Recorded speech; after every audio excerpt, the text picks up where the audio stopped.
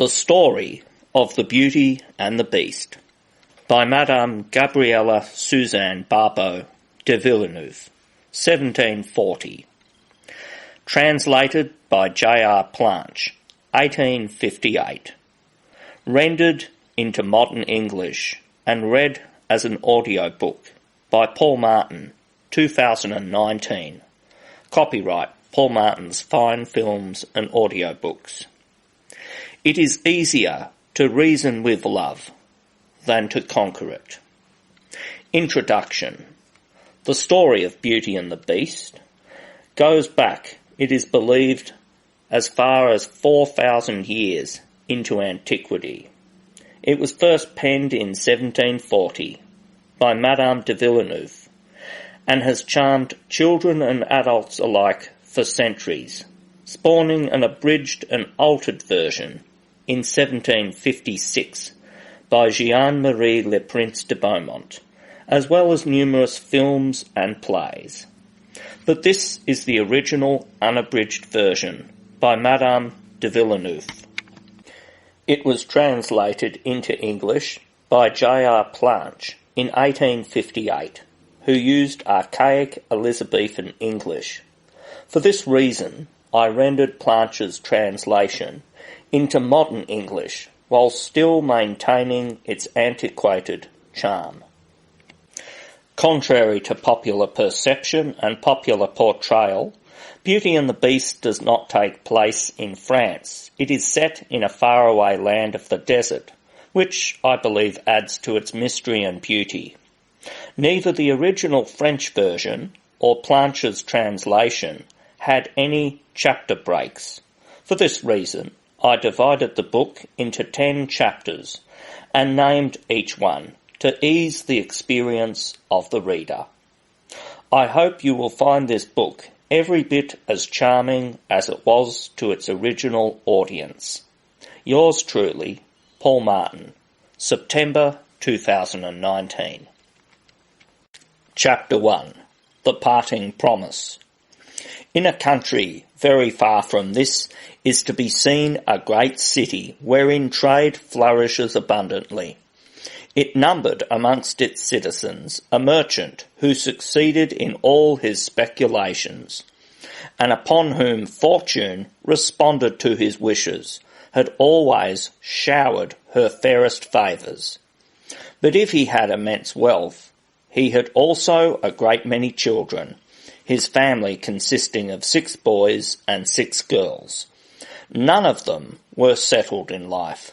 The boys were too young to think of it, the girls too proud of their fortunes, upon which they had every reason to count, could not easily determine upon the choice they should make.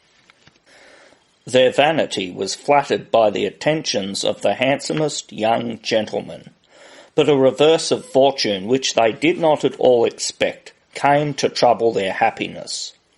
Their house took fire, the splendid furniture with which it was filled, the account books, the notes, gold, silver, and all the valuable stores which formed the merchant's principal wealth were enveloped in this fatal conflagration, which was so violent that very few of the things could be saved. This first misfortune was but the forerunner of others. The father, with whom hitherto everything had prospered, lost at the same time, either by shipwreck or by pirates, all the ships he had at sea. His correspondence made him a bankrupt, his foreign agents were treacherous. In short, from the greatest opulence, he suddenly fell into the most abject poverty. He had nothing left but a small country house, situated in a lonely place, more than 100 leagues from the city in which he usually resided.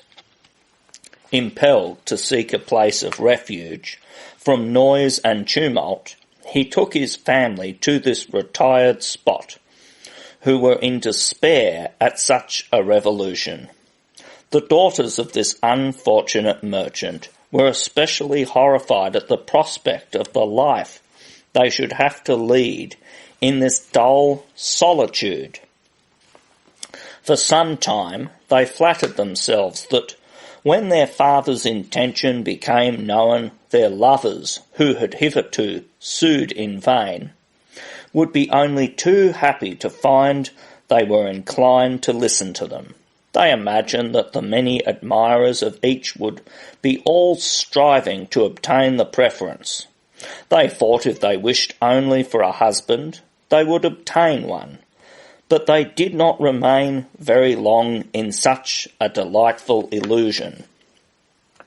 They had lost their greatest attractions when, like a flash of lightning, their father's splendid fortune had disappeared, and their time for choosing had departed with it. Their crowd of admirers vanished at the moment of their downfall. Their beauty was not sufficiently powerful to retain one of them. Their friends were not more generous than their lovers. From the hour they became poor, everyone, without exception, ceased to know them. Some were even cruel enough to impute their misfortunes to their own acts. Those whom the father had most obliged were his most vehement calumniators. They reported that all his calamities were brought on by his own bad conduct, his prodigality, and the foolish extravagance of himself and his children.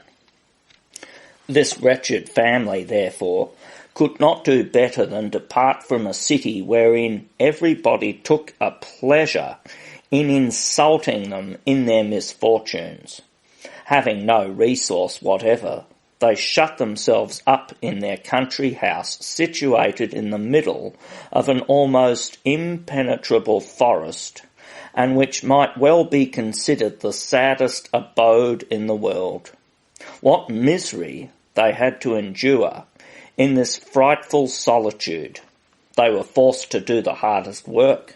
Not being able to have anyone to wait upon them, this unfortunate merchant's sons were compelled to divide the servants' duties amongst them, as well as to exert themselves in every way that people must do who have to earn their livelihood in the country. The daughters, on their part, had sufficient employment. Like the poor peasant girls, they found themselves obliged to employ their delicate hands in all the labours of a rural life.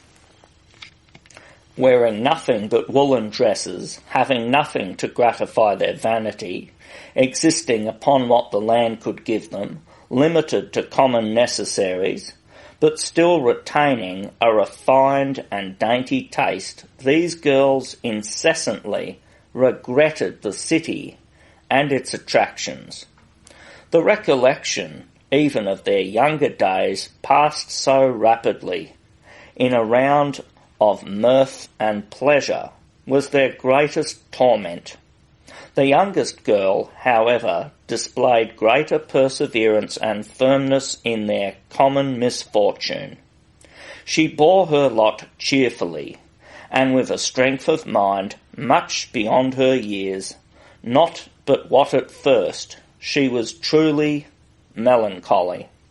Alas! Who would not have felt such misfortunes, but after deploring her father's ruin, could she do better than resume her former gaiety, make up her mind to the position she was placed in, and forget a world which she and her family had found so ungrateful, and the friendship of which she was so fully persuaded was not to be relied upon in this time of adversity?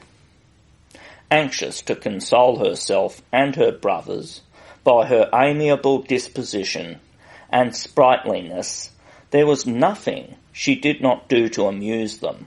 The merchant had spared no cost in her education, nor in that of her sisters. At this sad period she derived all the advantage from it she desired. As she could play exceedingly well upon various instruments and sing to them charmingly, she asked her sisters to follow her example, but her cheerfulness and patience only made them more miserable. These girls, who were so inconsolable in their ill fortune, thought their youngest sister showed a poor and mean spirit, and even silliness, to be so merry in the state it had pleased Providence to reduce them to. "How happy she is," said the eldest. "She was intended for such coarse occupations. With such low notions, what would she have done in the world?" Such remarks were unjust. This young person was much more fitted to shine in society than either of them. She was a perfectly beautiful young creature. Her good temper rendered her adorable. A generous and tender heart was visible in all her words and actions, quite as much alive to the reverses that had just overwhelmed her family as either of her sisters, but a strength of mind which is not common in her sex. She concealed her sorrow and rose superior to her misfortunes. So much firmness was considered to be insensibility, but one can easily appeal from a judgment pronounced by jealousy. Every intelligent person who saw her in her true light was eager to give her the preference over her sisters. In the midst of her greatest splendour, although distinguished by her merit, she was so handsome that she was called the Beauty. Known by this name only, what more was required to increase the jealousy and hatred of her sisters? Her charms and the general esteem in which she was held might have induced her to hope for a much more advantageous establishment than her sisters, but feeling only for her father's misfortunes, far from retarding his departure from a city in which she had enjoyed so much pleasure, she did all she could to expedite it. This young girl was as contented in her solitude as she had been in the midst of the world. To amuse herself in her hours of relaxation, she would dress her hair with flowers and, like the shepherdesses of former times, forgetting in a rural life all that had most gratified her in the height of opulence, every day brought to her some new, innocent pleasure. 2 years had already passed, and the family began to be accustomed to a country life, when a hope of returning prosperity arrived to discompose their tranquillity. The father received news that one of his vessels that he thought was lost had safely arrived in port, richly laden. His informants added they feared the factors would take advantage of his absence and sell the cargo at a low price, and by this fraud make a good profit at his expense. He imparted these tidings to his children, who did not doubt for an instant but that they should soon be enabled to return from exile. The girls, much more impatient than the boys, thinking it was unnecessary to wait for more certain proof, were anxious to set out instantly and to leave everything behind them. But the father, who was more prudent, begged them to moderate their delight. However important he was to his family at a time when the labours of the field could not be interrupted without great loss, he determined to leave his sons to get in the harvest, and that he would set out upon this long journey. His daughters, with the exception of the youngest, expected they would soon be restored to their former opulence. They fancied that even if their father's property would not be considerable enough to settle them in the great metropolis, their native place, he would at least have sufficient for them to live in a less expensive city. They trusted they should find good society there, attract admirers, and profit by the first offer that might be made to them. Scarcely remembering the troubles they had undergone for the last 2 years, believing themselves to be already, as by a miracle, removed from poverty into the lap of plenty, they ventured, for retirement had not cured them of the taste for luxury and display, to overwhelm their father with foolish commissions. They requested him to make purchases of jewellery, attire, and headdresses. Each endeavoured to outvie the other in her demands, so that the sum total of their father's supposed fortune would not have been sufficient to satisfy them. Beauty, who was not the slave of ambition, and who always acted with prudence, saw directly that if he executed her sister's commissions, it would be useless for her to ask for anything. But the father, astonished at her silence, said, interrupting his insatiable daughters, "Well, Beauty, do you not desire anything? What shall I bring you? What do you wish for? Speak freely." "My dear papa," replied the amiable girl, embracing him affectionately, "I wish for one thing more precious than all the ornaments my sisters have asked for. I have limited my desires to it, and shall be only too happy if they can be fulfilled. It is the gratification of seeing you return in perfect health." This answer was so unmistakably disinterested that it covered the others with shame and confusion.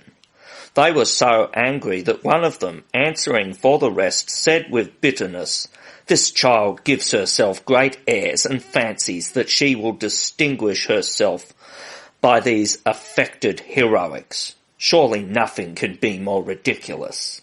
But the father, touched by her expressions, could not help showing his delight at them, appreciating too the feeling which induced her to ask nothing for herself. He begged she would choose something, and to allay the ill will that his other daughters had towards her, he observed to her that such indifference to dress was not natural at her age, that there was a time for everything. "Very well, my dear father," said she, "since you desire me to make some request, I beg you will bring me a rose. I love that flower passionately, and since I have lived in this desert, I have not had the pleasure of seeing one." This was to obey her father, and at the same time to avoid putting him to any expense for her. At length the day arrived that this good old man was compelled to leave his family. He travelled as fast as he could to the great city to which the prospect of a new fortune recalled him, but he did not meet with the benefits he had hoped for. His vessel had certainly arrived, but his partners, believing him to be dead, had taken possession of it, and all the cargo had been disposed of. Thus, instead of entering into the full and peaceable possession of that which belonged to him, he was compelled to encounter all sorts of chicanery in the pursuit of his rights. He overcame them, but after more than 6 months of trouble and expense, he was not any richer than he was before.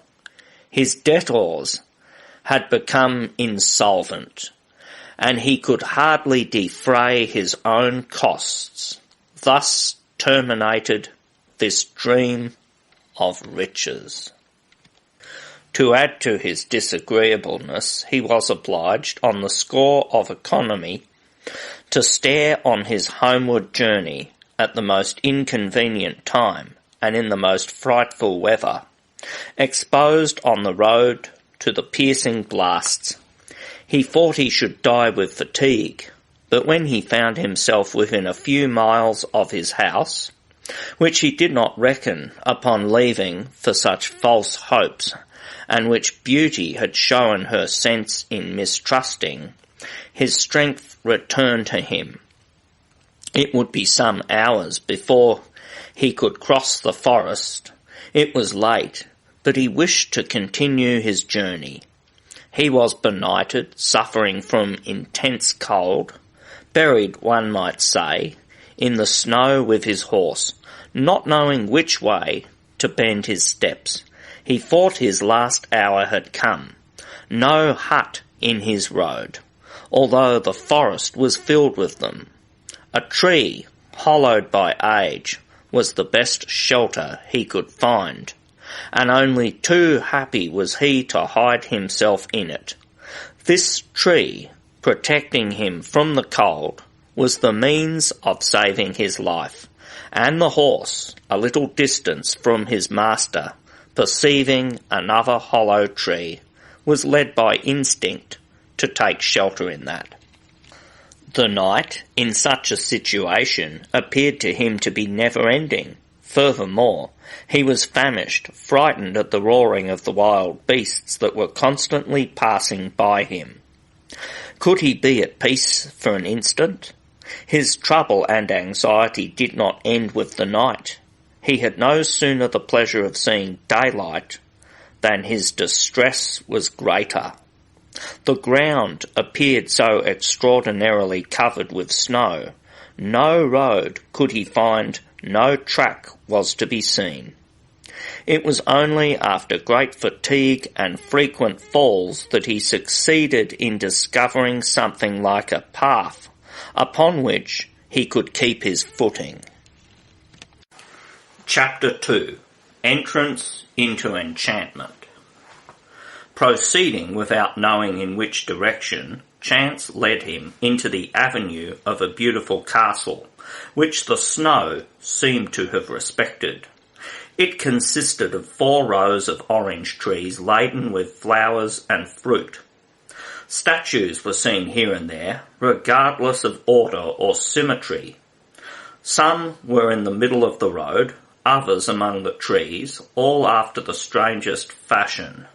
They were of the size of life, and had the colour of human beings in different attitudes, and in various dresses, the greatest number representing warriors.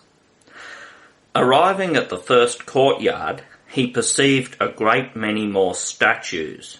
He was suffering so much from cold that he could not stop to examine them, and a gate staircase with balusters of chased gold first presented itself to his sight. He passed through several magnificently furnished rooms.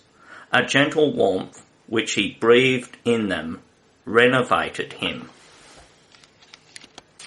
He needed food, but to whom could he apply? This large and magnificent edifice appeared to be inhabited only by statues. A profound silence reigned throughout it. Nevertheless, it had not the air of an old palace that had been deserted.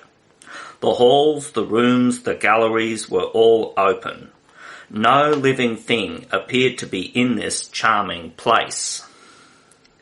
Weary of wandering over this vast dwelling, he stopped in a saloon, wherein was a large fire. Presuming that it was prepared for someone who would not be long in appearing, he drew near the fireplace to warm himself. But no one came. Seated on a sofa near the fire, a sweet sleep closed his eyelids, and left him no longer in a condition to observe the entrance of anyone. Fatigue induced him to sleep. Hunger awoke him. He had been suffering from it for the last 24 hours. The exercise that he had taken ever since he had been in this palace increased his appetite. When he awoke and opened his eyes, he was astonished to see a table elegantly laid. A light repast would not have satisfied him, but the foods, magnificently dressed, invited him to eat of everything. His first care was to utter in a loud voice his thanks to those from whom he had received so much kindness, and he then resolved to wait quietly till it pleased his host to make himself known to him. As fatigue caused him to sleep before his repast, so did the food produce the same effect, and his repose was longer and more powerful. In fact, this second time he slept for at least 4 hours. Upon awaking in the place of the first table, he saw another porphyry, upon which some kind hand had set out a collation consisting of cakes, preserved fruits, and liquors. This was likewise for his use. Profiting therefore by the kindness shown him, he partook of everything that suited his appetite, his taste, and his fancy. Finding at length no one to speak to or to inform him whether this palace was inhabited by a man or by a god, fear began to take possession of him, for he was naturally timid. He resolved, therefore, to repass through all the apartments and overwhelm with thanks the genius to whom he was indebted for so much kindness, and in the most respectful manner solicit him to appear. All his attentions were useless. No appearance of servants, no result by which he could ascertain that the palace was inhabited. Thinking seriously of what he should do, he began to fancy for what reason he could not imagine that some good spirit had made this mansion a present to him, with all the riches that it contained. This idea seemed like inspiration, and without further delay, making a new inspection of it, he took possession of all the treasures he could find. More than this, he settled in his own mind what share of it he should allow to each of his children, and selected the apartments which would particularly suit them, enjoying the delight beforehand which his journey would afford them. He entered the garden, where, in spite of the severity of the winter, the rarest flowers were exhaling the most delicious perfume in the mildest and purest air. Birds of all kinds, blending their songs with the confused noise of the waters, made an agreeable harmony. The old man in ecstasies at such wonders said to himself, "My daughters will not, I think, find it very difficult to accustom themselves to this delicious abode. I cannot believe that they will regret, or that they will prefer the city to this mansion. Let me set out directly," cried he in a transport of joy, rather uncommon for him. "I shall increase my happiness in witnessing theirs. I will take possession at once." Upon entering this charming castle, he had taken care, notwithstanding he was nearly perished, to unbridle his horse and let him wend his way to a stable which he had observed in the forecourt. An alley, ornamented by palisades formed by rose bushes in full bloom, led to it. He had never seen such lovely roses. Their perfume reminded him that he had promised to give beauty a rose. He picked one and was about to gather enough to make half a dozen bouquets, when a most frightful noise made him turn round. He was terribly alarmed upon perceiving at his side a horrible beast, which, with an air of fury, laid upon his neck a kind of trunk resembling an elephant's, and said with a terrific voice, "Who gave you permission to gather my roses? Is it not enough that I kindly allowed you to remain in my palace?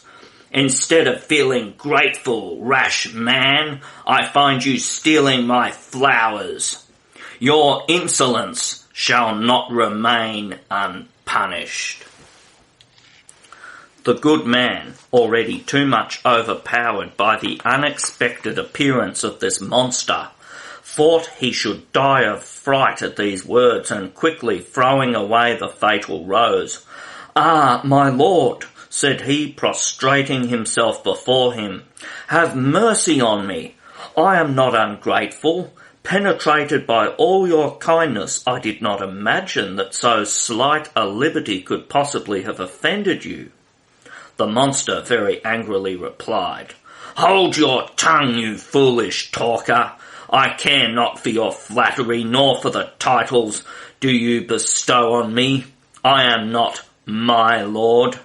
I am the beast, and you shall not escape the death you deserve." The merchant, dismayed at so cruel a sentence, and thinking that submission was the only means to preserve his life, said in a truly affecting manner that the rose he had dared to take was for one of his daughters, called Beauty. Then, whether he hoped to escape from death or to induce his enemy to feel for him, he related to him all his misfortunes. He told him the object of his journey, and did not omit to dwell on the little present he was bound to give Beauty, adding that that was the only thing she had asked for, while the riches of a king would hardly have sufficed to satisfy the wishes of his other daughters, and so came to the opportunity which had offered itself to satisfy the modest desire of Beauty, and his belief that he could have done so without any unpleasant consequences, asking pardon, moreover, for his involuntary fault. The beast considered for a moment, then speaking in a milder tone, said to him, "I will pardon you, but upon condition that you will give me one of your daughters. I require someone to repair this fault." "Just heaven," replied the merchant, "how can I keep my word? Could I be so inhumane as to save my own life at the expense of one of my children's? Under what pretext could I bring her here?" "There must be no pretext," interrupted the beast. "I expect that whichever daughter you bring here, she will come willingly, or I will not have either of them. Go, see if there be not one amongst them sufficiently courageous and loving you enough to sacrifice herself to save your life. You appear to be an honest man. Give me your word of honour to return in a month. If you can decide to bring one of them back with you, she will remain here and you will return home. If you cannot do so, promise me to return hither alone, after bidding them farewell forever, for you will belong to me." "Do not fancy," continued the monster, grinding his teeth, "that by merely agreeing with my proposition, you will be saved. I warn you, if you think so to escape me, I will seek for you and destroy you and your race, although 100 years' sandmen appear to defend you." The good man, although quite convinced that he should vainly put to the proof the devotion of his daughters, accepted nevertheless the monster's proposition. He promised to return to him at the time named, and give himself up to his sad fate, without rendering it necessary for the beast to seek for him. After this assurance, he thought himself at liberty to retire and take leave of the beast whose presence was most distressing to him. The respite was but brief, yet he feared he might revoke it. He expressed his anxiety to depart, but the beast told him he should not do so till the following day. "You will find," said he, "a horse ready at break of day. He will carry you home quickly. Adieu, go to supper, and wait my orders." The poor man, more dead than alive, returned to the saloon in which he had feasted so heartily. Before a large fire his supper already laid invited him to sit and enjoy it. The delicacy and richness of the dishes had no longer, however, any temptation for him. Overwhelmed by his grief, he would not have seated himself at the table, but that he feared that the beast was concealed somewhere and observing him, and that he would excite his anger by any slight of his bounty. To avoid further disaster, he made a momentary truce with his grief, and, as well as his afflicted heart would permit, he tasted in turn the various dishes. At the end of the repast, a great noise was heard in the adjoining apartment, and he did not doubt that it was his formidable host. As he could not manage to avoid his presence, he tried to recover from the alarm which this sudden noise had caused him. At the same moment, the beast who appeared asked him abruptly if he had made a good supper. The good man replied in a modest and timid tone that he had, thanks to his attention, eaten heartily. "Promise me," replied the monster, "to remember your word to me and to keep it as a man of honour in bringing me one of your daughters." The old man was not much entertained with this conversation, swore to him that he would fulfil what he had promised, and return in a month alone, or with one of his daughters, if he should find one who loved him sufficiently to follow him on the conditions he must propose to her. "I warn you again," said the beast, "to take care not to deceive her as to the sacrifice which you must exact from her, or the danger she will incur. Paint to her my face, such as it is. Let her know what she is about to do. Above all, let her be firm in her resolution. There will be no time for reflection when you shall have brought her hither. There must be no drawing back. You will be equally lost without obtaining for her the liberty to return." The merchant, who was overcome at this discourse, reiterated his promise to conform to all that was prescribed to him. The monster, satisfied with his answer, ordered him to retire to rest, and not to rise till he should see the sun and hear a golden bell. "You will have breakfast before setting out," said he again, "and you may take a rose with you for beauty. The horse which shall bear you will be ready in the courtyard. I reckon on seeing you again in a month, if you are an honest man.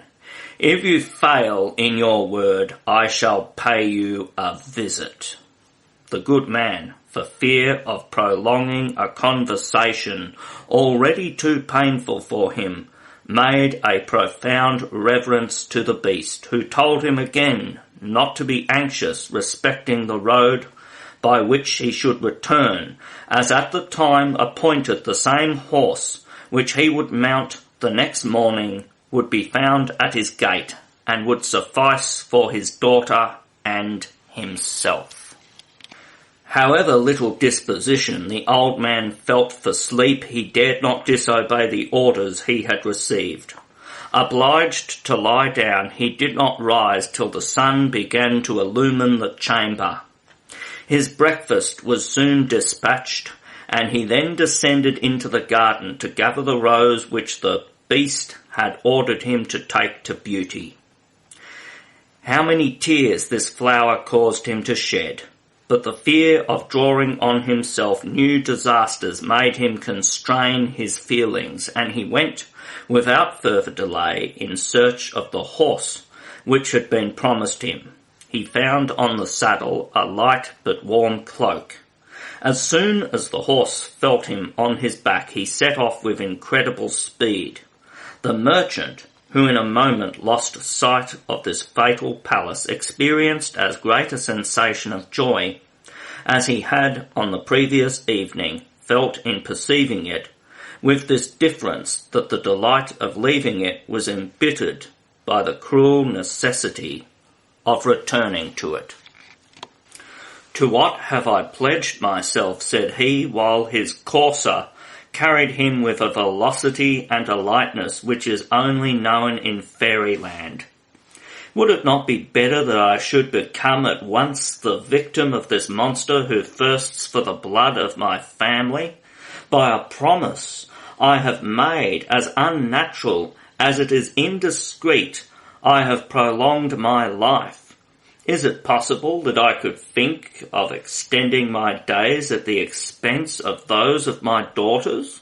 Can I have the barbarity to lead one to him, to see him no doubt devour her before my eyes?" But all at once, interrupting himself, he cried, "Miserable wretch that I am! What have I to fear?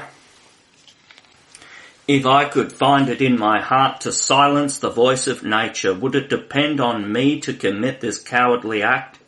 She must know her fate and consent to it. I see no chance that she will be inclined to sacrifice herself for an inhuman father, and I ought not to make such a proposition to her. It is unjust, but even if the affection which they all entertain for me should induce one to devote herself, would not a single glance at the beast destroy her constancy? And I could not complain. Ah, too imperious beast," exclaimed he, "you have done this expressly by putting an impossible condition to the means you offer me to escape your fury and obtain the pardon of a trifling fault. You have added insult to injury. But," continued he, "I cannot bear to think of it. I hesitate no longer, and I would rather expose myself without turning away from your rage than attempt a useless mode of escape, which my paternal love trembles to employ. Let me retrace," said he, "the road to this frightful palace, and without deigning to purchase so dearly the remnant of a life which can never be but miserable, without waiting for the month which is accorded me to expire, return and terminate this day my miserable existence." At these words he endeavoured to retrace his steps, but he found it impossible to turn the bridle of his horse.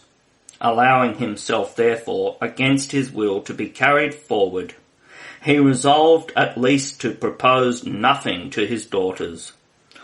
Already he saw his house in the distance, and strengthening himself more and more in his resolution, "I will not speak to them," he said, "of the danger which threatens me. I shall have the pleasure of embracing them once more.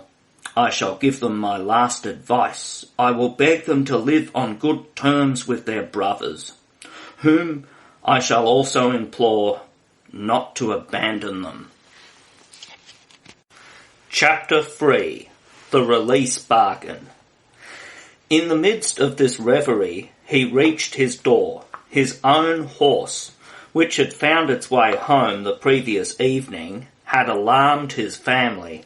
His sons, dispersed in the forest, had sought him in every direction, and his daughters, in their impatience to hear some tidings of him, were at the door in order to obtain the earliest intelligence. As he was mounted on a magnificent steed and wrapped in a rich cloak, they could not recognize him, but took him at first for a messenger sent by him, and the rose which they perceived attached to the pummel of the saddle made them perfectly easy on this account. When this afflicted father, however, approached nearer, they recognised him and thought only of evincing their satisfaction at seeing him return in good health.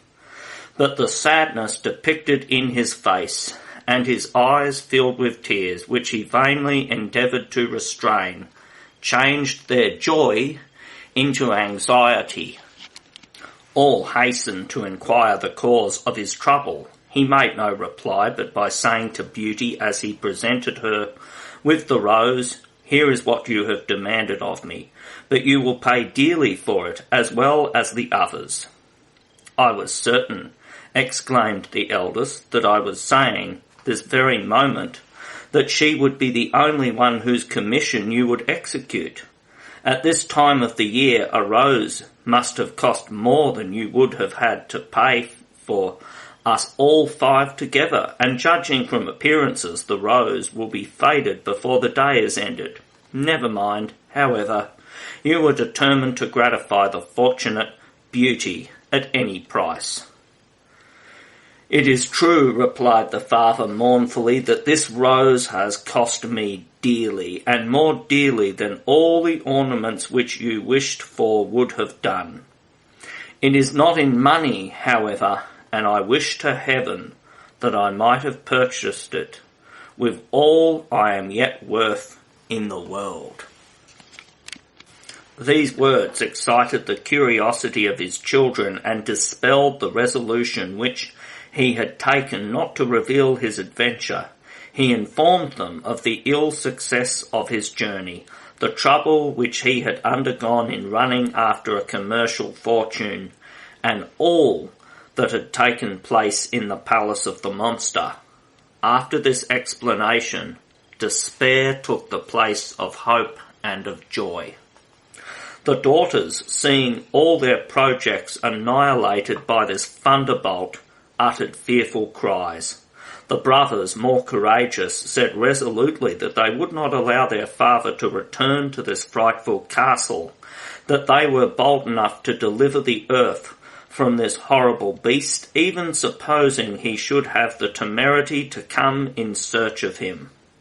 The good man, although moved at their affliction, forbade them to commit violence, telling them that as he had given his word, he would kill himself rather than fail to keep it. Notwithstanding this, they sought for expedients to save his life. The young men, full of courage and filial affection, proposed that one of them should go and offer himself as a victim to the wrath of the beast. But the monster had said positively and explicitly that he would have one of the daughters and not one of the sons. The brave brothers, grieved that their good intentions could not be acted upon, then did what they could to inspire their sisters with the same sentiments, but their jealousy of Beauty was sufficient to raise an invincible obstacle to such heroic action. "It is not just," said they, "that we should perish in so frightful a manner for a fault of which we are not guilty. It would be to render us victims to Beauty, to whom they would be very glad to sacrifice us. But duty does not require such a sacrifice. Here is the fruit of the moderation and perpetual preaching of this unhappy girl. Why did she not ask, like us, for a good stock of clothes and jewels? If we have not had them, it has at all events cost nothing for asking, and we have no cause to reproach ourselves for having exposed the life of our father by indiscreet demands. If by an affected disinterestedness she had not sought to distinguish herself as she is in all things more favoured than we, he would have, no doubt, found enough money to content her, but she must, by her singular caprice, bring on us all this misfortune. It is she who has caused it, and they wish us to pay the penalty. We will not be her dupe. She has brought it on herself, and she must find the remedy." Beauty, whose grief had almost deprived her of consciousness, suppressing her sobs and sighs, said to her sisters, I am the cause of this misfortune. It is I alone who must repair it. I confess it would be unjust to allow you to suffer for my fault. Alas, it was, notwithstanding, an innocent wish. Could I foresee that the desire to have a rose when we were in the middle of summer would be punished so cruelly? The fault is committed, however, whether I am innocent or guilty. It is just that I should expiate it. It cannot be imputed to anyone else. I will risk my life, pursued her in a firm tone, to release my father from his fatal engagement. I will go to find the beast, too happy in being able to die in order to preserve the life of him from whom I received mine, and to silence your murmurs. Do not fear that anything can turn me from my purpose, but I pray you during this month to do me the favour to spare me your reproaches. So much firmness in a girl of her age surprised them all much, and the brothers who loved her tenderly were moved at her resolution. They paid her infinite attention and felt the loss they were about to sustain. But it was requisite to save the life of a father. The pious motive closed their mouths, and well persuaded that it was a thing decided on, far from thinking of combating so generous a purpose, they contented themselves by shedding tears and giving their sister all the praise which her noble resolution merited, all the more from her being only 16 years of age, and having the right to regret a life which she was about to sacrifice in so cruel a manner. The father alone would not consent to the design of his youngest daughter, but the others reproached him insolently with the charge that Beauty alone was cared for by him in spite of the misfortune which she had caused, and that he was sorry that it was not one of the elders who should pay for her imprudence. This unjust language forced him to desist. Besides, Beauty assured him that if he would not accept the exchange, she would make it in spite of him, for she would go alone to seek the beast and so perish without saving him. How do we know, said she, forcing herself to assume more tranquillity than she really felt? Perhaps the dreadful fate which appears to await me conceals another as happy as this seems terrible. Her sisters, hearing her speak thus, smiled maliciously at the wild idea. They were enchanted at the delusion in which they believed her to be indulging, but the old man, conquered by all her reasons and remembering an ancient prediction, by which he had learnt that this daughter should save his life, and that she should be a source of happiness to all her family, ceased to oppose the will of Beauty. Insensibly they began to speak of their departure as a thing almost indifferent. It was she who gave the tone to the conversation, and in their presence she appeared to consider it as a happy event. It was only, however, to console her father and brothers, and not to alarm them more than necessary. Although discontented with the conduct of her sisters towards her, who appeared even impatient to see her depart, and they thought the month passed too slowly, she had the generosity to divide all her little property and the jewels which she had at her own disposal amongst them. They received with pleasure this new proof of her generosity, but without abating their hatred of her. An extreme joy took possession of their hearts when they heard the horse neigh, which was sent to call away a sister whose amiability their jealous natures would not allow them to perceive. The father and the sons alone were so afflicted that they could not contain themselves at this fatal moment. They proposed to strangle the horse. Beauty, however, perceiving all her tranquillity, showed them again, on this occasion, the absurdity of such a design and the impossibility in executing it. After having taken leave of her brothers, she embraced her hard-hearted sisters, taking such a tender farewell of them, that she drew from them some tears, and they believed for the space of a few minutes that they were almost as much afflicted as their brothers. During these brief yet lingering leave-takings, the good man, hurried by his daughter, had mounted his horse. She placed herself behind him with as much alacrity as though she were going to make an agreeable journey. The animal rather flew than walked, but this extreme speed did not inconvenience her in the least.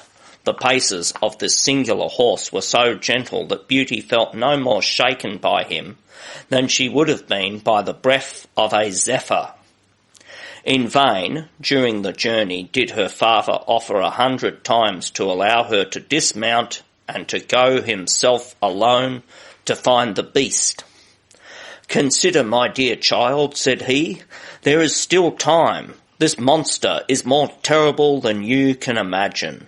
However firm your resolution may be, I cannot but fear it will fail on beholding him. Then it will be too late. You will be lost, and we shall both perish together." "If I went," replied Beauty, "to seek this terrible beast with the hope of being happy, it is not impossible that hope would fail me at the sight of him. But as I reckon on a speedy death and believe it to be unavoidable, what does it signify whether he who shall destroy me be agreeable or hideous?" Conversing thus, night closed around them, but the horse went quite as fast in the darkness. It was, however, suddenly dissipated by a most unexpected spectacle. This was caused by the discharge of all kinds of beautiful fireworks, flower pots, Catherine wheels, suns, bouquets, which dazzled the eyes of our travellers. This agreeable and unlooked-for illumination lighted up the entire forest and diffused a gentle heat through the air, which became desirable, for the cold in this country was more keenly felt in the night than by day. By this charming light, the father and daughter found themselves in an avenue of orange trees. At the moment that they entered it, the fireworks ceased. The illumination was, however, continued by all the statues having in their hands lighted torches. Besides these, lamps without number covered the front of the palace, symmetrically arranged in forms of true lovers' knots and crowned ciphers, consisting of double LLs and double BBs. On entering the court, they were received by a salute of artillery, which, added to the sound of 1,000 instruments of various kinds, some soft, some warlike, had a fine effect. "The beast must be very hungry indeed," said Beauty, half jestingly, "to make such grand rejoicings at the arrival of his prey."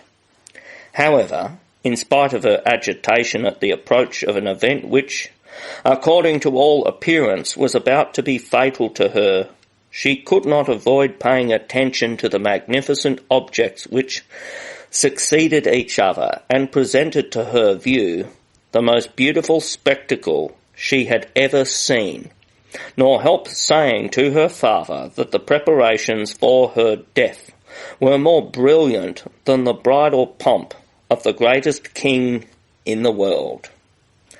The horse stopped at the foot of the flight of steps.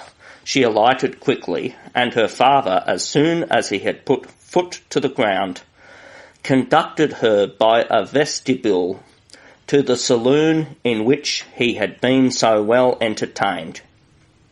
They found there a large fire, lighted candles which emitted an exquisite perfume, and above all a table splendidly served.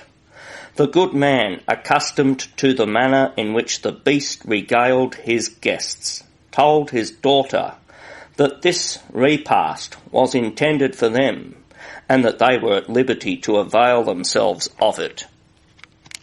Beauty made no difficulty, well persuaded that it would not hasten her death. On the contrary, she imagined that it would make known to the beast the little repugnance she had felt in coming to see him. She hoped that her frankness might be capable of softening him, and even that her adventure might be less sad than she had at first apprehended. The formidable monster with which she had been menaced did not show himself, and the whole palace spoke of joy and magnificence. It appeared that her arrival had caused these demonstrations, and it did not seem probable that they could have been designed for a funeral ceremony. Her hope did not last long, however. The monster made himself heard. A frightful noise caused by the enormous weight of his body, by the terrible clank of his scales, and an awful roaring announced his arrival. Terror took possession. He had not thought it necessary to alter these initials, signifying those of La Belle, for beauty. The old man, embracing his daughter, uttered piercing cries, but recovering herself in a moment, she suppressed her agitation. Seeing the beast approach, whom she could not behold without a shudder, she advanced with a firm step, and with a modest air saluted him very respectfully. This behaviour pleased the monster. After having contemplated her, he said to the old man in a tone which, without being one of anger, might, however, fill with terror the boldest heart, "Good evening, my good friend." And turning to Beauty, he said also to her, "Good evening, Beauty." The old man, fearing every instant that something awful would happen to his daughter, had not the strength to reply, but Beauty, without agitation, and in a sweet and firm voice, said, "Good evening, beast." "Do you come here voluntarily?" inquired the beast, "and will you consent to let your father depart without following him?" Beauty replied that she had no other intention. "Ah, and what do you think will become of you after his departure?" "What it may please you," said she, "my life is at your disposal, and I submit blindly to the fate which you may doom me to." "I am satisfied with your submission," replied the beast, "and as it appears that they have not brought you here by force, you shall remain with me.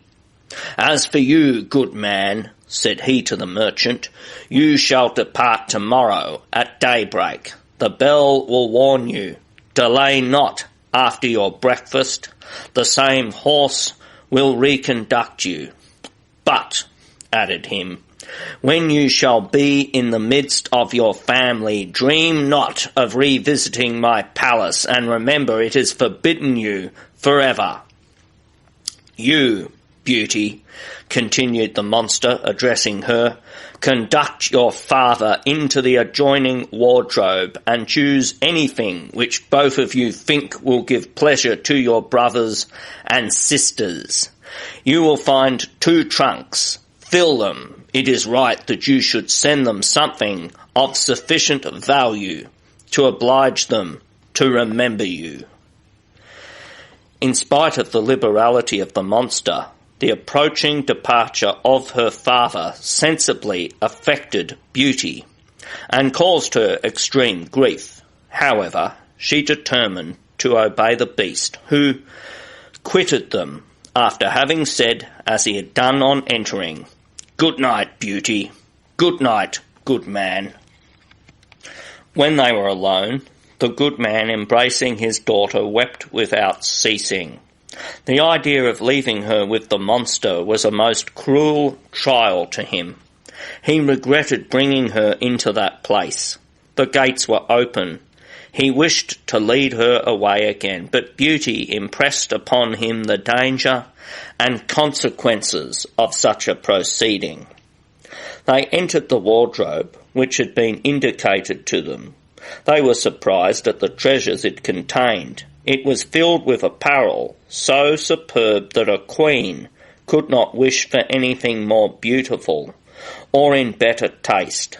Never was a warehouse better filled.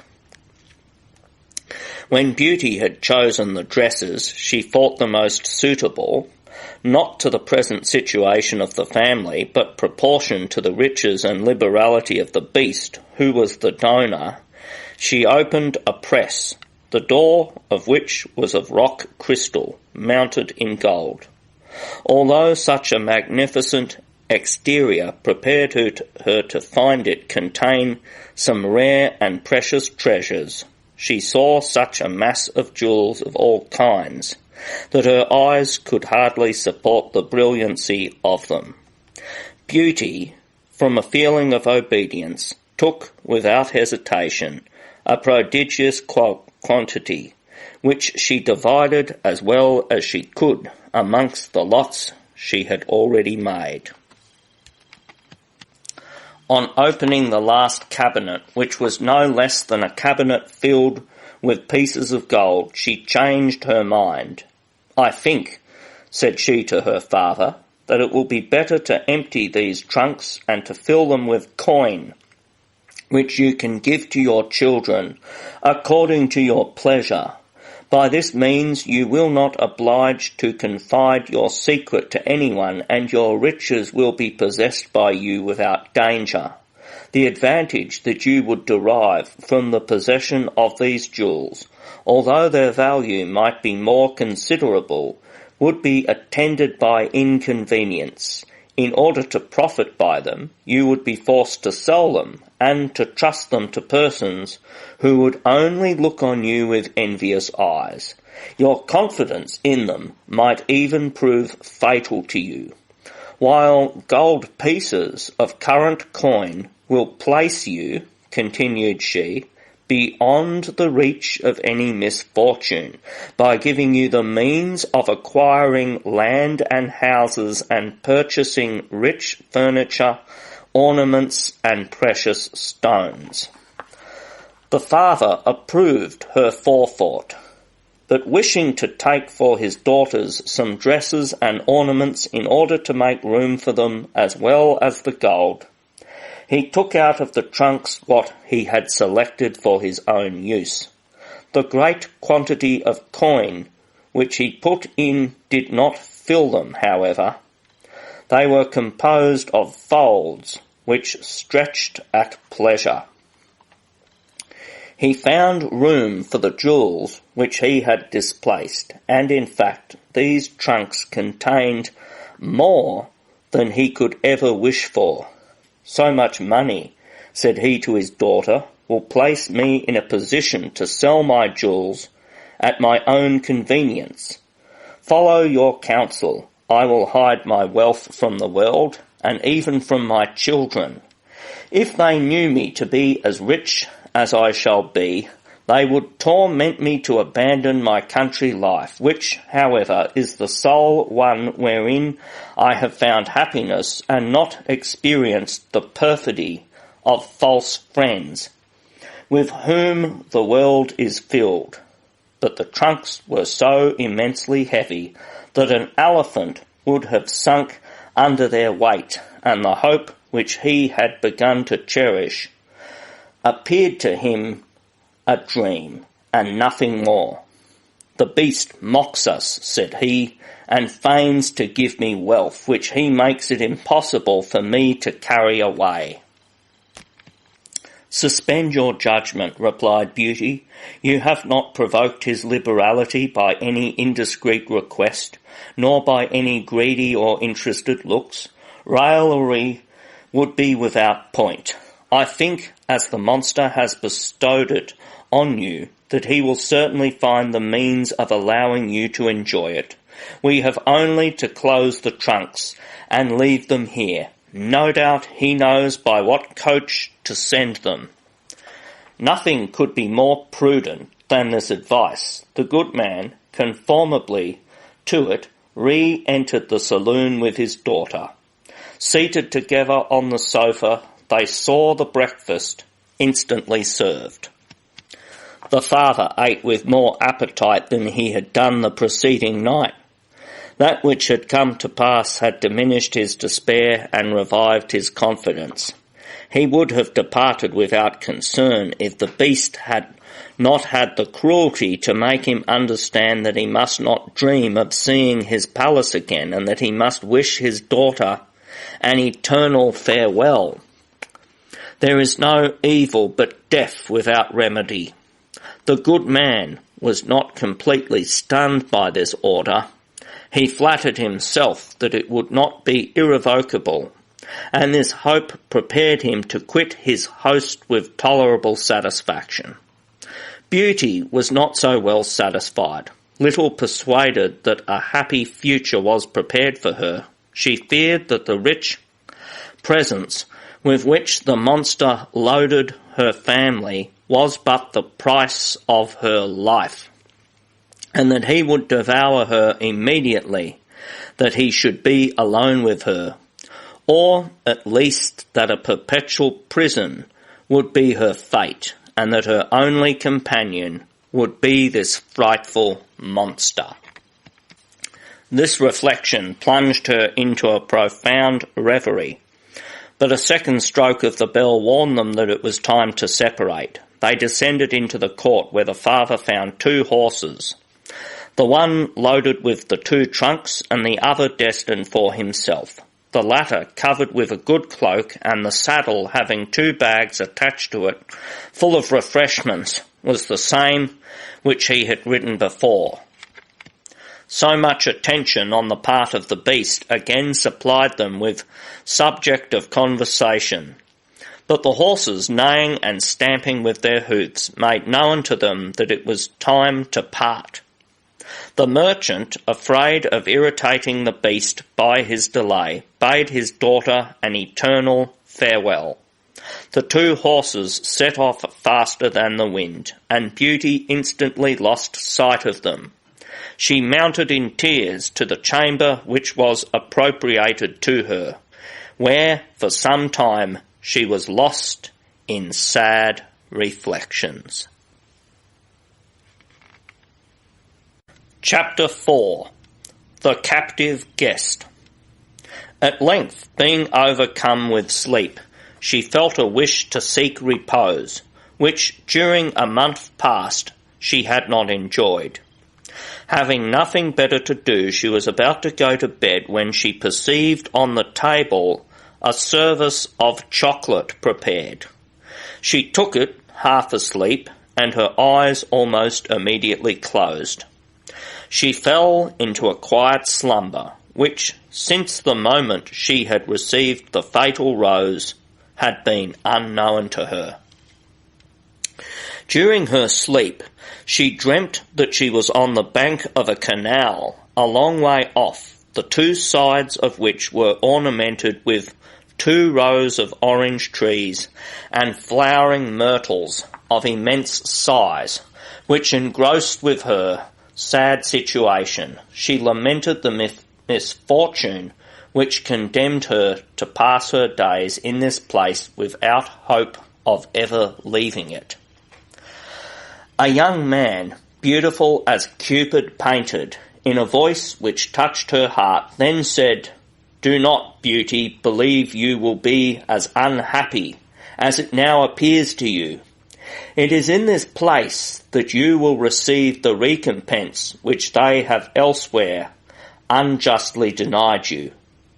Let your penetration assist you to extricate me from the appearance which disguises me. Judge in seeing me if my company is contemptible and ought not to be preferred to a family unworthy of you. Wish, and all your desires shall be fulfilled. I love you tenderly. You alone can bestow happiness on me by being happy yourself. Never deny me this, excelling all other women as far in the qualities of your mind as you excel them in beauty. We shall be perfectly happy together." This charming apparition, then kneeling at her feet, made her the most flattering promises in the tenderest language. He pressed her in the warmest terms to consent to his happiness, and assured her that she should be entirely her own mistress. "What can I do?" said she to him with eagerness. "Follow the first impulse of gratitude," said he. "Judge not by your eyes, and above all, abandon me not, but release me from the terrible torment which I endure." After this first dream, she fancied she was in a magnificent cabinet with a lady whose majestic aura and surprising beauty created in her heart a feeling of profound respect. This lady said to her in an affectionate tone, "Charming beauty, regret not that you have left. A more illustrious fate awaits you, but if you would deserve it, beware of allowing yourself to be prejudiced by appearances." Her sleep lasted more than 5 hours, during which time she saw the young man in 100 different places and under 100 different circumstances. Sometimes he offered her a fine entertainment. Sometimes he made the tenderest protestations to her. How pleasant her sleep was! She would have wished to prolong it, but her eyes, open to the light, could not be induced to close again, and Beauty believed she had only had an agreeable dream. A clock struck 12, repeating 12 times her own name, which obliged her to rise. She then saw a toilet table, covered with everything necessary for a lady. After having dressed herself with a feeling of pleasure, of which she did not imagine the cause, she passed into the saloon, where her dinner was served. When one eats alone, a repast is very soon over. On returning to her chamber, she threw herself on the sofa. The young man of whom she had dreamt again presented himself to her thoughts. "I can make your happiness," were his words. Probably this horrible beast, who appears to command all here, keeps him in prison. How can he be extricated? They repeated to me that I was not to be deceived by appearances. I understand nothing. But how foolish I am!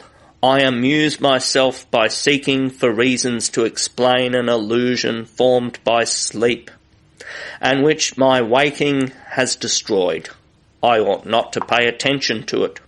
I must only occupy myself with my present fate, and seek such amusements as will prevent my being overcome by melancholy. Shortly afterwards, she began to wander through the numerous apartments of the palace. She was enchanted with them, having never seen anything so beautiful.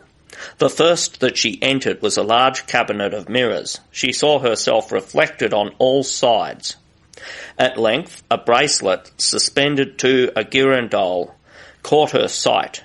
She found on it the portrait of the handsome cavalier, just as she had seen him in her sleep. How was it? She recognised him immediately. His features were already too deeply impressed on her mind, and perhaps in her heart. With joyful haste she placed the bracelet on her arm without reflecting whether this action was correct.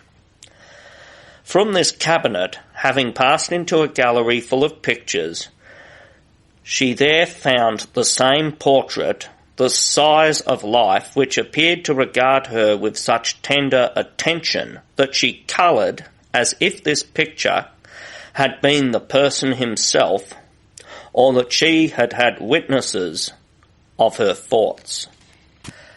Continuing her walk, she found herself in a saloon filled with different kinds of instruments. Knowing how to play on almost all, she tried several, preferring the harpsichord to the others because it was a better accompaniment for the voice. From this saloon she entered another gallery corresponding to that in which were the paintings. It contained an immense library. She liked reading, and since her sojourn in the country she had been deprived of this pleasure. Her father, by the confusion of his affairs, had found himself obliged to sell his books. Her great taste for study could easily be satisfied in this place, and would guarantee her against the dullness consequent on solitude. The day passed before she could see everything. At the approach of night all the apartments were illuminated by perfumed wax lights, placed in lustres, either transparent or of different colours, and not of crystal, but made of diamonds and rubies. At the usual hour, Beauty found her supper served, with the same delicacy and neatness as before. No human figure presented itself to her view. Her father had told her she would be alone. This solitude began no longer to trouble her, when the Beast made himself heard. Never having yet found herself alone with him, ignorant how this interview would pass off, fearing even that he only came to devour her, is it any wonder that she trembled? But on the arrival of the Beast, whose approach was by no means furious, her fears were dissipated. This monstrous giant said roughly, "Good evening, Beast." She returned his salutation in the same terms, with a calm air, but a little tremulously. Amongst the different questions which the monster put to her, he asked how she amused herself. Beauty replied, "I have passed the day in inspecting your palace, but it is so vast that I have not had time to see all the apartments and the beauties which it contains." The Beast asked her, "Do you think you can get accustomed to living here?" The girl replied politely that she could live without trouble in so beautiful an abode. After an hour's conversation, Beauty discovered that the terrible tone of his voice was attributable only to the nature of the organ, and that the Beast was more inclined to stupidity than to ferocity. At length he asked her bluntly if she would marry him. At this unexpected demand, her fears were renewed, and uttering a terrible shriek, she could not help exclaiming, "Heavens, I am lost!" "Not at all," replied the Beast quietly, "but without frightening yourself, reply properly. Say precisely, yes or no." Beauty replied, trembling, "No, Beast." "Well, as you object, I will leave you," replied the docile monster. "Good evening, Beauty." "Good evening, Beast," said the frightened girl with much satisfaction, extremely relieved. By finding that she had no violence to fear, she lay quietly down and went to sleep. Immediately her dear unknown returned to her mind. He appeared to say to her tenderly, "How overjoyed I am to see you once more, dear Beauty, but what pain has your severity caused me? I know that I must expect to be unhappy for a long time." Her ideas again changed. The young man appeared to offer her a crown, and sleep presented him to her in 100 different manners. Sometimes he seemed to be at her feet, sometimes abandoning himself to the most excessive delight, at others shedding a torrent of tears which touched the depths of her soul. This mixture of joy and sadness lasted all the night. On waking, having her imagination full of this dear object, she sought for his portrait to compare it once more with her recollections, and to see if she were not deceived. She ran to the picture gallery, which she recognised him still more perfectly.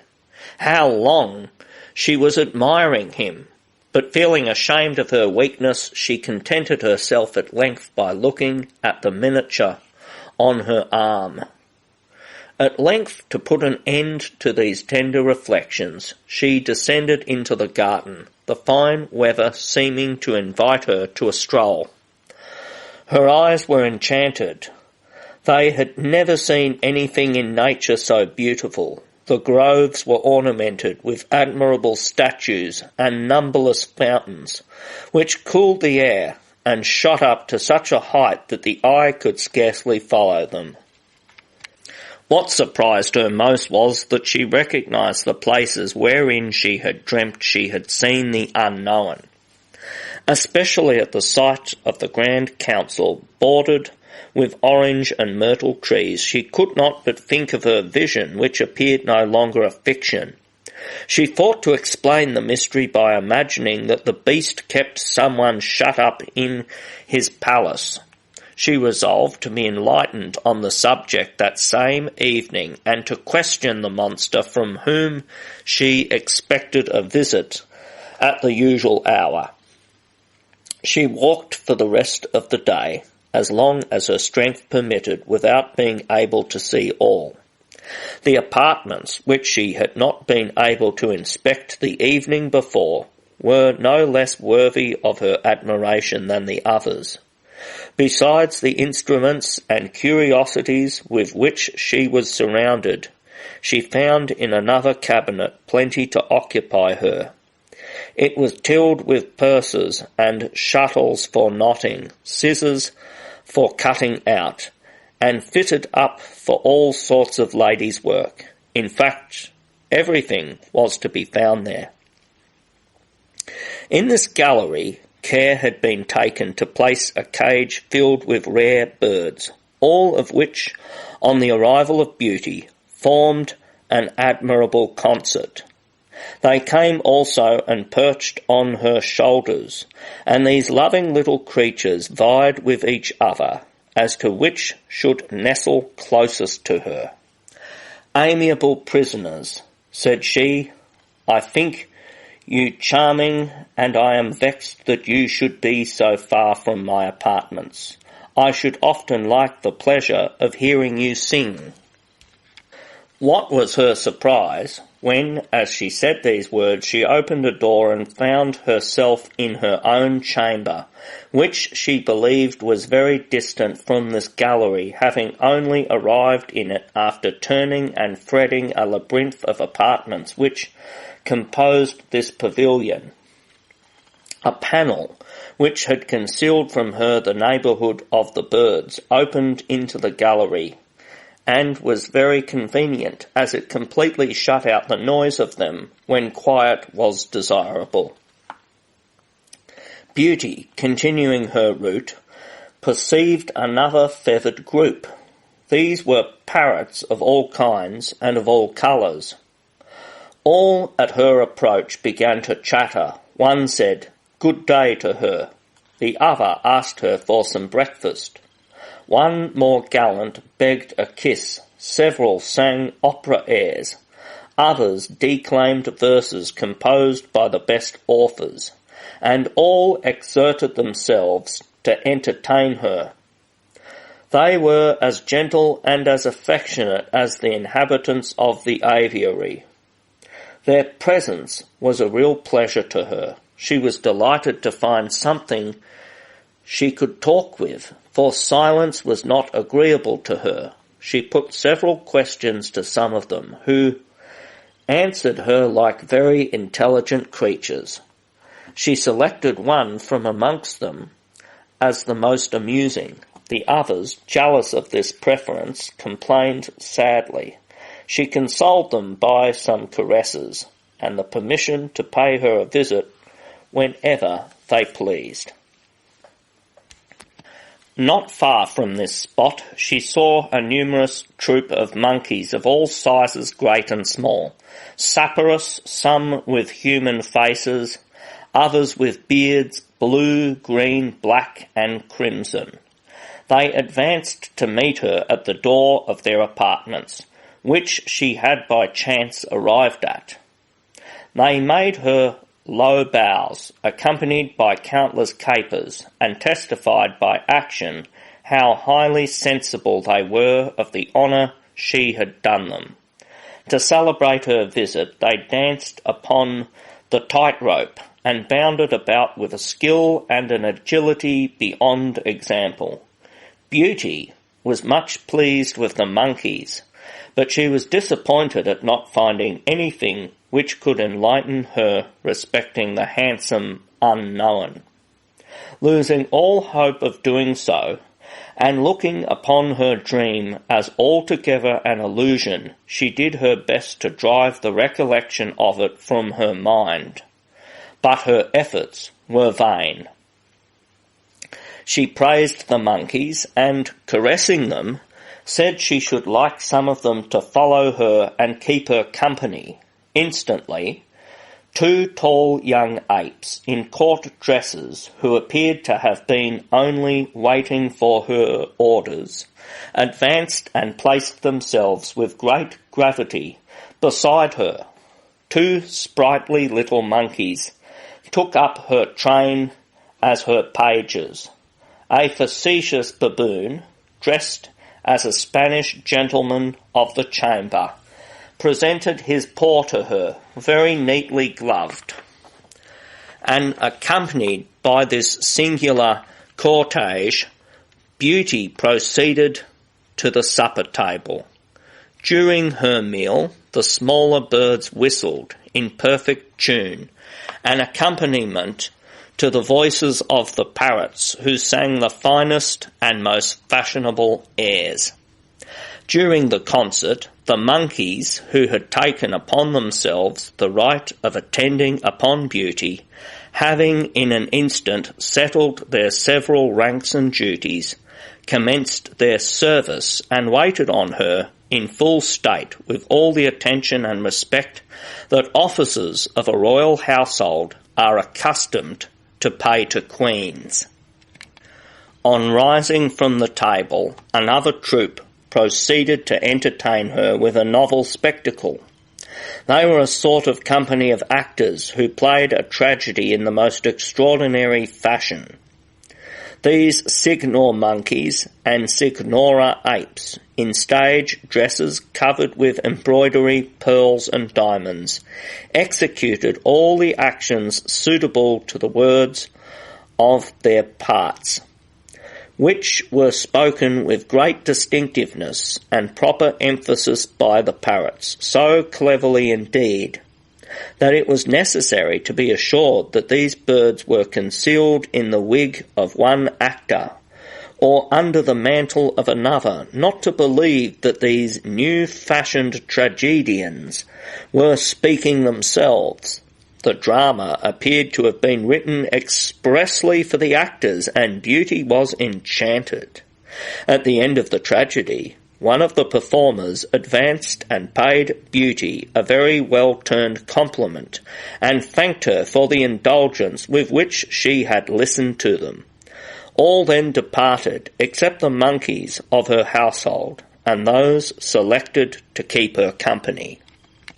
After supper, the beast paid her his usual visit, and after the same questions and the same answers, the conversation ended with a "Good night, Beauty."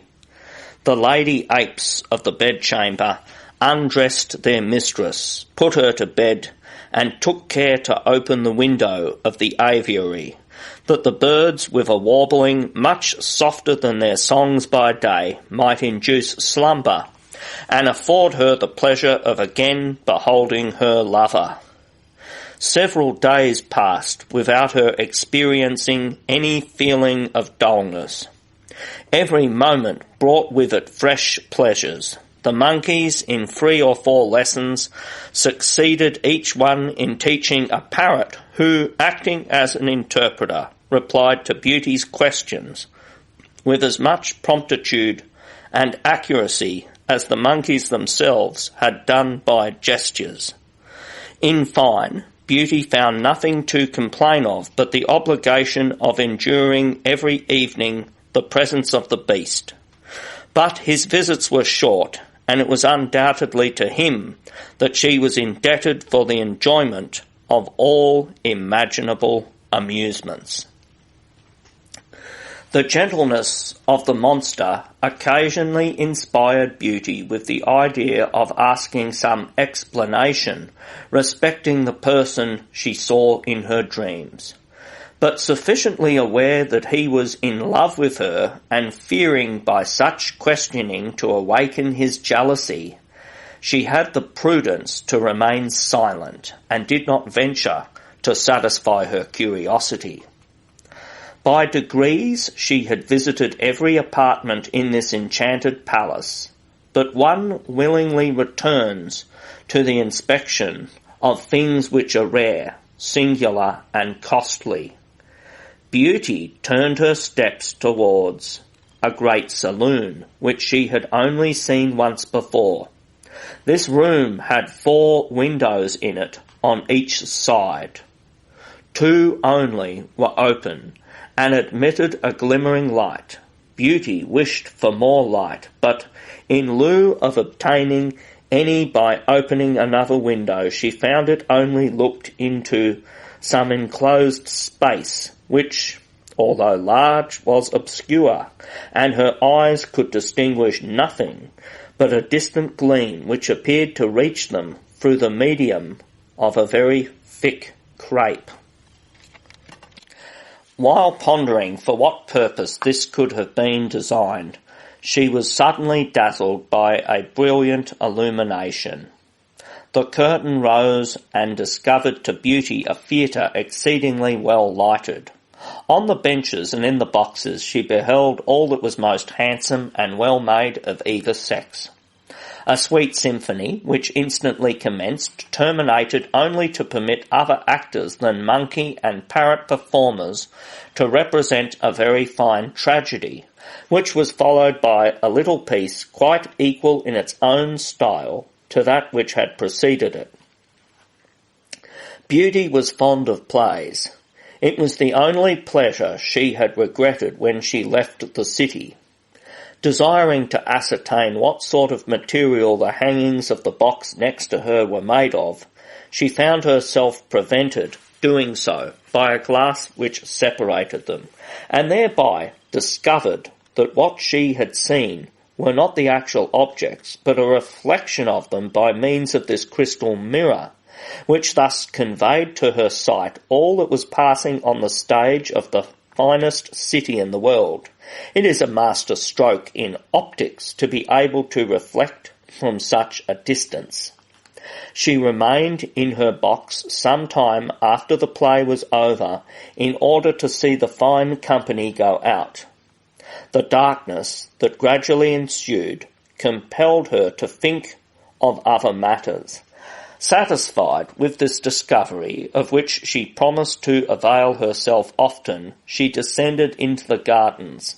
Prodigies were becoming familiar to her. She rejoiced to find they were all performed for her advantage and amusement. After supper, the beast came, as usual, to ask her what she had been doing during the day. Beauty gave him an exact account of all her amusements, and told him she had been to the play. "Do you like it?" inquired the dull creature. "Wish for whatever you please. You shall have it. You are very handsome." Beauty smiled to herself at the coarse manner in which he paid her compliments. But what she did not smile at was the usual question and the words, "Will you marry me?" put an end to her good humour. She had only to answer no, but nevertheless his docility during this last interview did not reassure her. Beauty was alarmed at it. "What is to be the end of all this?" she said to herself. "The question he puts to me every time, will I marry him, proves that he persists in loving me. His bounty to me confirms it. But though he does not insist on my compliance, nor show any signs of resentment at my refusal, who will be answerable to me that he does not eventually lose his patience, and that my death will not be the consequence? These reflections rendered her so thoughtful that it was almost daylight before she went to bed. The unknown, who but awaited that moment to appear, reproached her tenderly for her delay. He found her melancholy, lost in thought, and inquired what could have displeased her in such a place. She answered that nothing displeased her except the monster whom she saw every evening. She should have become accustomed to him, but he was in love with her, and this love made her apprehensive of some violence. "By the foolish compliments he pays me," said Beauty to her lover, "I find he desires to marry me. Would you advise me to consent? Alas, were he as charming as he is frightful, you have rendered my heart inaccessible to him and to all others, and I do not blush to own that I can love no one but you." So sweet a confession could but flatter the unknown, yet he replied to her only by saying, "Love him who loves you. Do not be misled by appearances, and release me from prison." These words, continually repeated but without any explanation, caused Beauty infinite distress. "What wish you that I should do?" said she to him. "I would restore you to liberty at any price, but my desire is vain while you abstain from furnishing me with the means to put it in practice." The unknown made her some answer, but of so confused a nature that she could not comprehend it. 1,000 extravagant fancies passed before her eyes. She saw the monster on a throne all blazing with jewels. He called to her and invited her to sit beside him. A moment afterwards the unknown compelled him steeply to descend and seated himself in his place. The beast regaining the advantage, the unknown disappeared. In his turn, Lie spoke to her from behind a black veil, which changed his voice and rendered it horrible. All her sleep passed in this manner, and yet notwithstanding the agitation it caused her, she felt it was too soon over, as her awakening deprived her of the sight of the object of her affections. After she had finished dressing, various sorts of work, books and animals occupied her attention until the hour when the play began. She arrived just in time, but she was not at the same theatre. It was the opera, and the performance commenced as soon as she was seated. The spectacle was magnificent, and the spectators were not less so. The mirrors represented to her distinctly the minutest details of the dresses, even of the people in the pit. Delighted to behold human forms and faces, many of which she recognized as those of persons she knew. It would have been a still greater pleasure to her could she have spoken to them, so that they could have heard her. More gratified with this day's entertainment than with that of the preceding, the rest of it passed in the same way that each had done since she had been in that palace. The beast came in the evening, and after his visit she retired as usual. The night resembled former nights, that is, it was passed in agreeable dreams. When she awoke, she found the same number of domestics to wait upon her, but after dinner her occupations were different. The day before, on opening another of the windows, she had found herself at the opera. To diversify her amusements, she now opened a third window which displayed to her all the pleasures of the fair of Saint Germain, much more brilliant then than it is at the present day. But as the hour had not quite arrived when the best company resorted to it, she had leisure to observe and examine everything. She saw the rarest curiosities, the most extraordinary productions of nature and works of art. The minutest trifles were visible to her. The puppet show was not unworthy of her attention while waiting for more refined entertainments. The comic opera was in its splendour. Beauty was very much delighted. At the termination of the performances, she saw all the well-dressed people visiting the tradesmen's shops. She recognised amongst the crowd several professional gamesters who flocked to this place as their workshop. She observed persons who, having lost their money by the cleverness of those they played with, went out with less joyous countenances than they exhibited as they entered. The prudent gamblers, who did not stake their whole fortunes on the hazard of a card, and who played to profit by their skill, could not conceal from beauty their sleight of hand. She longed to warn the victims of the tricks they were plundered by, but at a distance from them of more than 1,000 leagues, it was not in her power to do so. She heard and saw everything distinctly, without its being possible for her to make herself heard or seen by others. The reflections and echoes which conveyed to her all these sights and sounds had no returning power. Placed above the air and wind, everything came to her like a thought. The consideration of this fact deterred her from making vain attempts. It was past midnight before she thought it was time to retire. The need of some refreshment might have hinted to her the lateness of the hour, but she had found in her box liquors and baskets filled with everything requisite for a collation. Her supper was light and of short duration. She was in a hurry to go to bed.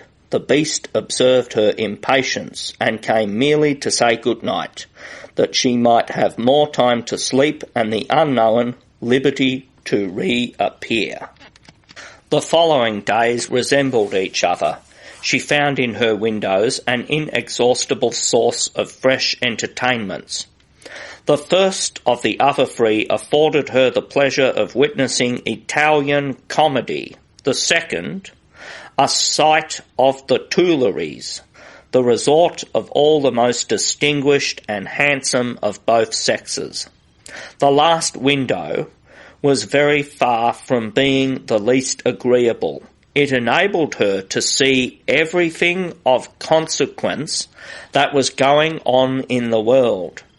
The scene was amusing and interesting in all sorts of ways.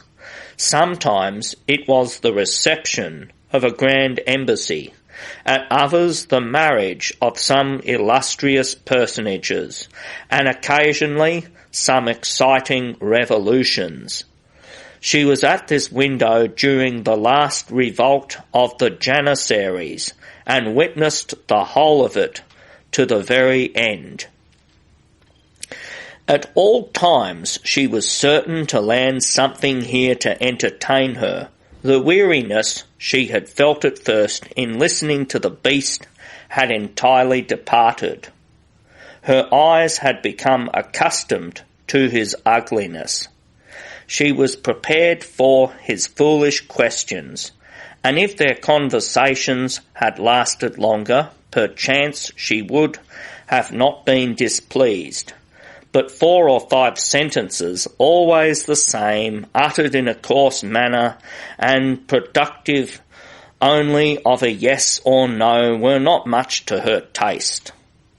As the slightest desires of beauty appeared to be anticipated, she bestowed more care upon her toilet, although certain that no one could see her. But she owed this attention to herself, and it was a pleasure to her to dress herself in the habits of all the various nations on the face of the earth. She could do this the more easily as her wardrobe furnished her with everything she chose and presented her every day with some novelty. Contemplating her mirror in these various dresses, it revealed to her that she was to be admired in all lands, and her attendant animals, each according to their talent, repeated to her unceasingly the same fact: the monkeys by their actions, the parrots by their language, and the other birds by their songs. So delightful a life ought to have perfectly contented her, but we weary of everything. The greatest happiness fades when it is continual, derived always from the same source, and we find ourselves exempted from fear and from hope. Beauty had experienced this. The remembrance of her family arose to trouble her in the midst of her prosperity. Her happiness could not be perfect as long as she was denied the pleasure of informing her relations of it. As she had become more familiar with the beast, either from the habit of seeing him or from the gentleness which she had discovered in his nature, she thought she might venture to ask him a question. She did not take this liberty, however, until she had obtained from him a promise that he would not be angry. The question she put to him was, were they the only two persons in that castle? Yes, I protest to you, replied the beast in a rather excited tone, and I assure you that you and I, the monkeys and the other animals, are the only breathing creatures in this place. The beast said no more, and departed more abruptly than usual. Beauty had asked this question only with a view of ascertaining whether her lover was not confined in the palace. She would have wished to see and speak with him. It was a happiness she would have purchased at the price of her own liberty, and of all the pleasures by which she was surrounded. That charming youth existed only in her imagination. She now looked upon this palace as a prison, which would one day be her tomb. These melancholy ideas crowded also upon her mind at night. She dreamed she was on the banks of a great canal. She was weeping when her dear unknown, alarmed at her sad state, said to her, pressing her hand tenderly between his own, "What is the matter, my beloved Beauty? Who can have offended you, and what can possibly have disturbed your tranquillity? By the love I bear you, I conjure you to explain the cause of your distress. Nothing shall be refused to you. You are sole sovereign here. Everything is at your command. Whence arises the sorrow that overpowers you? Is it the sight of the beast that afflicts you? You must be relieved from it." At these words, Beauty imagined she saw the unknown draw a dagger and prepare to plunge it in the throat of the monster, who made no attempt to defend himself, but on the contrary offered his neck to the blow with a submission and a calmness which caused the beautiful dreamer to fear the unknown would accomplish his purpose before she could endeavour to prevent him. Notwithstanding, she had instantly risen to protect the beast. The instant she saw her efforts likely to be anticipated, she exclaimed with all her might, "Hold, barbarian! Harm not my benefactor, or else kill me." The unknown, who continued striking at the beast, notwithstanding the shrieks of Beauty, said to her angrily, "You love me, then no longer, since you take part of this monster, who is an obstacle to my happiness." "You are ungrateful," she replied, still struggling with him. I love you more than my life, and I would lose it sooner than cease to love you. But you are all the world to me, and I would not do you the injustice to compare you with any other treasure it possesses. I would, without a sigh, abandon all it could offer me, to follow you into the wildest desert. But this tender affection does not stifle my gratitude. I owe everything to the beast. He anticipates all my wishes. It is to him I am indebted for the joy of knowing you, and I would die sooner than endure seeing you do him the slightest injury. After several similar struggles, the objects vanished, and Beauty fancied she saw the lady who had appeared to her some nights before, and who said to her, "Courage, Beauty, be a model of female generosity. Show yourself to be as wise as you are charming. Do not hesitate to sacrifice your inclination to your duty. You take the true path to happiness. You will be blessed, provided you are not misled by deceitful appearances." When Beauty awoke, she pondered on this mysterious vision, but it still remained an enigma to her. Her desire to see her father superseded during the day the anxiety caused by these dreams of the monster and the unknown. Thus, neither tranquil at night nor contented by day, although surrounded by the greatest luxuries, the only distraction she could find was in the theatre. She went to the Italians, but after the first scene she quitted that performance for the opera, which she left almost as quickly. Her melancholy followed her everywhere. She frequently opened each of the 6 windows as many times without finding 1 minute's respite from her cares. Days and nights of equal and unceasing agitation began seriously to affect her appearance and her health. She took great pains to conceal from the beast the sorrow which preyed upon her, and the monster, who had frequently surprised her with the tears in her eyes, upon hearing her say that she was only suffering from a headache, pressed his inquiries no further. One evening, however, her sobs having betrayed her, and feeling it impossible any longer to dissimulate, she acknowledged to the beast, who begged to know what had caused her afflictions, which she was yearning to see her family. At this declaration, the beast sank down without power to sustain himself, and heaving a deep sigh, or rather uttering a howl that might have frightened anyone to death, he replied, "How, Beauty? Would you then abandon an unfortunate beast? Could I have imagined you possessed so little gratitude? What have I left undone to make you happy? Should not the attentions I have paid you preserve me from your hatred? Unjust as you are, you prefer the house of your father and the jealousy of your sisters to my palace and my affections.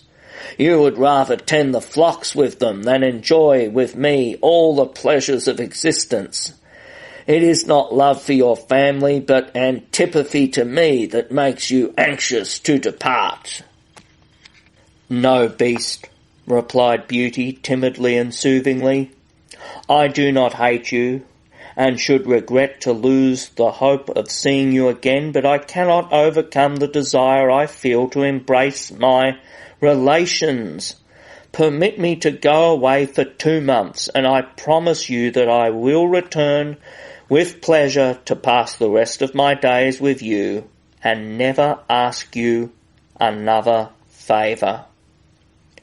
While she spoke, the beast stretched on the ground, his head thrown back, only evinced that he still breathed by his sorrowful sighs. He answered her in these words, "I can refuse you nothing, but it will perhaps cost me my life. No matter, in the cabinet nearest to your apartments you will find 4 chests. Fill them with anything you like for yourself or for your family. If you break your word, you will repent it and regret the death of your poor beast when it will be too late. Return at the end of 2 months, and you will still see me alive. For your journey back to me you will need no equipage. Merely take leave of your family the previous night before you retire to rest, and when you are in bed, turn your ring, the stone, inside your hand, and say with a firm voice, I desire to return to my palace and behold my beast again. Good night, fear nothing, sleep in peace. You will see your father early tomorrow morning. Adieu, Beauty. Chapter 5. Beauty's Return Home.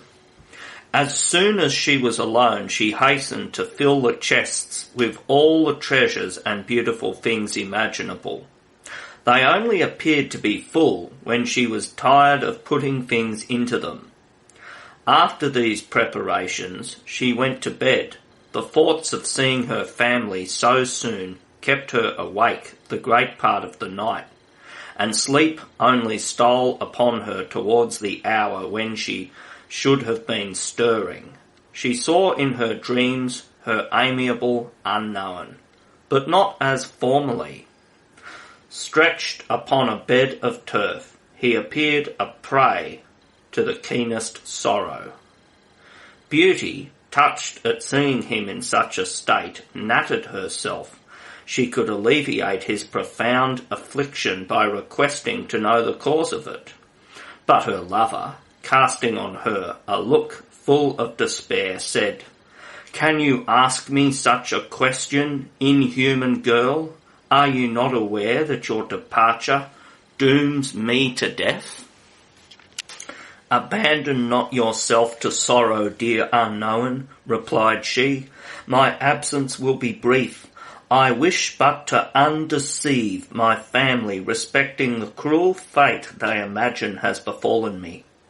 I return immediately afterwards to this palace. I shall leave you no more. Ah, could I abandon a residence in which I so delight? Besides, I have pledged my word to the beast that I will return. I cannot fail to keep it, and why must this journey separate us? Be my escort.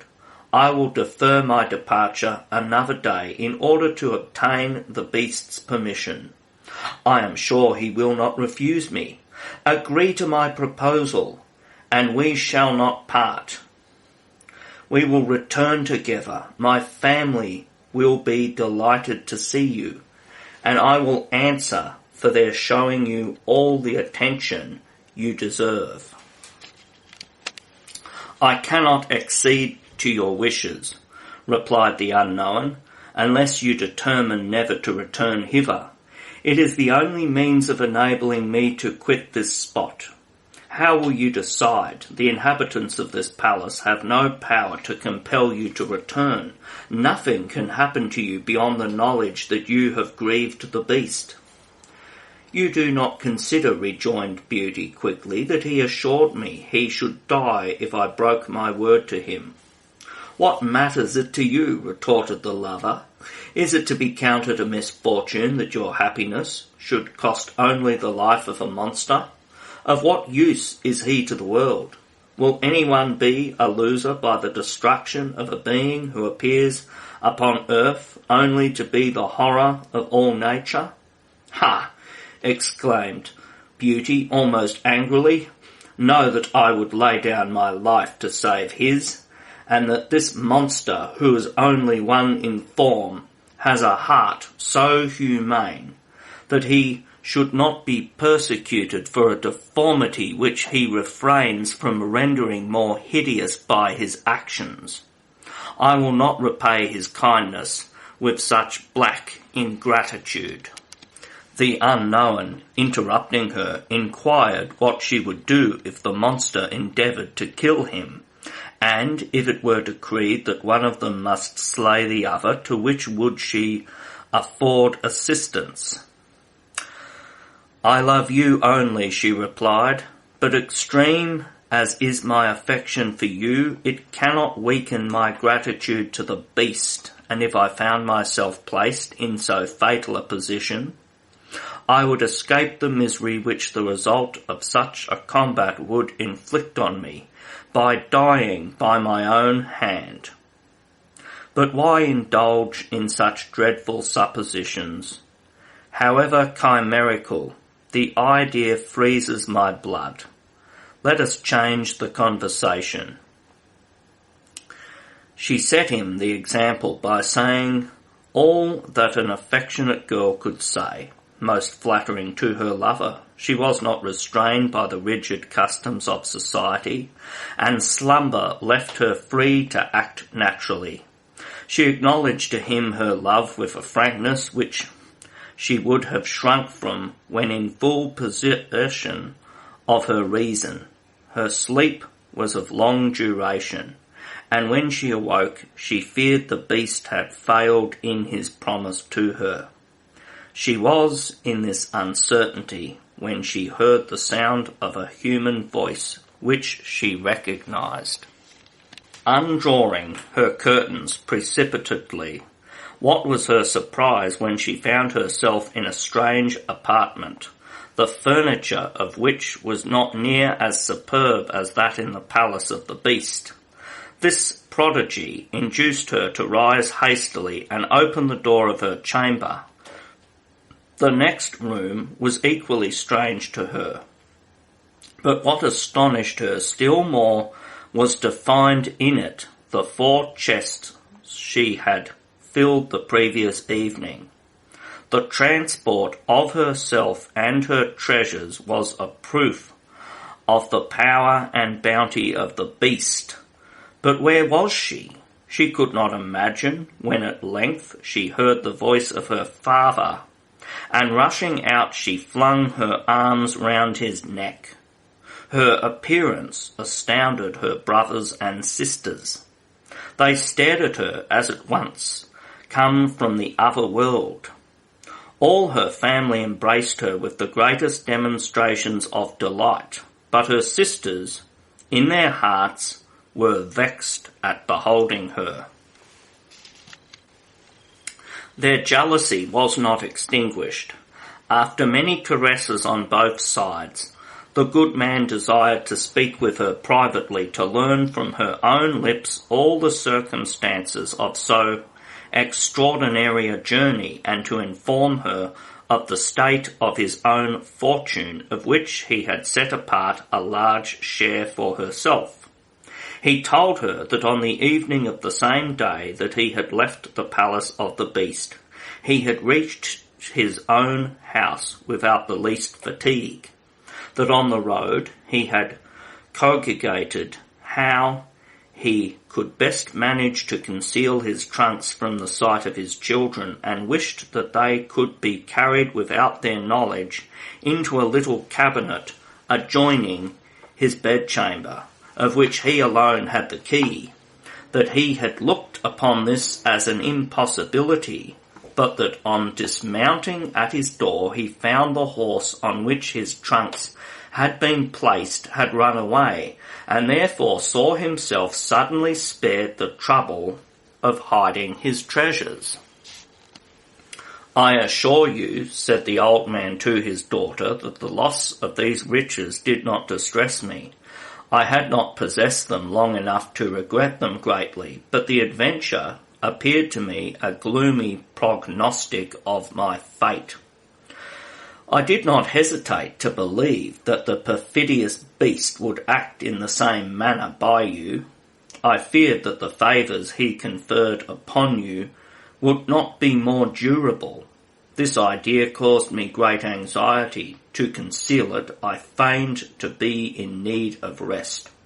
It was only to abandon myself without restraint to my grief. I looked upon your destruction as certain, but my sorrow just as soon dissipated. With the sight of the trunks I thought I had lost, renewed my hopes of your happiness. I found them placed in my little cabinet precisely where I had wished them to be. The keys of them, which I had forgotten and left behind on the table in the saloon wherein we had passed the night, were in the locks. Their circumstance, which afforded me a new proof of the kindness of the beast and his constant attention, overwhelmed me with joy. It was then that, no longer doubting the advantageous result of your adventure, I reproached myself for entertaining such unjust suspicions of the honour of that generous monster, and craved his pardon 100 times for the abuse which, in my distress, I had mentally lavished upon him. Without informing my children of the extent of my wealth, I contented myself with distributing amongst them the presents you had sent them, and showing them some jewels of moderate value. I afterwards pretended to have sold them, and have employed the money in various ways for the improvement of our income.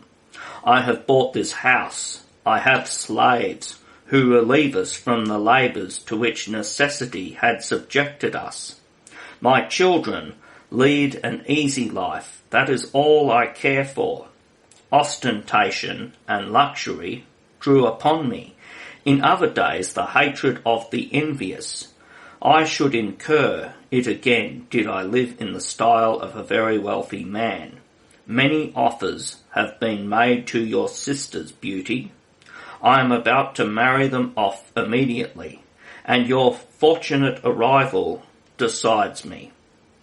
Having given to them such portions of the wealth you have brought to me, as you shall think fit, and relieved of all care for their establishment, we will live, my daughter, with your brothers, whom your presence were not able to console for your loss, or, if you prefer it, we too will live together independently of them.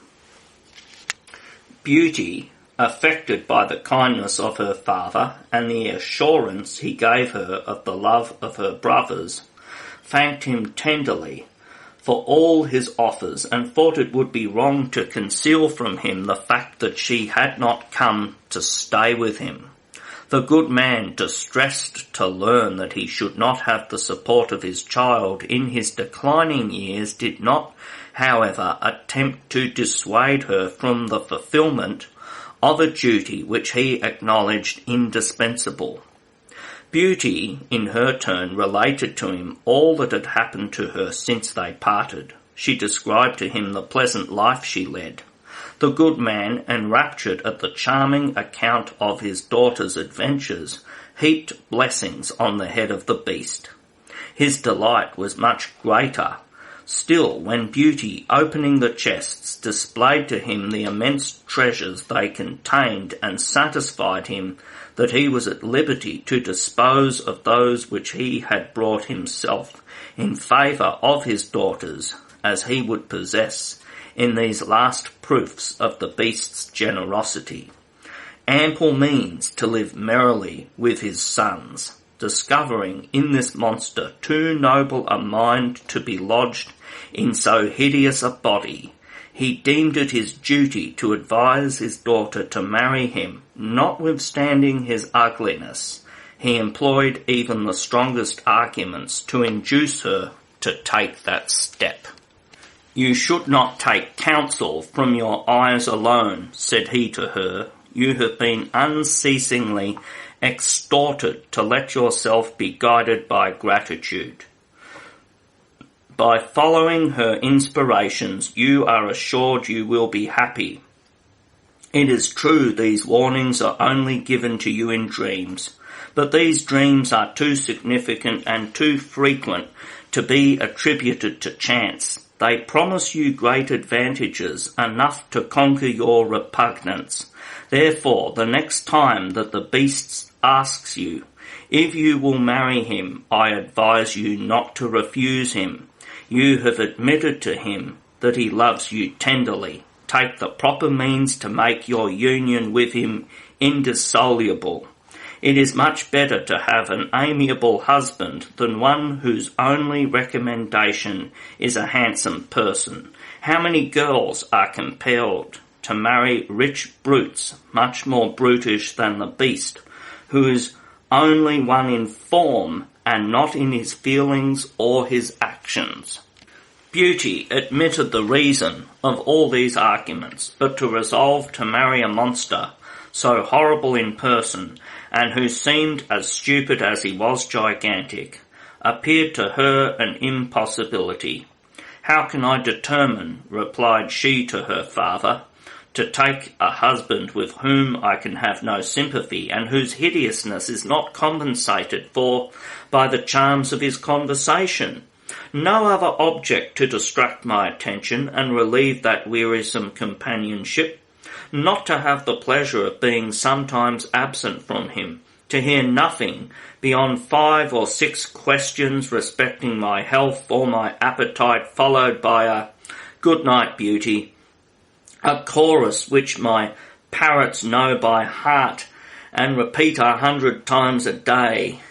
It is not in my power to endure such a union, and I would rather perish at once than be dying every day of fright, sorrow, disgust, and weariness. There is nothing to plead in his favour except the consideration he evinces in paying me very short visits and presenting himself before me but once in 24 hours. Is that enough to inspire one with affection? The father admitted that his daughter had reason on her side, but observing so much civility in the beast, he could not believe him to be as stupid as she represented him. The order, the abundance, the good taste that was discernible through his palace were not, according to his thinking, the work of a fool. In fact, he found him worthy of the consideration of his daughter, and Beauty might have felt more inclined to listen to the monster had not her nocturnal lover's appearance thrown an obstacle in the way. The comparison she drew between these two admirers could not be favourable to the beast. The old man himself was fully aware of the great distinction which must be made between them. Notwithstanding, he tried by all manner of means to overcome her repugnance. He recalled to her the advice of the lady, who had warned her not to be prejudiced by appearances, and whose language seemed to imply that this youth would only make her miserable. It is easier to reason with love than to conquer it. Beauty had not the power to yield to the reiterated requests of her father. He left her without having been able to persuade her. Night, already far advanced, invited her to repose, and the daughter, although delighted to see her father once more, was not sorry that he left her at liberty to retire to rest. She was glad to be alone. Her heavy eyelids inspired her with the hope that in slumber she would soon again behold her beloved unknown. She was eager to enjoy this innocent pleasure. A quickened pulsation evinced the joy with which her gentle heart would greet that pleasant vision, but her excited imagination, while representing to her the scenes in which she had usually held sweet converse with that dear unknown, had not sufficient power to conjure up his form to her, as she so ardently desired.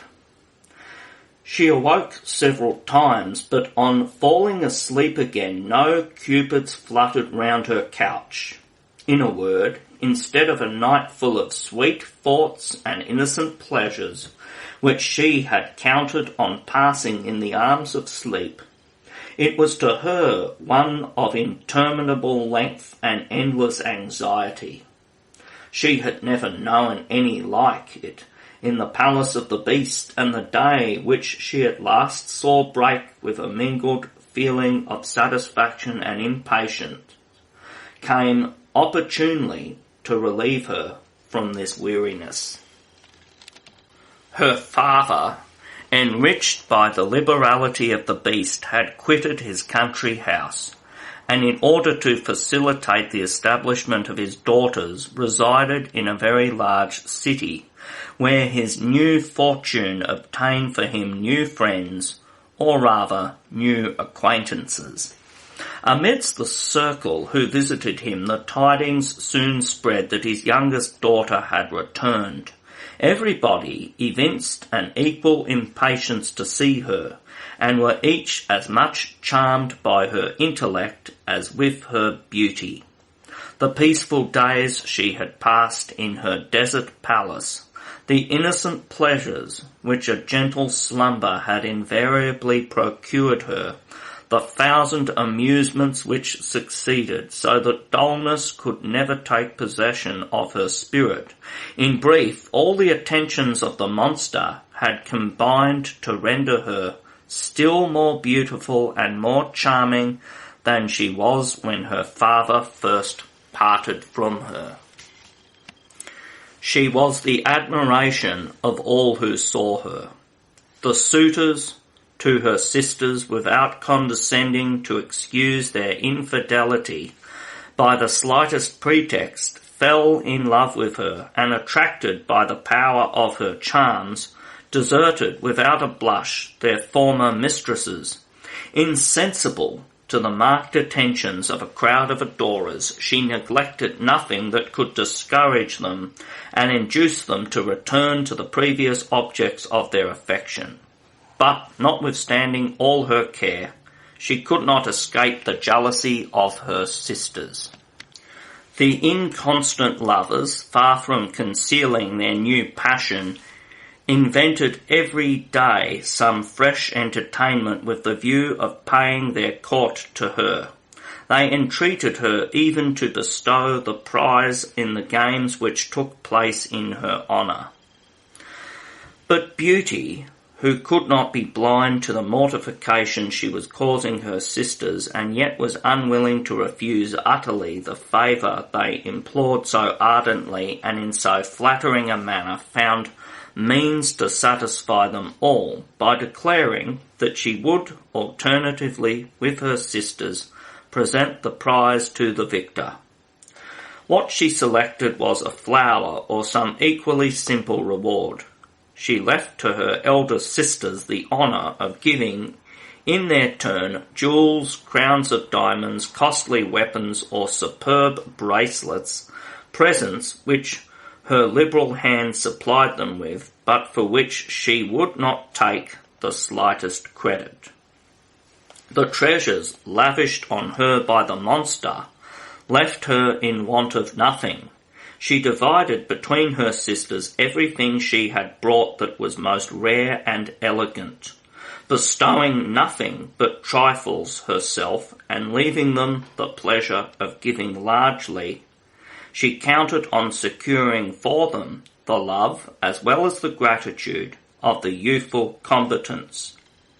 But these lovers sought only to gain her heart, and the simplest gift from her hand was more precious to them than all the treasures that were prodigally heaped upon them by the others. The amusements she partook of amongst her family were vastly inferior to those she enjoyed in the palace of the beast, entertained her sufficiently to prevent the time hanging heavily on her hands. At the same time, neither the gratification of seeing her father, whom she tenderly loved, nor the pleasure of being with her brothers, who in 100 ways studied to prove to her the extent of their affection, nor the delight of conversing with her sisters, of whom she was very fond, though they were not so of her, could prevent her regretting her agreeable dreams. Her unknown, greatly to her sorrow, came not, when she slumbered under her father's roof, to address her in the tenderest language, and the court paid to her by those who had been the admirers of her sisters did not compensate for the loss of that pleasing illusion. Had she even been of a nature to feel nattered by such conquests, she would still have distinguished an immense difference between their attentions or those of the beast and the devotion of her charming unknown.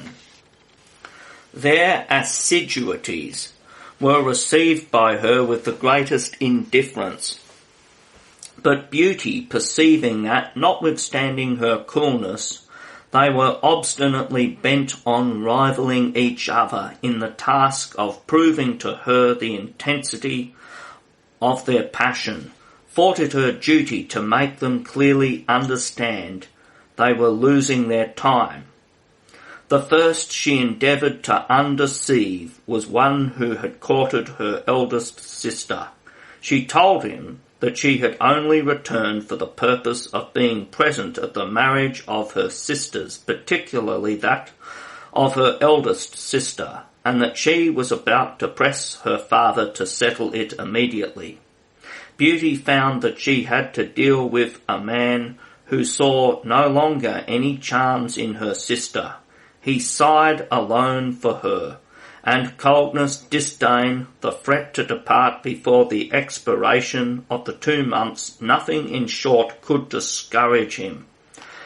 Much vexed at having failed in her object, she held a similar conversation with the others, whom she had the mortification to find equally infatuated.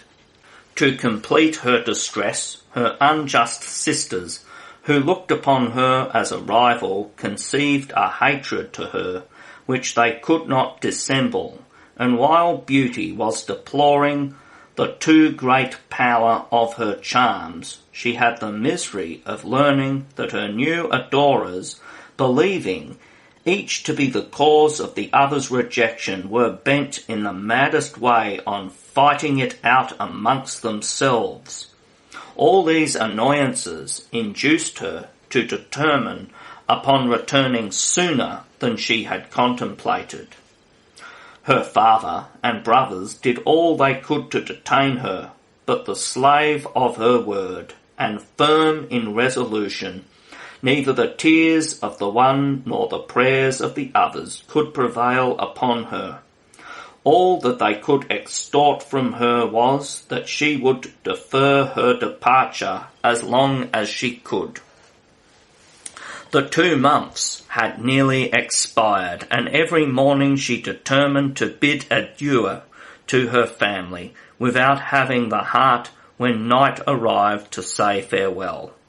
In the combat between her affection and her gratitude, she could not lean to the one without doing injustice to the other. In the midst of her embarrassment, it needed nothing less than a dream to decide her. She fancied she was at the palace of the beast and walking in a retired avenue terminated by a thicket full of brambles, concealing the entrance to a cavern out of which issued horrible groans. She recognized the voice of the beast and ran to his assistance. The monster, who in her dream appeared stretched upon the ground and dying, reproached her with being the cause of his death, and having repaid his affection with the blackest ingratitude. She then saw the lady who had before appeared to her in her sleep, and who said to her in a severe tone that it would be her destruction if she hesitated any longer to fulfil her engagements, that she had given her word to the beast, that she would return in 2 months, that the time had expired, that the delay of another day would be fatal to the beast, that the trouble she was creating in her father's house and the hatred of her sisters ought to increase her desire to return to the palace of the beast, where everything combined to delight her. Beauty, terrified by this dream and fearing to be the cause of the death of the beast, awoke with a stare, and went immediately to inform her family that she could no longer delay her departure. This intelligence produced various effects. Her father's tears spoke for her. Her brothers protested that they would not allow her to leave them, and her lovers in despair swore they would not suffer the house to be robbed of its brightest ornament. Her sisters alone, far from appearing distressed at her departure, were loud in praise of her sense of honour, and affecting to possess the same virtue themselves, had the audacity to assure her that if they had pledged their words to the beast as she had done, they should not have suffered his ugliness to have interfered with their feelings of duty, and that they should have long ere that time been on their road back to the marvellous palace. It was thus they endeavoured to disguise the cruel jealousy that rankled in their hearts. Beauty, however, charmed by their apparent generosity, thought only of convincing her brothers and her lovers of the obligation she was under to leave them. But her brothers loved her too much to consent to her going, and her lovers were too infatuated to listen to reason, all of them being ignorant of the mode in which Beauty had arrived at her father's house, and never doubting but that the horse which first conveyed her to the palace of the beast would be sent to take her back again, resolved amongst themselves to prevent it. Her sisters, who only concealed their delight by the affectation of a sentiment of horror, as they perceived the hour approach for Beauty's departure, were frightened to death lest anything should occur to delay her. But Beauty, firm in her resolution, knowing whither duty called her, and having no more time to lose if she would prolong the existence of the beast, her benefactor, at nightfall took leave of her family, and of all those who were interested in her destiny. She assured them that whatever steps they took to prevent her departure, she should nevertheless be in the palace of the beast the next morning before they were stirring. That all their schemes would be fruitless, and that she had determined to return to the enchanted palace. She did not forget, on going to bed, to turn her ring. She slept very soundly, and did not awake until the clock in her chamber, striking noon, chimed her name to music. By that sound she knew that her wishes were accomplished. As soon as she evinced a disposition to rise, her couch was surrounded by all the animals who had been so eager to serve her, and who unanimously testified their gratification at her return, and expressed the sorrow they had felt at her long absence. The day seemed to her longer than any she had previously passed in that palace, not so much from regret for those she had quitted as from her impatience again to behold the beast and to say everything she could to him in the way of excuse for her conduct. She was also animated by another desire, that of again holding in slumber one of those sweet conversations with her dear unknown, a pleasure she had been deprived of during the 2 months she had passed with her family, and which she could not enjoy anywhere but in that palace. The beast and the unknown were, in short, alternatively the subjects of her reflections. One moment she reproached herself for not returning the affection of a lover who, under the form of a monster, displayed so noble a mind. The next she deplored having not set her heart upon a visionary object who had no existence except in her dreams. She began to doubt whether she ought to prefer the imaginary devotion of a phantom to the real affection of the beast. The very dream in which the unknown appeared to her was invariably accompanied by warnings not to trust to sight. She feared it was but an idle illusion, born of the vapours of the brain, and destroyed by light of day. Chapter 6. Missing Beast. Thus undecided, loving the unknown, yet not wishing to displease the beast, and seeking repose from her thoughts in some entertainment, she went to the French comedy, which she found exceedingly poor. Shutting the window abruptly, she hoped to be better pleased at the opera. She thought the music miserable. The Italians were equally unable to amuse her.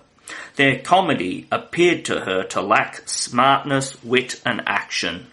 Weariness and distaste accompanied her everywhere, and prevented her taking pleasure in anything. The gardens had no attractions for her. Her court endeavoured to entertain her, but the monkeys lost their labour in frisking, and the parrots and other birds in chattering and singing. She was impatient for the visit of the beast, the noise of whose approach she expected to hear every instant. But the hour so much desired came without the appearance of the monster. Alarmed and almost angry at his delay, she tried in vain to account for his absence. Divided through hope and fear, her mind agitated, her heart a prey to melancholy, she descended into the gardens, determined not to re-enter the palace till she had found the beast. No trace of him could she discover where. She called him. Echo alone answered her.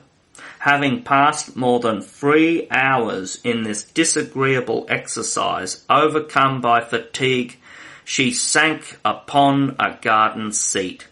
She imagined the beast were either dead or had abandoned the place. She saw herself alone in that palace without the hope of ever leaving it. She regretted her conversations with the beast, unentertaining as they had been to her, and what appeared to her extraordinary, even to discover she had so much feeling for him. She blamed herself for not having married him, and considering she had been the cause of his death, for she feared her too long absence had occasioned it, heaped upon herself the keenest and most bitter reproaches. In the midst of her miserable reflections, she perceived that she was seated in that very avenue in which, during the last night she had passed under her father's roof, she had dreamed she saw the beast expiring in some strange cavern. Convinced that chance had not conducted her to this spot, she rose and hurried towards the thicket, which she found was not impenetrable. She discovered another hollow, which appeared to be that she had seen in her dream. As the moon gave but a feeble light, the monkey pages immediately appeared with a sufficient number of torches to illuminate the chasm, and to reveal to her the beast stretched upon the earth, as she thought, asleep. Far from being alarmed at his sight, Beauty was delighted, and approaching him boldly, placed her hand upon his head, and called to him several times. But finding him cold and motionless, she no longer doubted he was dead, and consequently gave utterance to the most mournful shrieks and the most affecting exclamations. The assurance of his death, however, did not prevent her from making every effort to recall him to life. On placing her hand on his heart, she felt to her great joy that it still beat. Without further delay, Beauty ran out of the cave to the basin of a fountain where, taking up some water in her joined hands, she hastened back with it and sprinkled it upon him. But as she could bring very little at a time, and spilt some of it, before she could return to the beast, her assistance had been but meagre, if the monkey courtiers had not flown to the palace and returned with such speed that in a moment she was furnished with a vase for water, as well as with proper restoratives.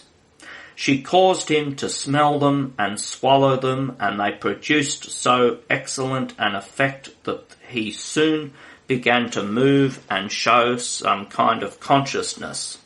She cheered him with her voice and caressed him as he recovered. "What anxiety have you caused me?" said she to him kindly. "I knew not how much I loved you. The fear of losing you has proved to me that I was attached to you by stronger ties than those of gratitude.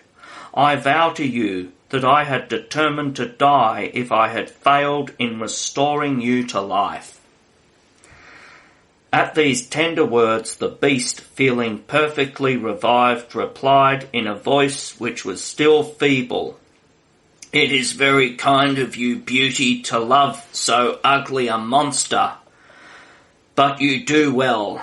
I love you better than my life. I thought you would never return. It would have killed me. Since you love me, I will live. Retire to rest, and assure yourself that you will be as happy as your good heart renders you worthier to be." Beauty had never before heard so long a speech from the beast. It was not very eloquent, but it pleased from its gentleness and the sincerity observable in it. She had expected to be scolded, or at least to have been reproached. She had from this moment a better opinion of his disposition. No longer thinking him so stupid, she even considered his short answers a proof of his prudence, and more prepossessed in his favour, she retired to her apartments, her mind occupied with the most flattering ideas. Extremely fatigued, she found there all the refreshments she needed. Her heavy eyelids promised her a sweet slumber, a sleep almost as soon as her head was on her pillow. Her dear unknown failed not to present himself immediately. What tender words did he not utter to express the pleasure he experienced at seeing her again? He assured her that she would be happy, that it only remained to her to follow the impulse of her good heart.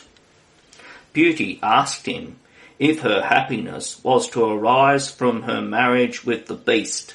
The unknown replied that it was the only means of securing it. She felt somewhat annoyed at this. She thought it even extraordinary that her lover should advise her to make her rival happy. After this first dream, she thought she saw the beast dead at her feet. An instant afterwards the unknown reappeared and disappeared again as instantly, to give place to the beast. But what she observed most distinctly was the lady, who seemed to say to her, "I am pleased with you. Continue to follow the dictates of reason, and trouble yourself about naught. I undertake the task of rendering you happy." Beauty, although asleep, appeared to acknowledge her partiality to the unknown and her repugnance to the monster, whom she could not consider lovable.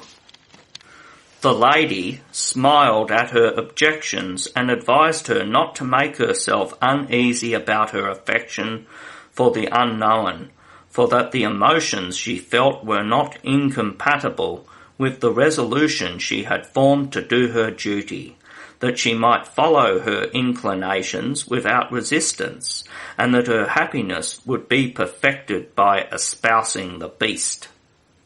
This dream, which only ended with her sleep, furnished her with an inexhaustible source of reflection.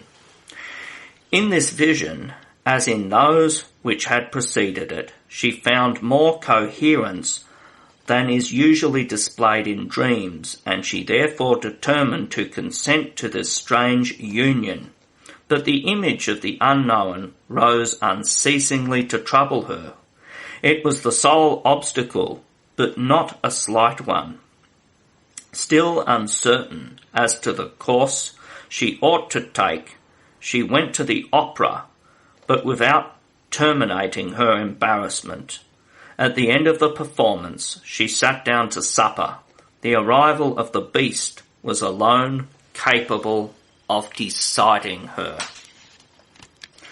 Far from reproaching her for her long absence, the monster, as if the pleasure of seeing her had made him forget his past distresses, appeared on entering Beauty's apartments to have no other anxiety but that of ascertaining if she had been much amused, if she had been well received, and if her health had been good. She answered these questions and added politely that she had paid dearly for all the pleasures his care had enabled her to enjoy by the cruel pain she had endured on finding him in so sad a state on her return. The beast briefly thanked her, and then, being about to take his leave, asked her, as usual, if she would marry him. Beauty was silent for a short time, but at last, making up her mind, she said to him, trembling, "Yes, beast, I am willing, if you will pledge me your faith to give you mine." "I do," replied the beast, "and I promise you never to have any wife but you." "Then," rejoined Beauty, "I accept you for my husband, and swear to be a fond and faithful wife to you." She had scarcely uttered these words when a discharge of artillery was heard, and that she might not doubt it being a signal of rejoicing, she saw from her windows the sky all in a blaze with the light of 20,000 fireworks, which continued rising for 3 hours. They formed true lovers' knots, while on elegant emblems appeared Beauty's initials, and beneath them, in well-defined letters, "Long live Beauty and her husband." After this display had terminated, the beast took his departure, and Beauty retired to rest. No sooner was she asleep than her dear unknown paid her his usual visit. He was more richly attired than she had ever seen him. "How deeply am I obliged to you, charming Beauty," said he. "You have released me from the frightful prison in which I have groaned for so long a time. Your marriage with the beast will restore a king to his subjects, a son to his mother, and life to a whole kingdom. We shall all be happy." Beauty, at these words, felt bitterly annoyed, perceiving that the unknown, far from evincing the despair such an engagement as she had entered into should have caused him, gazed on her with eyes sparkling with extreme delight. She was about to express her discontent to him when the lady, in her turn, appeared in her dream. "Behold, you are victorious," said she. "We owe everything to you, Beauty. You have allowed gratitude to triumph over every other feeling. None but you have had the courage to keep their word at the expense of their inclination, nor to have perilled their life to have saved that of their father. In return for this there are none who can ever hope to enjoy such happiness as your virtue has won for you. You know at present little, but the rising sun shall tell you more." When the lady had disappeared, Beauty again saw the unknown youth, but stretched on the earth as dead. All the night passed in such dreams that they had become familiar to her, and did not prevent her from sleeping long and soundly. It was broad daylight when she awoke. The sun streamed into her apartments with more brilliancy than usual. Her monkeys had not closed the shutters. Believing the sight that met her eyes but a continuation of her dreams, and that she was sleeping still, her joy and surprise were extreme at discovering that it was a reality, and that on a couch beside her lay in a profound slumber her beloved unknown, looking 1,000 times more handsome than he had done in her vision.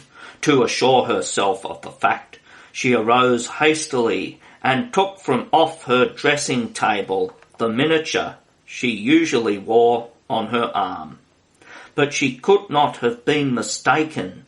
She spoke to him in the hope of awaking him from the trance into which he seemed to have been thrown by some wonderful power. Not stirring at her voice, she shook him by the arm. This effort was equally ineffectual, and only served to convince her that he was under the influence of enchantment, and that she must await the end of the charm, which it was reasonable to suppose had an appointed period. How delighted was she to find herself betrothed to him who alone had caused her to hesitate, and to find that she had done from duty that which she would have done from inclination. She no longer doubted the promise of happiness which had been made to her in her dreams.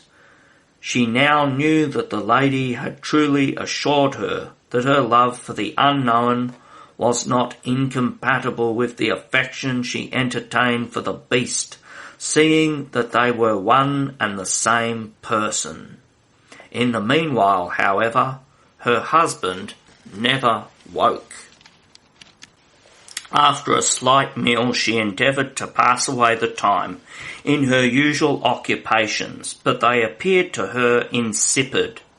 As she could not resolve to leave her apartments, nor bear to sit idle, she took up some music and began to sing. Her birds, hearing her, joined their voices to hers, and made a concert, the more charming to her as she expected every moment it would be interrupted by the awakening of her husband. And for she nattered herself, she could dissolve the spell by the harmony of her voice.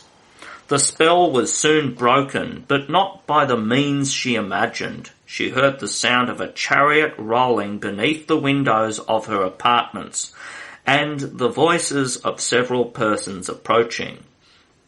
At the same moment the monkey, captain of the guard, by the beak of his parrot interpreter, announced the visit of some ladies. Beauty, from her windows, beheld the chariot that brought them.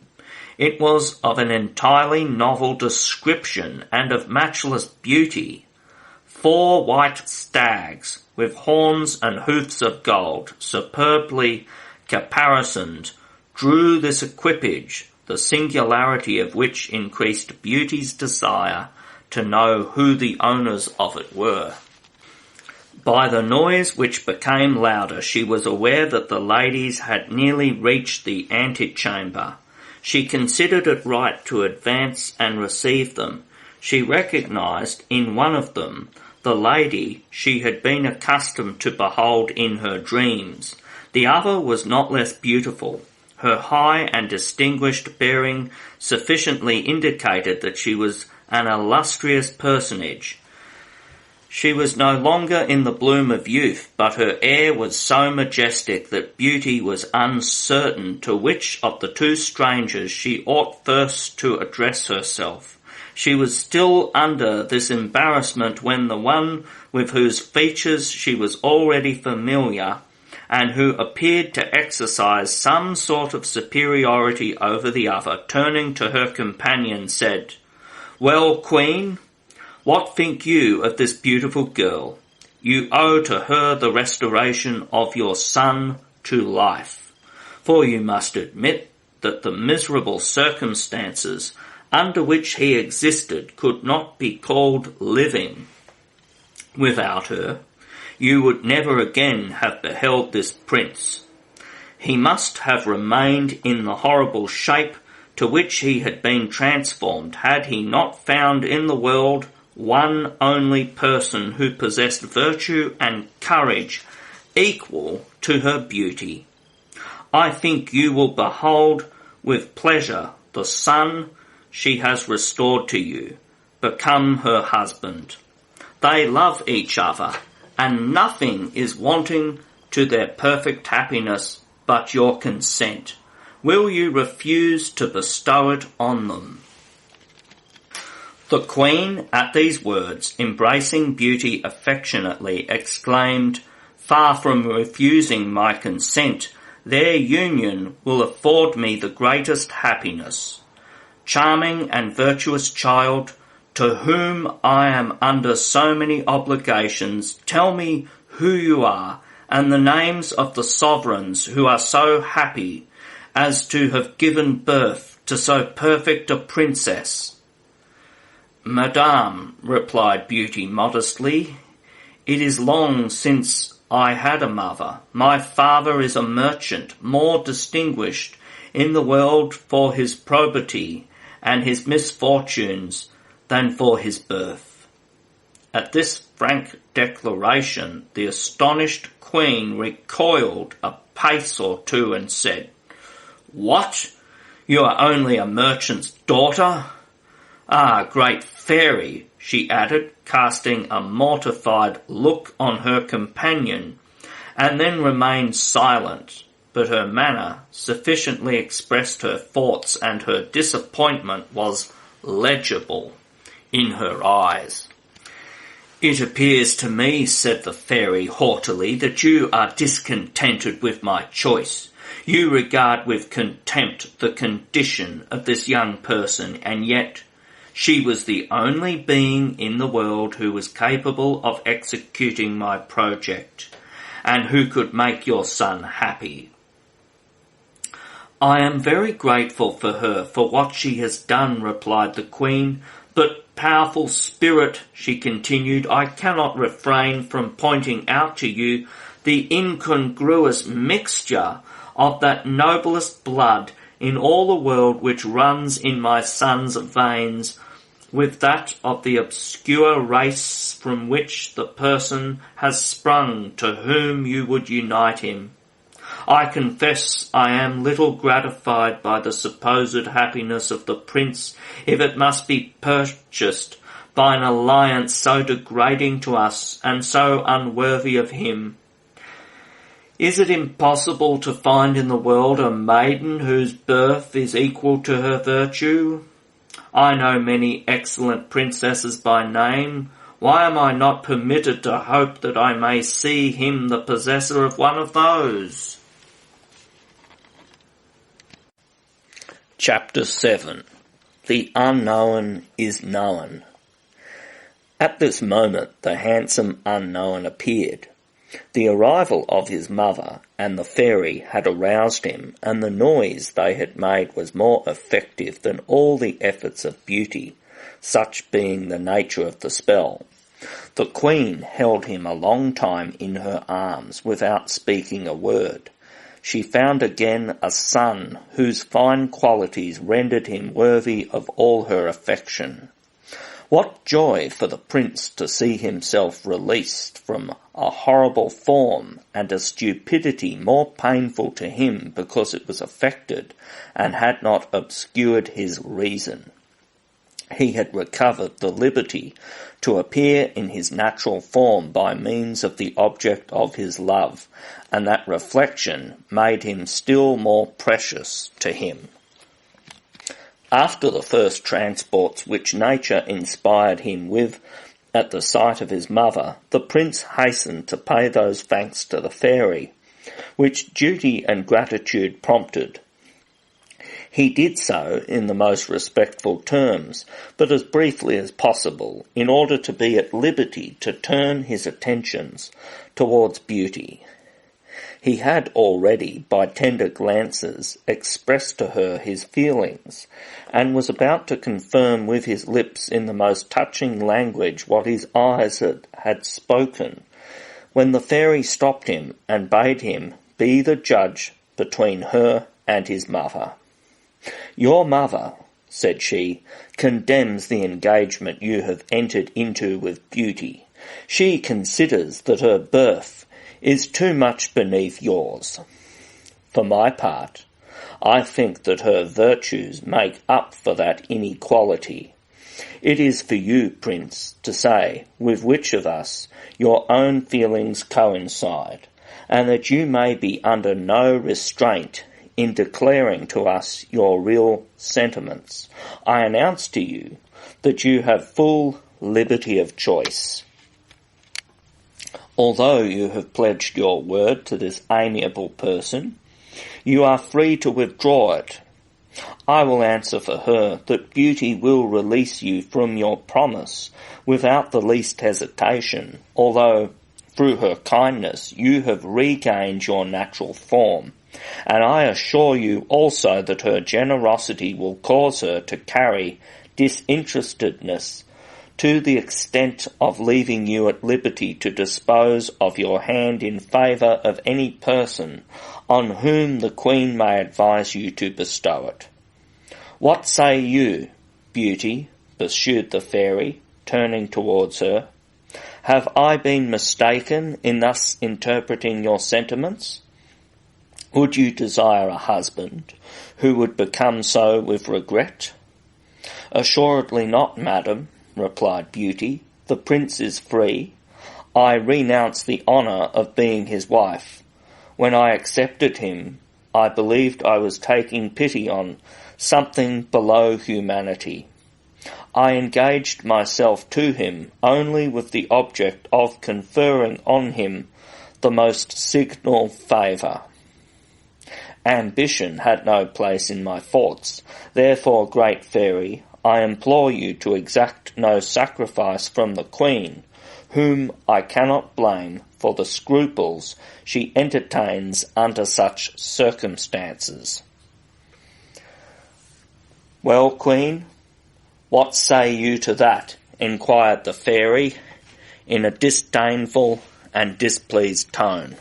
"Do you consider that princesses who are so by the caprice of fortune better deserve the high rank in which it has placed them than this young maiden? For my part, I think she should not be prejudiced by an origin from which she has elevated herself by her conduct." The Queen replied with some embarrassment, "Beauty is incomparable. Her merit is infinite. Nothing can surpass it. But, madam, can we not find some other mode of rewarding her? Is it not to be effected without sacrificing to her the hand of my son?" Then turning to Beauty, she continued, "Yes, I owe you more than I can pay. I put therefore no limit to your desires. Ask boldly, I will grant you everything with that sole exception. But the difference will not be great to you. Choose a husband from amongst the nobles of my court, however high in rank.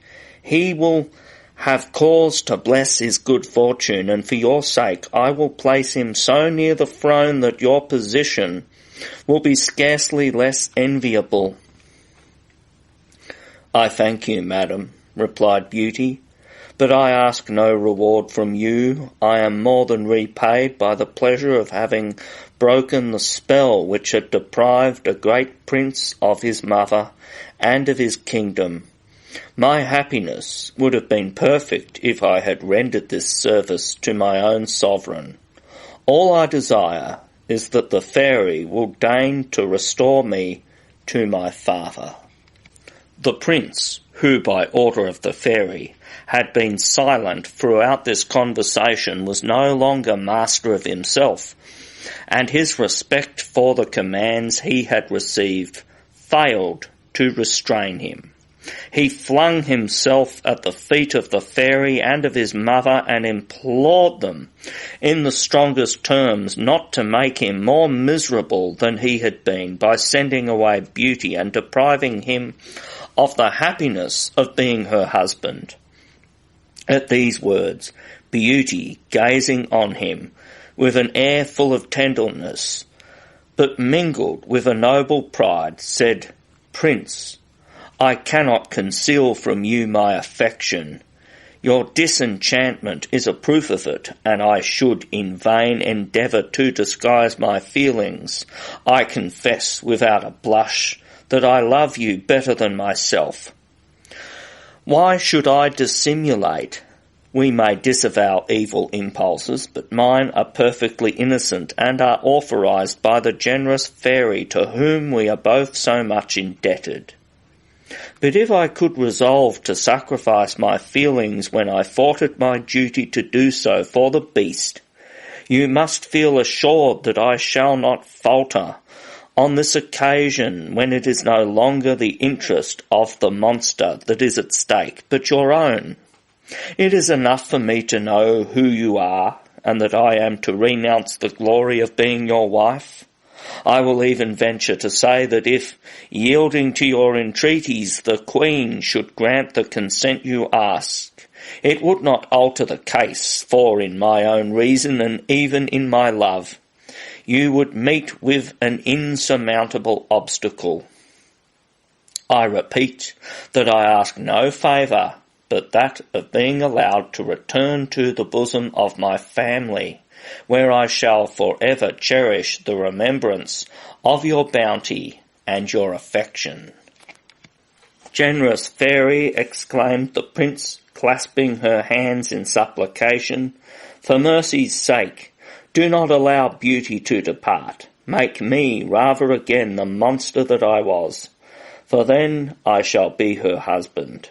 She pledged her word to the beast, and I prefer that happiness to all those she has restored me to, if I must purchase them so dearly." The fairy made no answer, but she looked steadily at the Queen, who was moved by so much true affection, but whose pride remained unshaken. The despair of her son affected her, yet she could not forget that Beauty was the daughter of a merchant, and nothing more. She, notwithstanding, feared the anger of the fairy, whose manner and silence sufficiently evinced her indignation. Her confusion was extreme. Not having power to utter a word, she feared to see a fatal termination to a conference which had offered the protecting spirit. No one spoke for some minutes, but the fairy at length broke the silence, and casting an affectionate look upon the lovers, she said to them, "I find you worthy of each other. It would be a crime to part two such excellent persons. You shall not be separated, I promise you, and I have sufficient power to fulfil my promise." The Queen shuddered at these words and would have made some remonstrance, but the fairy anticipated her by saying, "For you, Queen, the little value you have set upon virtue, unadorned by the vain titles which alone you respect, would justify me in heaping on you the bitterest reproaches. But I excuse your fault arising from pride of birth, and I would take no other vengeance beyond doing this little violence to your prejudices, and for which you will not be long without thanking me." Beauty at these words embraced the knees of the fairy, and exclaimed, "Ah, do not expose me to the misery of being told all my life that I am unworthy of the rank to which your bounty would elevate me. Reflect that this prince, who now believes that his happiness consists in the possession of my hand, may very shortly perhaps be of the same opinion as the queen." "No, no, Beauty, fear nothing," rejoined the fairy. "The evils you anticipate cannot come to pass. I know a sure way of protecting you from them, and should the prince be capable of despising you after marriage, he must seek some other reason than the inequality of your condition. Your birth is not inferior to his own. No, the advantage is even considerably on your side. For the truth is," said she sternly to the queen, "that you behold your niece.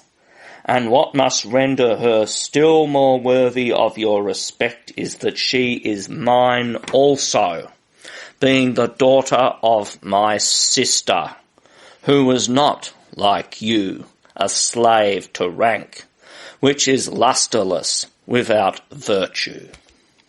That fairy, knowing how to estimate true worth, did your brother, the king of the happy island, the honour to marry him.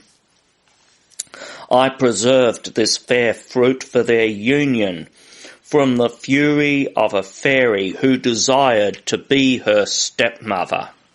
From the moment of her birth, I destined her to be the wife of your son.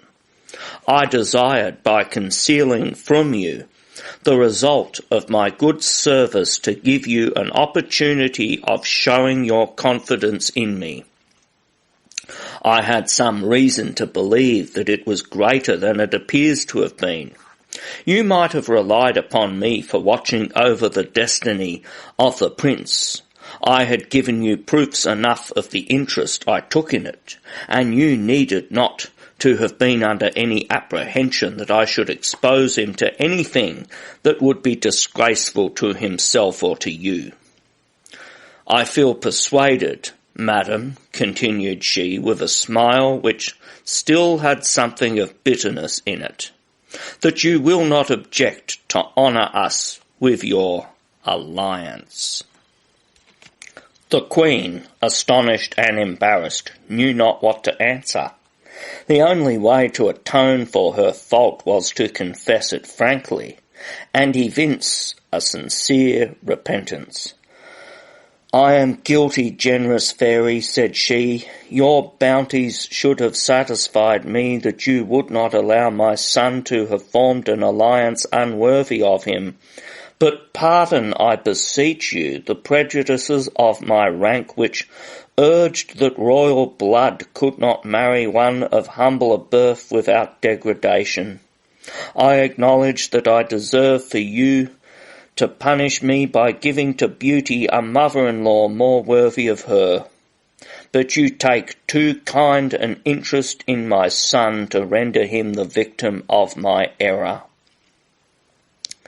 As to you, dear Beauty," she continued, embracing her tenderly, "you must not resent my resistance. It was caused by my desire to marry my son to my niece, whom the fairy had often assured me was living, notwithstanding all appearances to the contrary. She had drawn so charming a portrait of her that without knowing you, I loved you dearly enough to risk offending the fairy in order to preserve to you the throne and the heart of my son." So saying, she recommenced her caresses, which Beauty received with respect. The prince, on his part, enraptured at this agreeable intelligence, and expressed his delight in looks alone. "Behold, us all satisfied," said the fairy, "and now to terminate this happy adventure we only need the consent of the royal father of the princess, but we shall shortly see him here."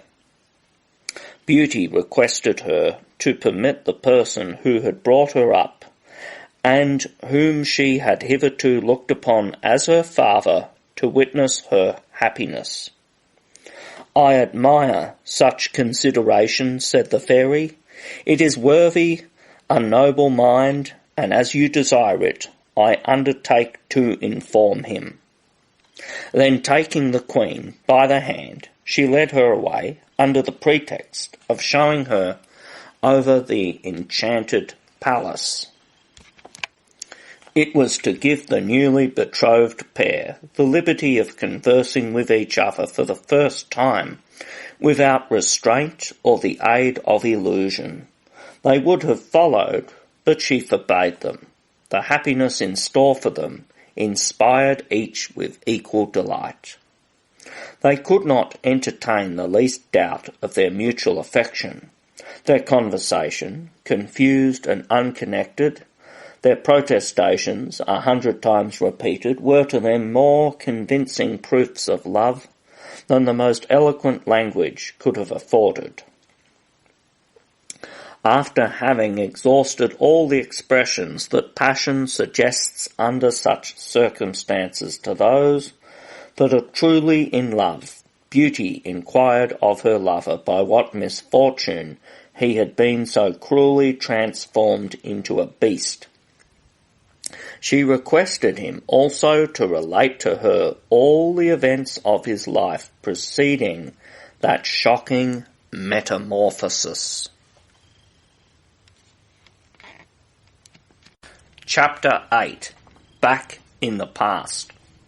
The prince, whose recovery of his natural form had not lessened his anxiety to obey her without more ado, commenced his narrative in the following words. "The king, my father, died before I was born. The queen would never have been consoled for his loss if her interest for the child she bore had not struggled with her sorrow. My birth caused her extreme delight. The sweet task of rearing the fruit of the affection of so dearly beloved a husband was destined to dissipate her affection. The care of my education and the fear of losing me occupied her entirely. She was assisted in her object by a fairy of her acquaintance who showed the greatest anxiety to preserve me from all kinds of accidents. The queen felt greatly obliged to her, but she was not pleased when the fairy asked her to place me entirely in her hands. The fairy had not the best of reputations. She was said to be capricious in her favours. People feared more than they loved her, and even had my mother been perfectly convinced of the goodness of her nature, she could not have resolved to lose sight of me. By the advice, however, of prudent persons, and for fear of suffering from the fatal effects of the resentment of this vindictive fairy, she did not flatly refuse her. If voluntarily confided to her care, there was no reason to suppose she would do me any injury. Experience had proved that she took pleasure in hurting those only by whom she considered herself offended. The queen admitted this, and was only reluctant to forego the pleasure of gazing on me continually with a mother's eyes, which enabled her to discover charms in me I owed solely to her partiality. She was still irresolute as to the course she should adopt, when a powerful neighbour imagined it would be an easy matter for him to seize upon the dominions of an infant governed by a woman. He invaded my kingdom with a formidable army. The queen heartily raised one to oppose him, and with a courage beyond that of her sex, placed herself at the head of her troops and marched to defend our frontiers. It was then that, being compelled to leave me, she could not avoid confiding to the fairy the care of my education. I was placed in her hands after she had sworn by all she held most sacred that she would, without the least hesitation, bring me back to the court as soon as the war was over, which my mother calculated would not last more than a year at the utmost. Notwithstanding, however, all the advantages she gained over the enemy, she found it impossible to return to the capital as soon as she expected. To profit by her victory, after having driven the foe out of our dominions, she pursued him in his own. She took entire provinces, gained battle after battle, and finally reduced the vanquished to sue for a degrading peace, when he obtained only on the hardest conditions.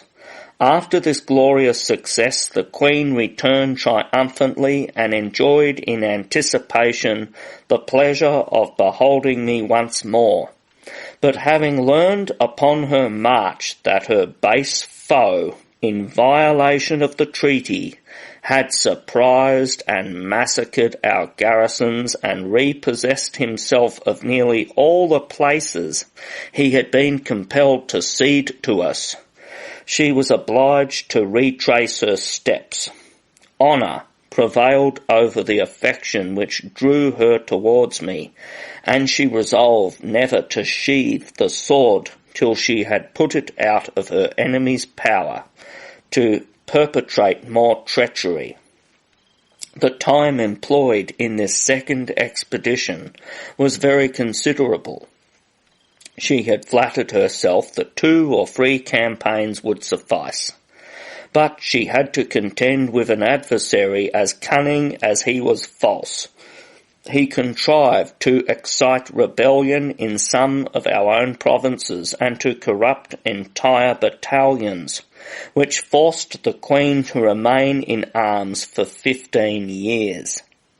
She never thought of sending for me. She was always flattering herself that each month would be the last she would be absent, and that she was on the point of seeing me again. In the meanwhile, the fairy, in accordance with her promise, had paid every attention to my education. From the day she had taken me out of my kingdom, she had never left me, nor ceased to give me proof of the interest she felt in all that concerned my health and amusement. I evinced by my respect for her how sensible I was of her kindness. I showed her the same deference, the same attention that I should have shown to my mother, and gratitude inspired me with as much affection for her. For some time she appeared satisfied with my behaviour, but one day, without imparting to me the motive, she set out on a journey from which she did not return for some years, and when she did return, struck with the effect of her care of me, she conceived for me an affection differing from that of a mother. She had previously permitted me to call her by that name, but now she forbade me.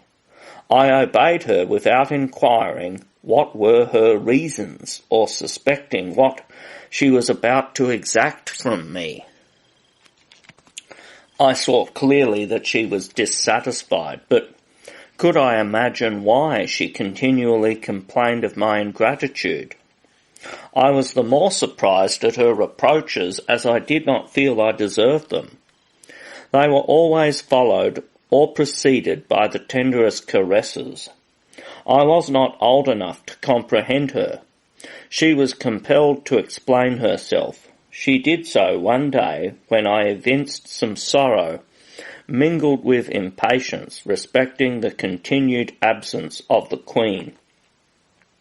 She reproached me for this, and on my assuring her that my affection for my mother in no way interfered with that I owed to herself, she replied that she was not jealous, although she had done so much for me, and had resolved to do still more, but that to enable her to carry out her designs in my favour with greater freedom, it was requisite, she added, that I should marry her, that she did not desire to be loved by me as a mother, but as an admirer, that she had no doubt of my gratitude to her for making this proposal, or of the great joy with which I should accept it, and that, consequently, I had only to abandon myself to the delight with which the certainty of becoming the husband of a powerful fairy who could protect me from all clangers, assure me an existence full of happiness, and cover me with glory, must naturally awaken. I was sadly embarrassed by this proposition.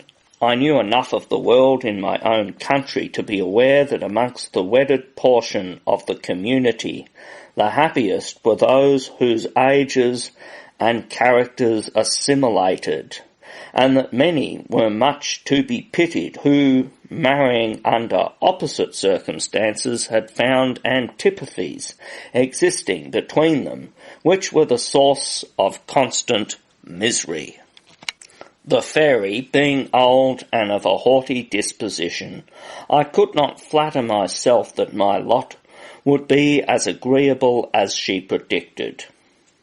I was far from entertaining for her such feelings as one should for the woman with whom we intend to pass our days, and besides, I was not inclined to enter into any such engagement at so early an age. My only desire was to see the Queen again, and to signalise myself at the head of her forces. I sighed for liberty. That was the sole boon that would have gratified me, and the only one the fairy would not grant. I had often implored her to allow me to share the perils to which I knew the Queen exposed herself for the protection of my interests, but my prayers had hitherto been fruitless. Pressed to reply to the astounding declaration she had made to me, I, in some confusion, recalled to her that she had often told me that I had no right to dispose of my hand without the commands of my mother, and in her absence. That is exactly my opinion, she replied. I do not wish you to do otherwise. I am satisfied that you should refer the matter to the Queen. I have already informed you, beautiful princess, that I had been unable to obtain from the fairy permission to seek the Queen my mother. The desire she now had to receive her sanction, which she never doubted she should obtain, obliged her to grant, even without my asking, that which she had always denied me. But it was on the condition, by no means agreeable to me, that she should accompany me.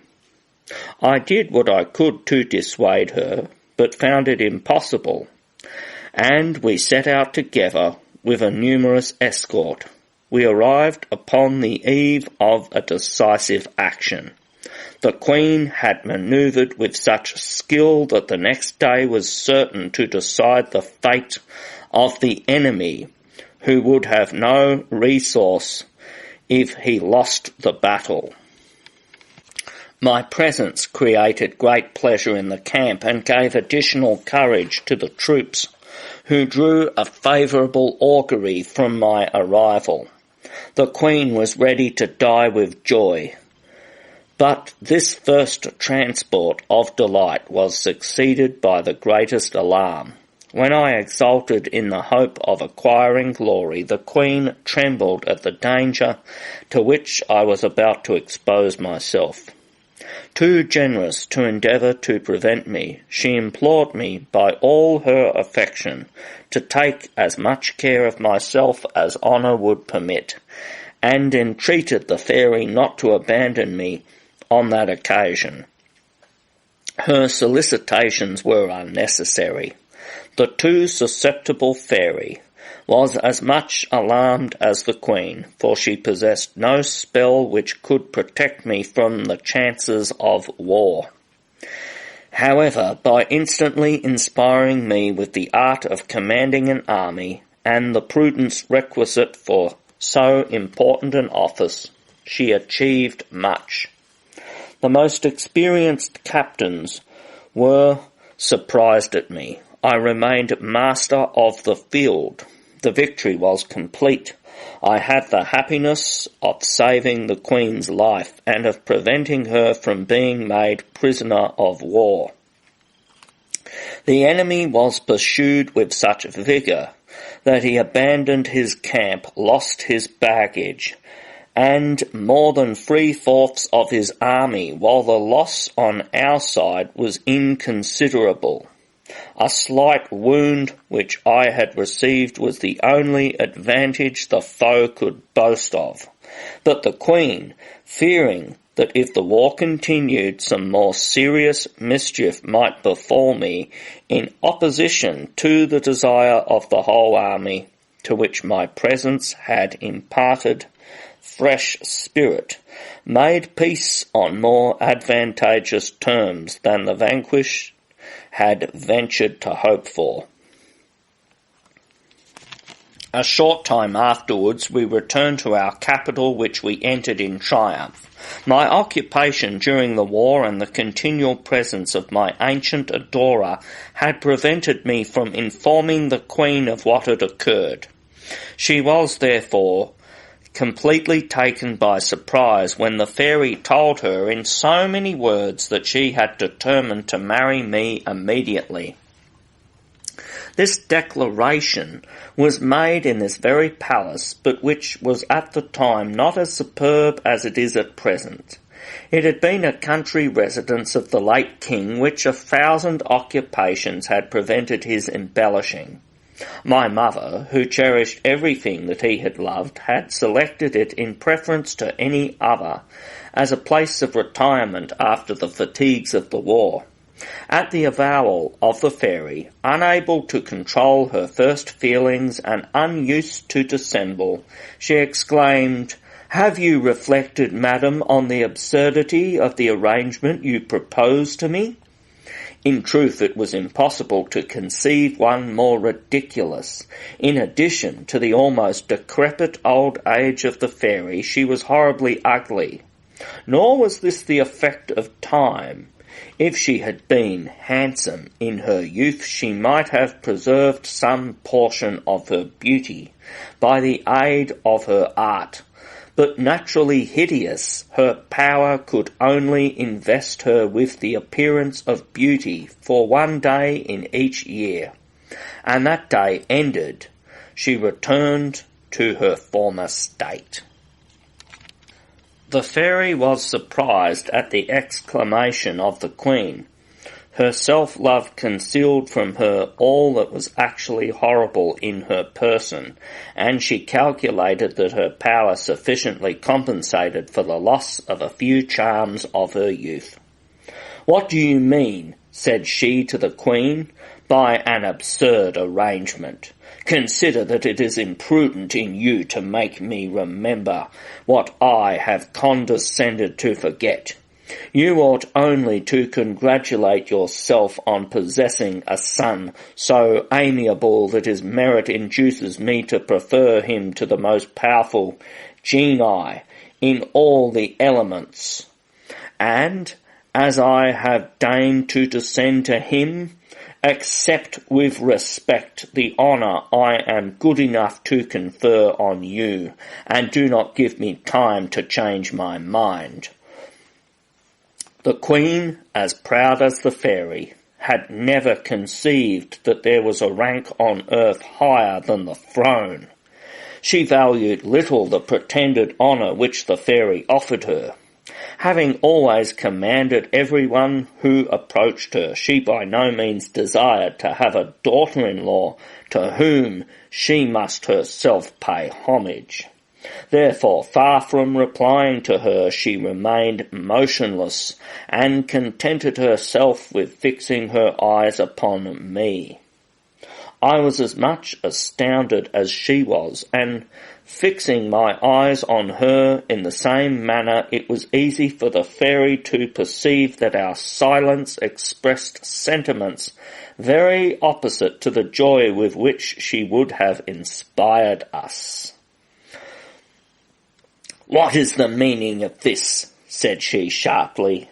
"How comes it that mother and son are both silent? Has this agreeable surprise deprived you of the power of speech? Or are you blind and rash enough to reject my offer?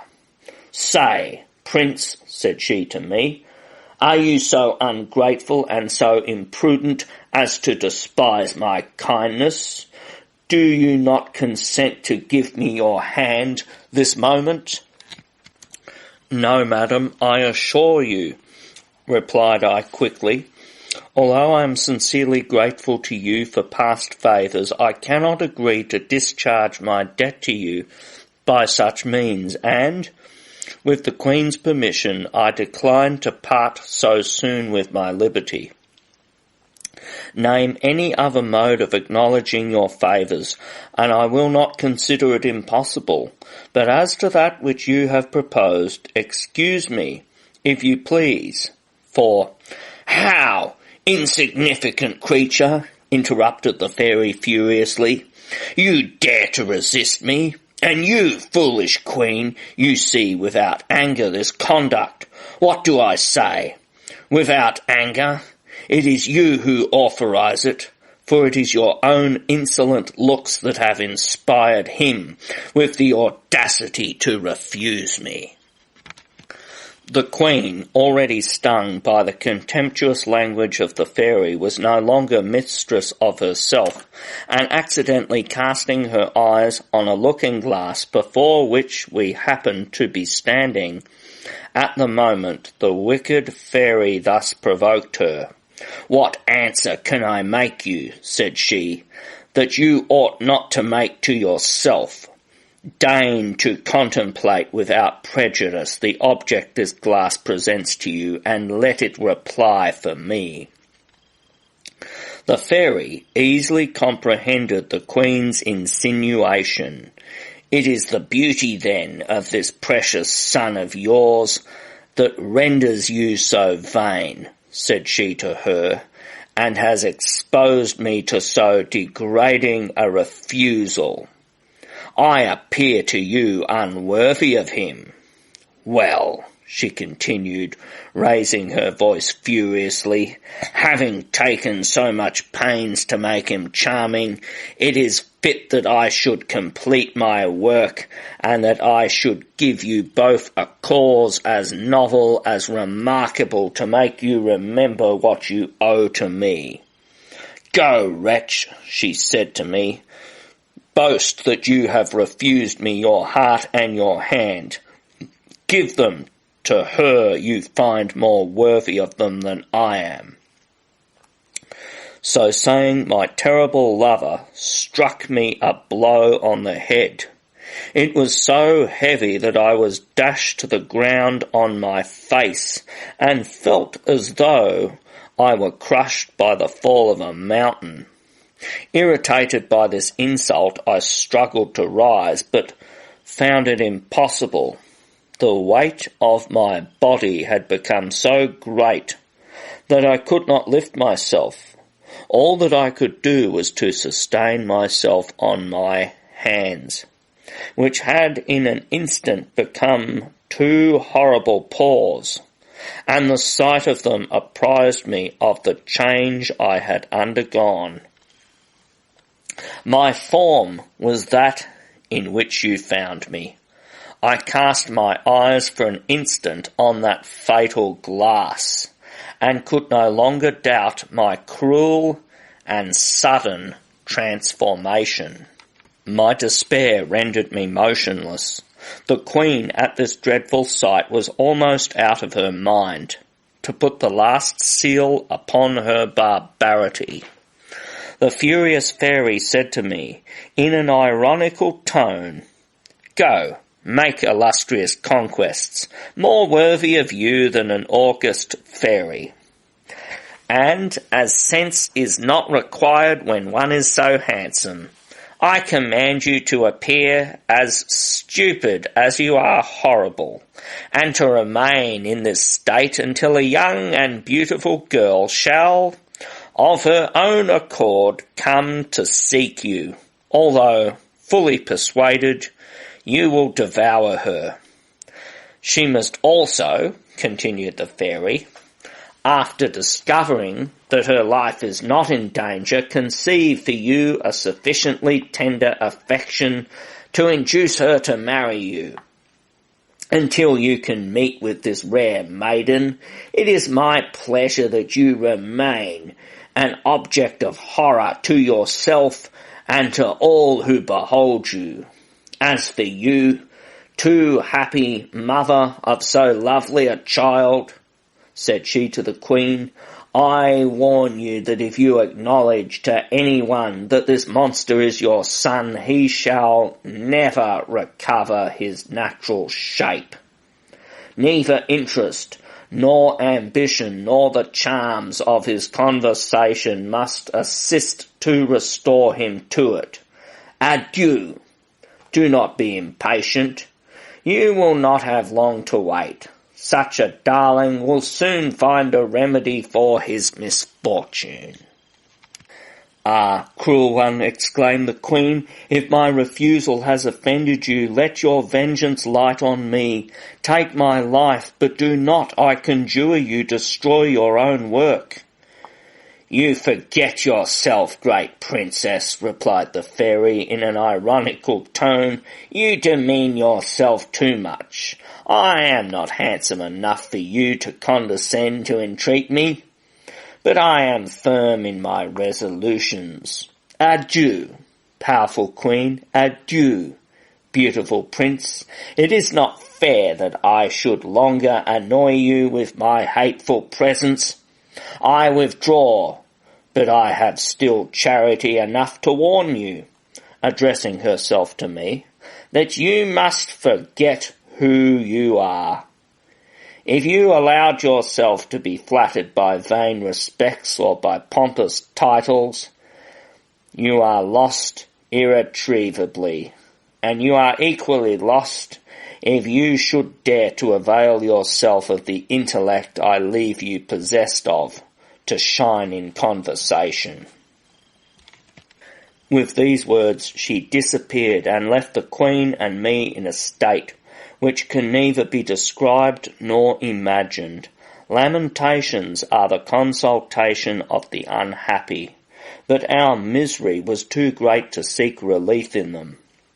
My mother determined to stab herself, and I to fling myself in the adjacent canal.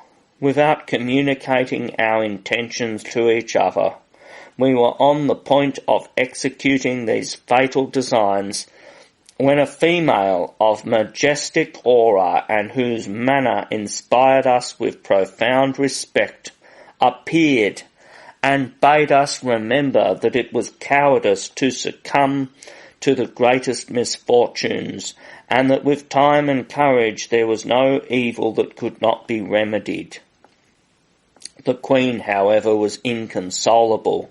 Tears streamed from her eyes, and not knowing how to inform her subjects that their sovereign was transformed into a horrible monster, she abandoned herself to the most fearful despair. The fairy, for she was one and the same whom you have seen here, knowing both her misery and her embarrassment, recalled to her the indispensable obligation she was under to conceal from her people this dreadful adventure, and that in lieu of yielding to despair, it would be better to seek some remedy for the mischief. "Is there one to be found," exclaimed the Queen, "which is powerful enough to prevent the fulfilment of a fairy's sentence?"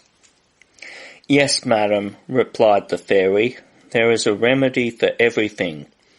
I am a fairy, as well as she whose fury you have just felt the effects of, and my power is equal to hers.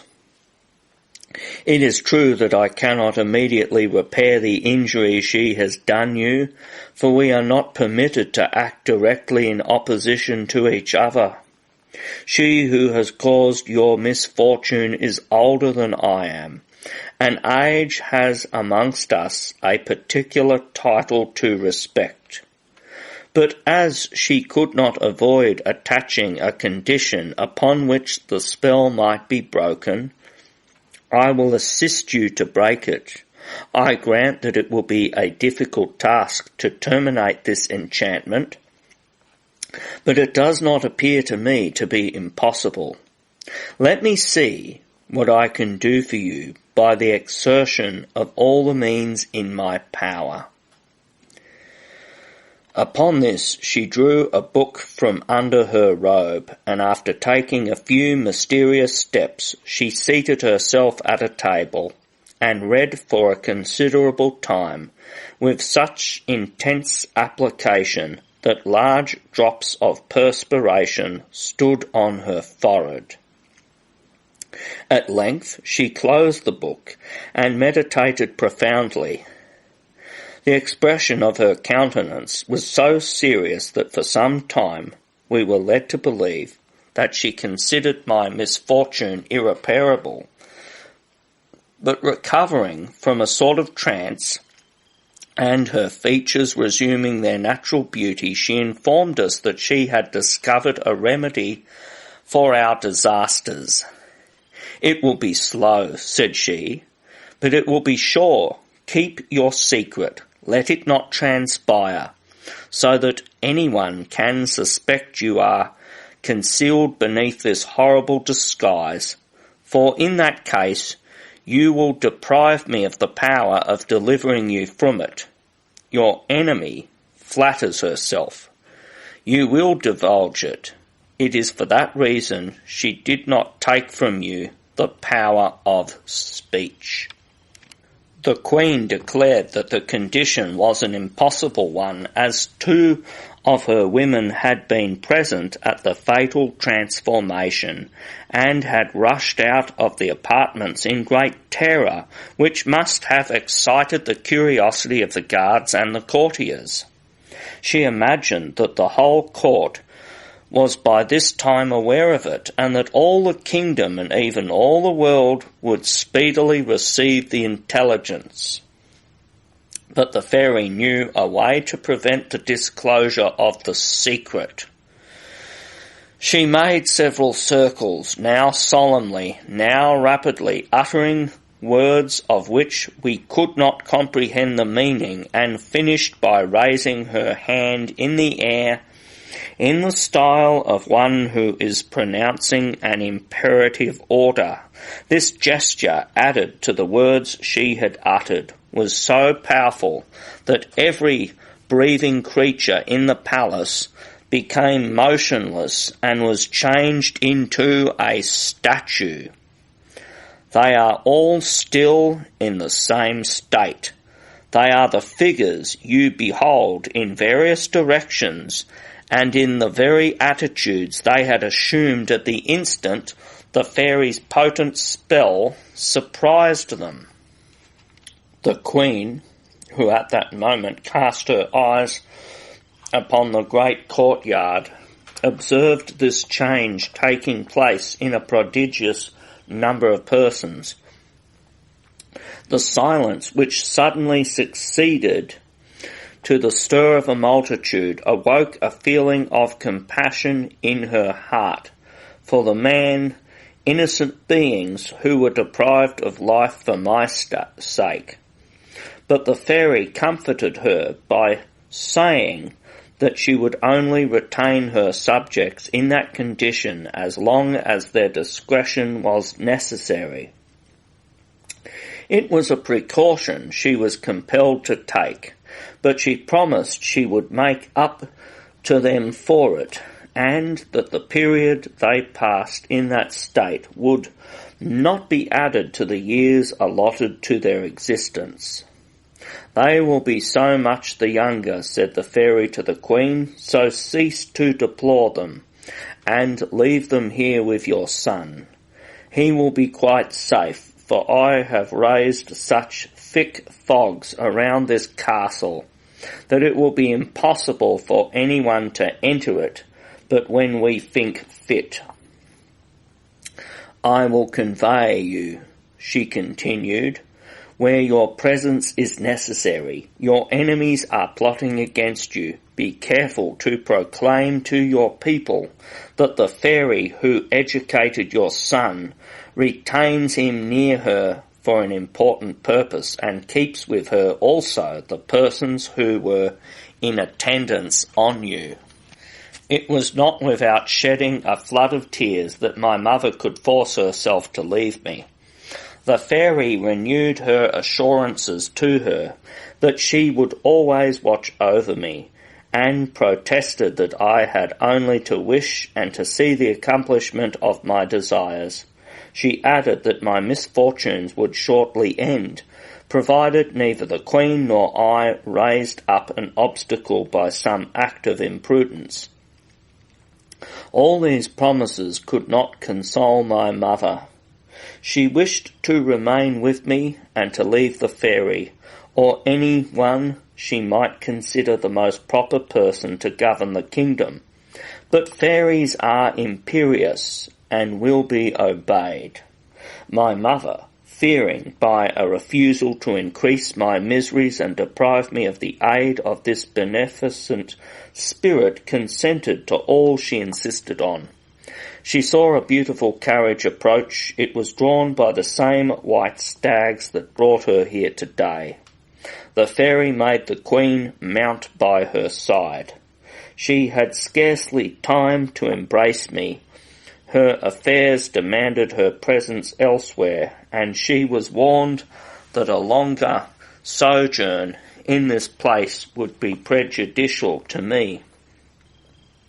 She was transported with extraordinary velocity to the spot where her army was encamped. They were not surprised to see her arrive with this equipage. Everybody believed her to be accompanied by the old fairy, for the one who was with her kept herself unseen, and departed again immediately to return to this place, which in an instant she embellished with everything that her imagination could suggest and her art supply. This good-natured fairy permitted me also to add whatever I fancied would please me, and after having done for me all she could, she left me with exhortations to take courage, and promising to come occasionally and impart to me such hopes as she might entertain of a favourable issue to my adventure. I seemed to be alone in the palace. I was only so to sight. I was served as if I were in the midst of my courtiers, and my occupations were nearly the same as those which were afterwards yours. I read, I went to the play, I cultivated a garden which I had made to amuse me, and found something agreeable in everything I undertook. What I planted arrived at perfection in the same day. It took no more time to produce the bower of roses to which I am indebted for the happiness of beholding you here. My benefactress came very often to see me. Her presence and her promises alleviated my distresses. Through her, the Queen received news of me, and I news of the Queen. One day I saw the fairy arrive with joy sparkling in her eyes. "Dear Prince," she said to me, "the moment of your happiness approaches." She then informed me that he whom you believed to be your father had passed a very uncomfortable night in the forest. She related to me in a few words the adventure which had caused him to undertake the journey, without revealing to me your real parentage. She apprised me that the worthy man was compelled to seek an asylum from the misery he had endured during 24 hours. I go, said she, to give orders for his reception. It must be an agreeable one. He has a charming daughter. I propose that she shall release you. I have examined the conditions which my cruel companion has attached to your disenchantment. It is fortunate that she did not ordain that your deliverer should come hither out of love for you. On the contrary, she insisted that the young maiden should expect no less than death and yet expose herself to it voluntarily. I have thought of a scheme to oblige her to take that step. It is to make her believe the life of her father is in danger, and that she has no other means of saving him. I know that in order to spare her father any expense on her account, she has asked him only to bring her a rose, while her sisters have overwhelmed him with extravagant commissions. He will naturally avail himself of the first favourable opportunity. Hide yourself in this arbour, and seizing him the instant he attempts to gather your roses, threaten him that death will be the punishment of his audacity. Unless he give you one of his daughters, or rather, unless she sacrifice herself according to the decree of our enemy.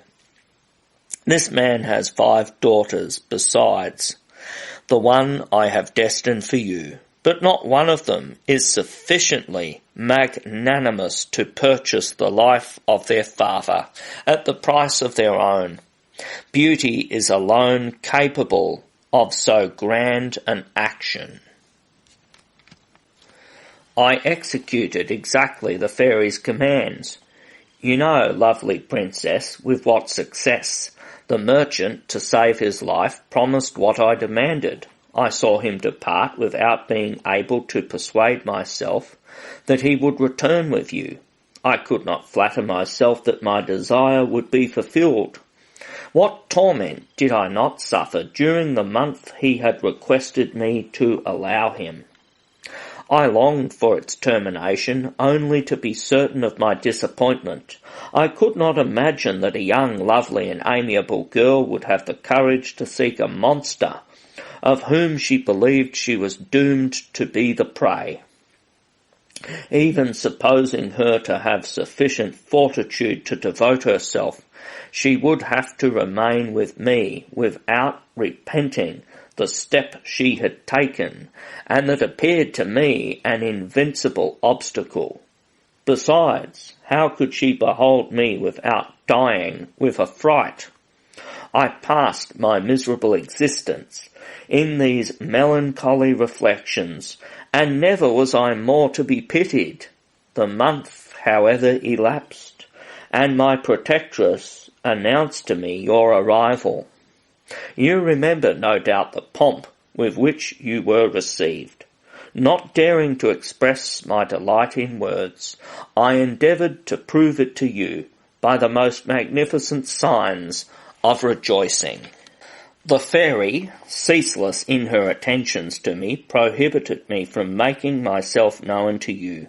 Whatever terror I might inspire you with, or whatever kindness you might show me, I was not permitted to seek to please you, nor to express any love for you, nor to discover to you in any way who I was.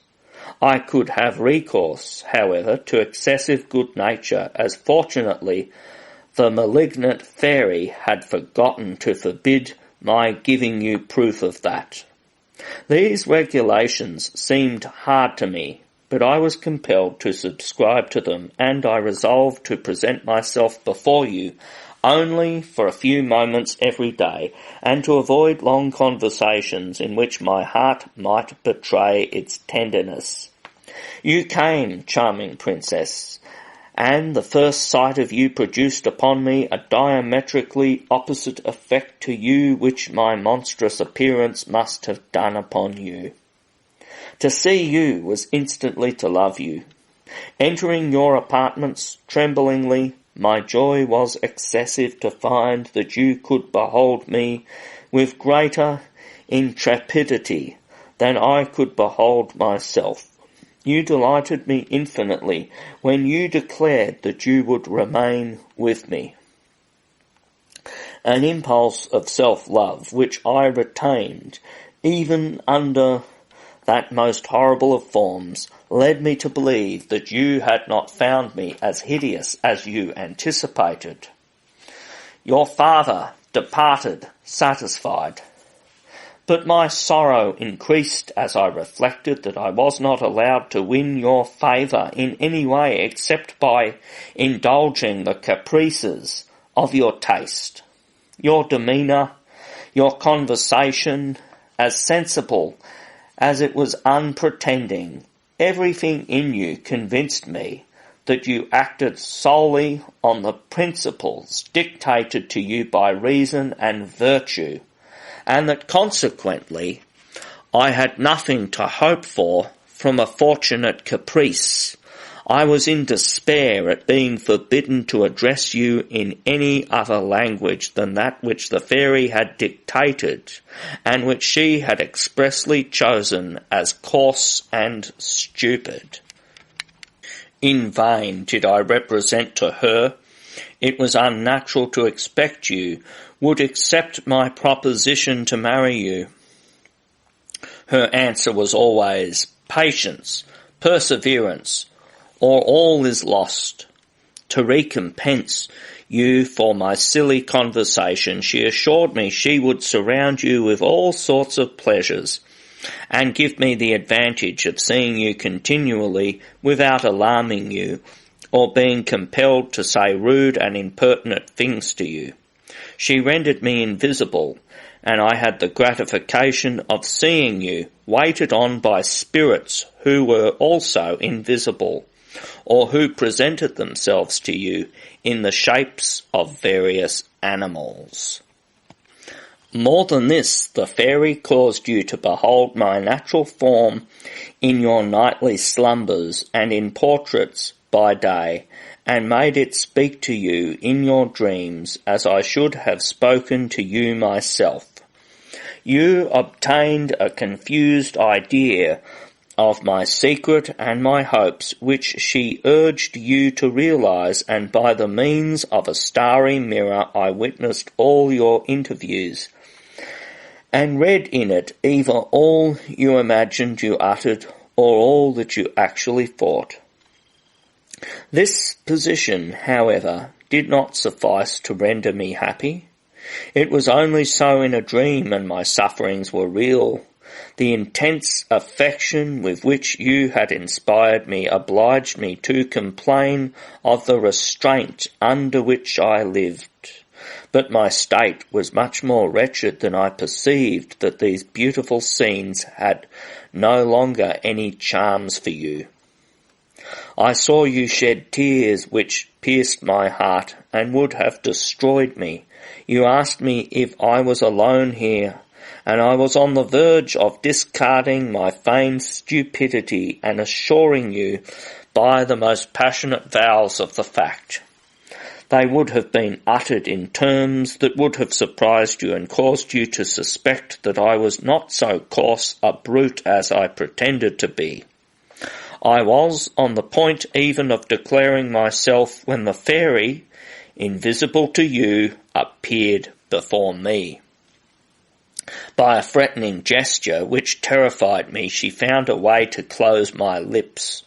Oh, heavens! By what means did she impose silence upon me?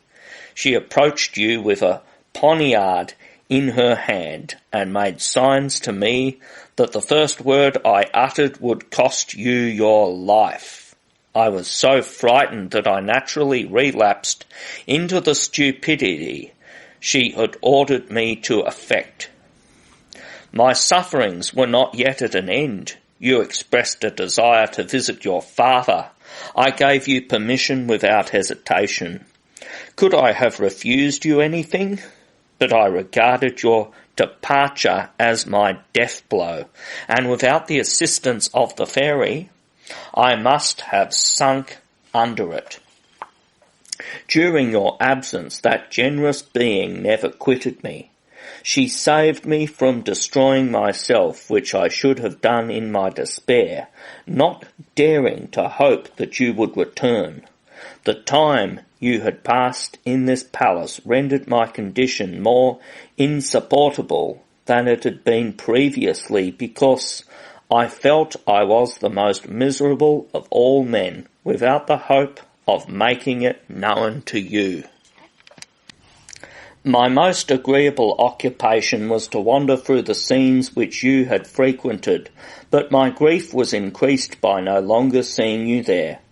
The evenings and hours when I used to have the pleasure of conversing with you for a moment redoubled my afflictions and were still more painful to me. Those 2 months, the longest I had ever known, ended at last, and you did not return. It was then my misery reached its climax, and that the fairy's power was too weak to prevent my sinking under my despair. The precautions she took to prevent my attempting my life were useless. I had a sure way which eluded her power. It was to refrain from food. By the potency of her spells, she contrived to sustain me for some time. But having exhausted all her secrets, I grew weaker and weaker, and finally had but a few moments to breathe, when you arrived to snatch me from the tomb. Your precious tears, more efficacious than all the cordials of the disguised genii who attended on me, delayed my soul upon the point of flight.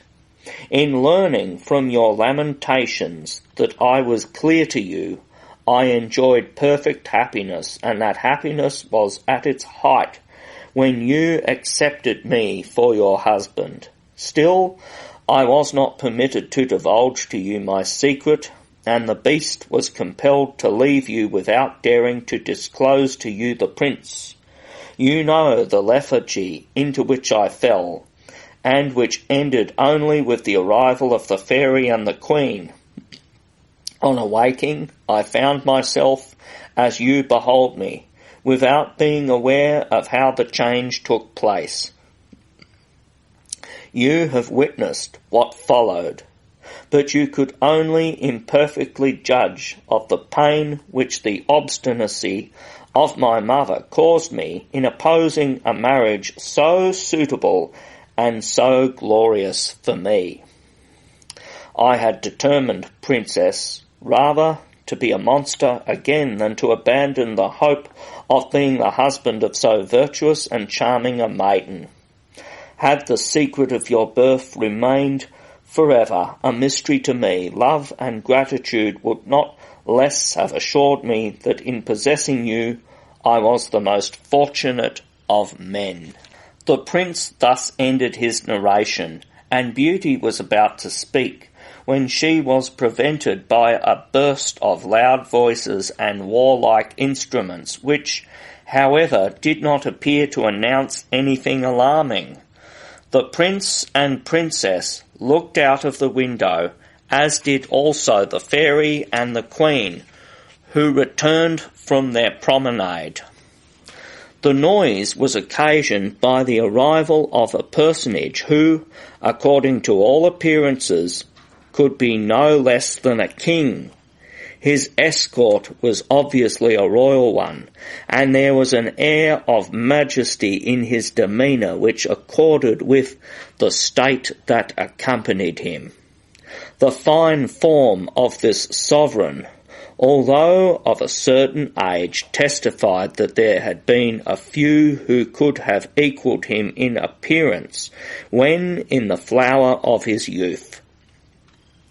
He was followed by 12 of his bodyguard, and some courtiers in hunting dresses, who appeared as much astonished as their master to find themselves in a castle till now quite unknown to them. He was received with the same honours that would have been paid to him in his own dominions, and all by invisible beings.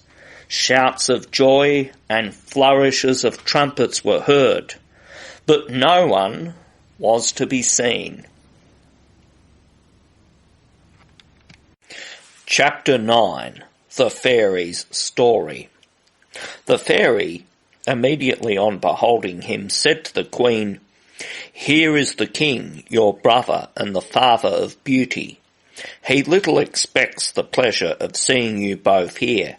He will be so much the more gratified, as you know he believes that his daughter has been long dead. He mourns her still, as he also does his wife, of whom he retains an affectionate remembrance." These words increased the impatience of the queen and the young princess to embrace this monarch. They reached the courtyard as he dismounted. He saw, but could not recognize them. Not doubting, however, that they were advancing to receive him, he was considering how and in what terms he should pay his compliments to them, when Beauty, flinging herself at his feet, embraced his knees and called him father. The king raised her and pressed her tenderly in his arms, without comprehending why she addressed him by that title.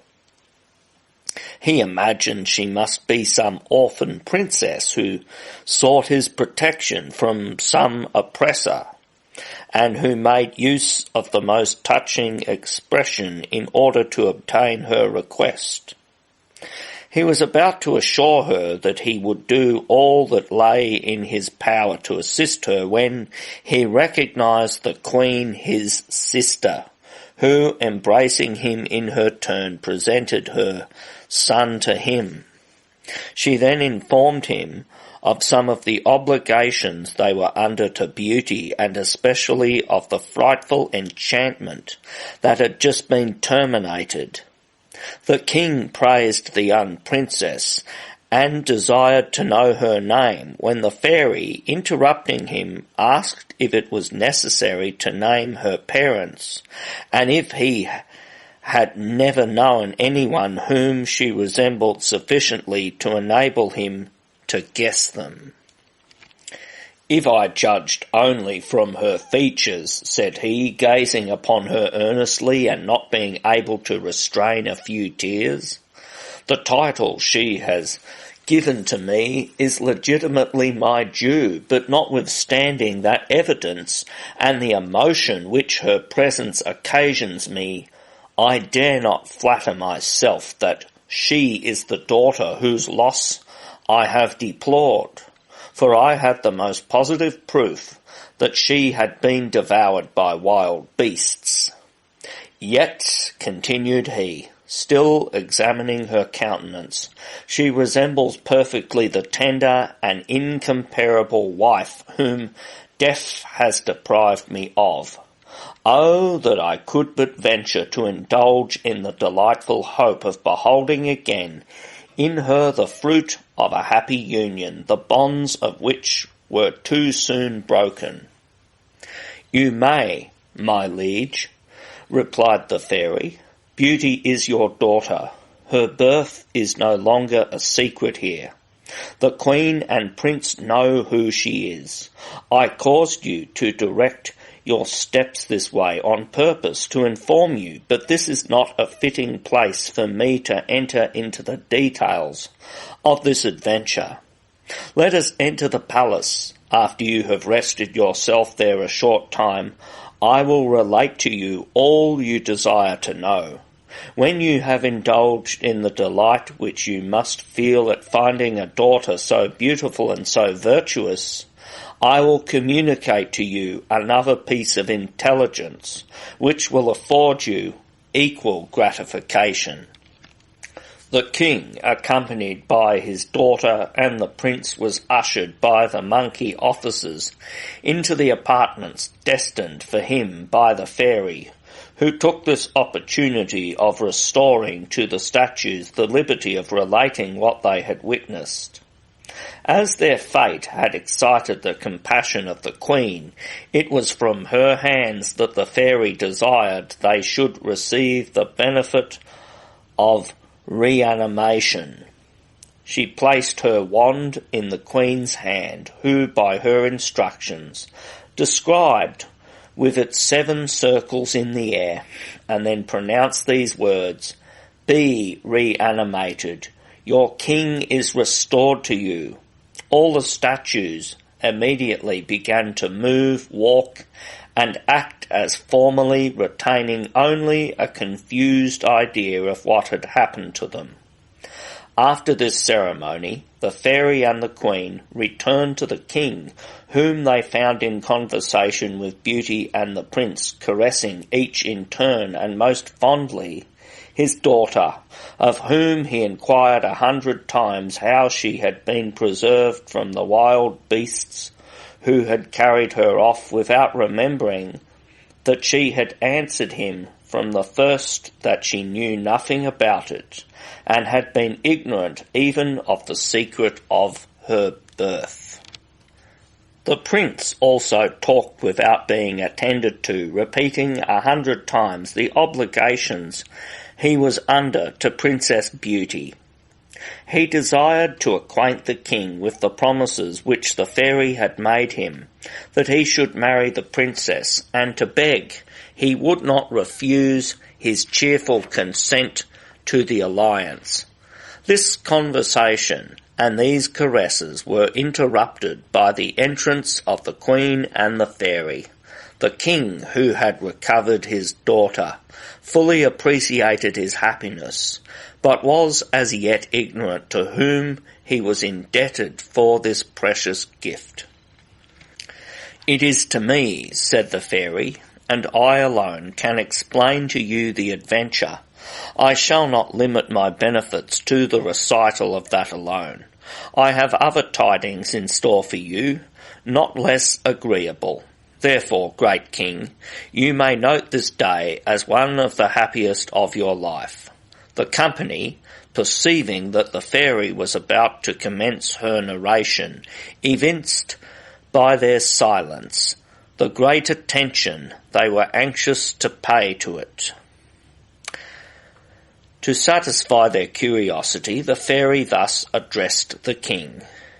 "Beauty, my liege, and perhaps the prince, are the only persons present who are not acquainted with the laws of the Fortunate Island.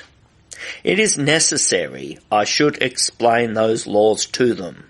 The inhabitants of that island, and even the king himself, are allowed perfect liberty to marry according to their inclinations, in order that there may be no obstacle whatever to their happiness. It was in virtue of this privilege that you, sire, selected for your wife a young shepherdess, whom you met one day when you were hunting. Her beauty and her good conduct were considered by you deserving of that honour. You raised her to the throne and placed her in a rank from which the lowliness of her birth seemed to have excluded her, but of which she was worthy by the nobleness of her character and the purity of her mind. You know that you had continual reasons to rejoice in the selection you had made. Her gentleness, her obliging disposition, and her affection for you equalled the charms of her person. But you did not long enjoy the happiness of beholding her. After she had made you the father of beauty, you were under the necessity of travelling to the frontiers of your kingdom to suppress some revolutionary demonstrations of which you had received intimation. During this period you lost your dear wife, an affliction which you felt the more sensibly, because in addition to the love with which her beauty had inspired you, you had the greatest respect for the many rare qualities that adorned her mind.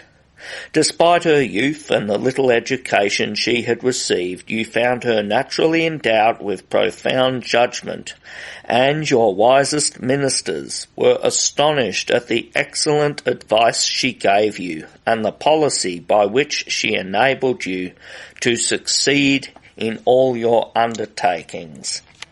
The king, who still brooded over his affliction, and to whose imagination the death of that dear wife was ever present, could not listen to this account without being sensibly affected.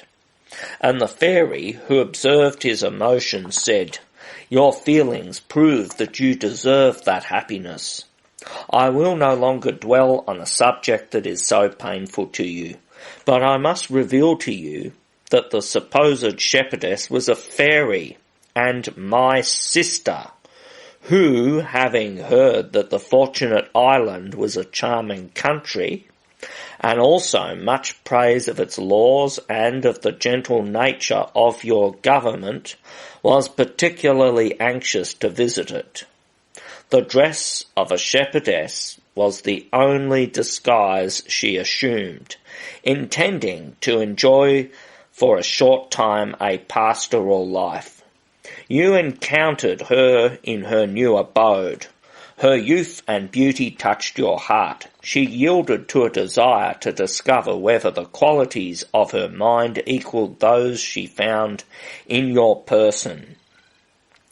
She trusted to her condition and power as a fairy which could place her at a wish beyond the reach of your assiduities, if they became too importunate, or if you should presume to take advantage of the humble position in which you found her.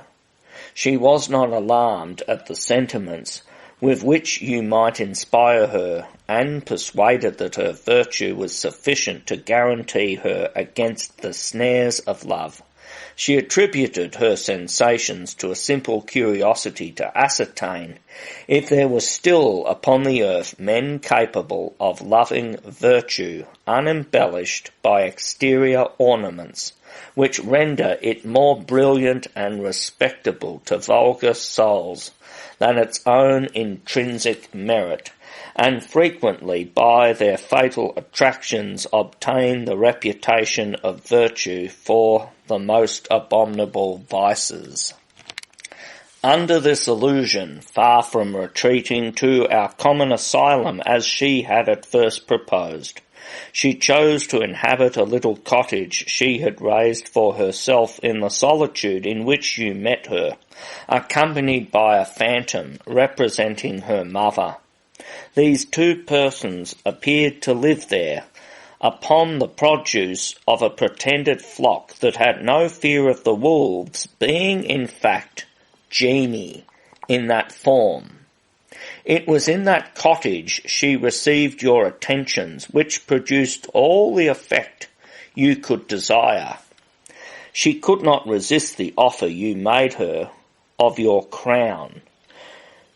You now know the extent of the obligations you were under to her at a time when you imagined she owed everything to you, and was satisfied to remain in that error.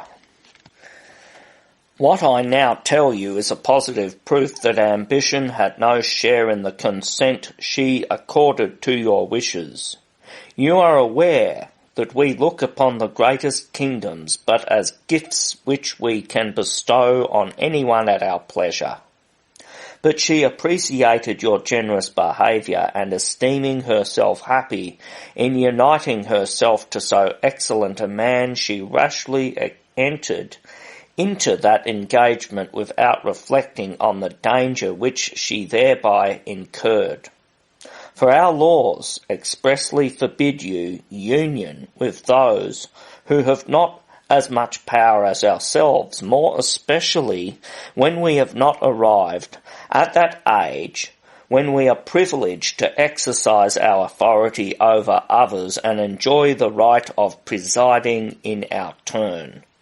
Previous to that time, we are subordinate to our elders, and that we may not abuse our power, we have only the liberty of disposing of our hands in favour of some spirit or sage whose knowledge is at least equal to our own. It is true that after that period we are free to form what alliance we please, but it is seldom that we avail ourselves of that right, and never without scandal to our order. Those who do are generally old fairies, who almost always pay dearly for their folly, for they marry young men who despise them, and, although they are not punished as criminals, they are sufficiently punished by the bad conduct of their husbands, on whom they are not permitted to avenge themselves. It is the only penalty imposed upon them. The disagreements which almost invariably follow the indiscretion they have committed takes from them the desire of revealing to those profane persons from whom they expected respect and attention the great secrets of art. My sister, however, was not placed in either of these positions. Endowed with every charm that could inspire affection, she was not of the required age, but she consulted only her love.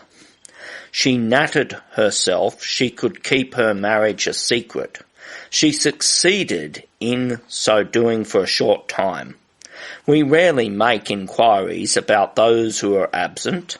Each is occupied with her own affairs, and we fly through the world, doing good or ill, according to our inclinations, without being obliged at our return to account for our actions, unless we have been guilty of some act which causes us to be talked about, or that some beneficent fairy, moved by the unjust persecution of some unfortunate mortal, lays a complaint against the offender. In short, there must arise some unforeseen event to occasion us to consult the general book, in which all we do is written at the same instant without the aid of hands. Saving these occasions, we have only to appear in the General Assembly 3 times in the year, and, as we travel very swiftly, the affair does not occupy more than a couple of hours. My sister was obliged to give light to the throne, such is our phrase for the performance of that duty. On such occasions she arranged for you a hunting party at some distance, or a journey of pleasure, and after your departure she feigned some indisposition to remain alone in her cabinet, or that she had letters to write, or that she wished to repose. Neither in the palace nor amongst us was there any suspicion of that which it was so much her interest to conceal. This mystery, however, was not one for me. The consequences were dangerous, and I warned her of them, but she loved you too much to repent the step she had taken. Desiring even to justify it in my eyes, she insisted that I should pay you a visit. Without flattering you, I confess that, if the sight of you did not compel me entirely to excuse her weakness, it at least diminished considerably my surprise at it, and increased the zeal with which I laboured to keep it a secret. Her dissimulation was successful for 2 years, but at length she betrayed herself. We are obliged to confer a certain number of favours on the world generally, and to return an account of them. When my sister gave in hers, it appeared that she had limited her excursions and her benefits to the confines of the Fortunate Island. Several of our ill-natured fairies blamed this conduct, and our queen, in consequence, demanded of her why she had restricted her benevolence to this small corner of the earth, when she could not be ignorant that a young fairy was bound to travel far and wide and manifest to the universe at large our pleasure and our power. As this was no new regulation, my sister could not murmur at the enforcement of it, nor find a pretext for objecting to obey it. She promised, therefore, to do so, but her impatience to see you again, the fear of her absence, being discovered at the palace, the impossibility of acting secretly on a throne, did not permit her to absent herself long enough and often enough to fulfil her promise, and at the next assembly she could hardly prove that she had been out of the Fortunate Island for a quarter of an hour. Our queen, greatly displeased with her, threatened to destroy that island and so prevent her continuing to violate our laws.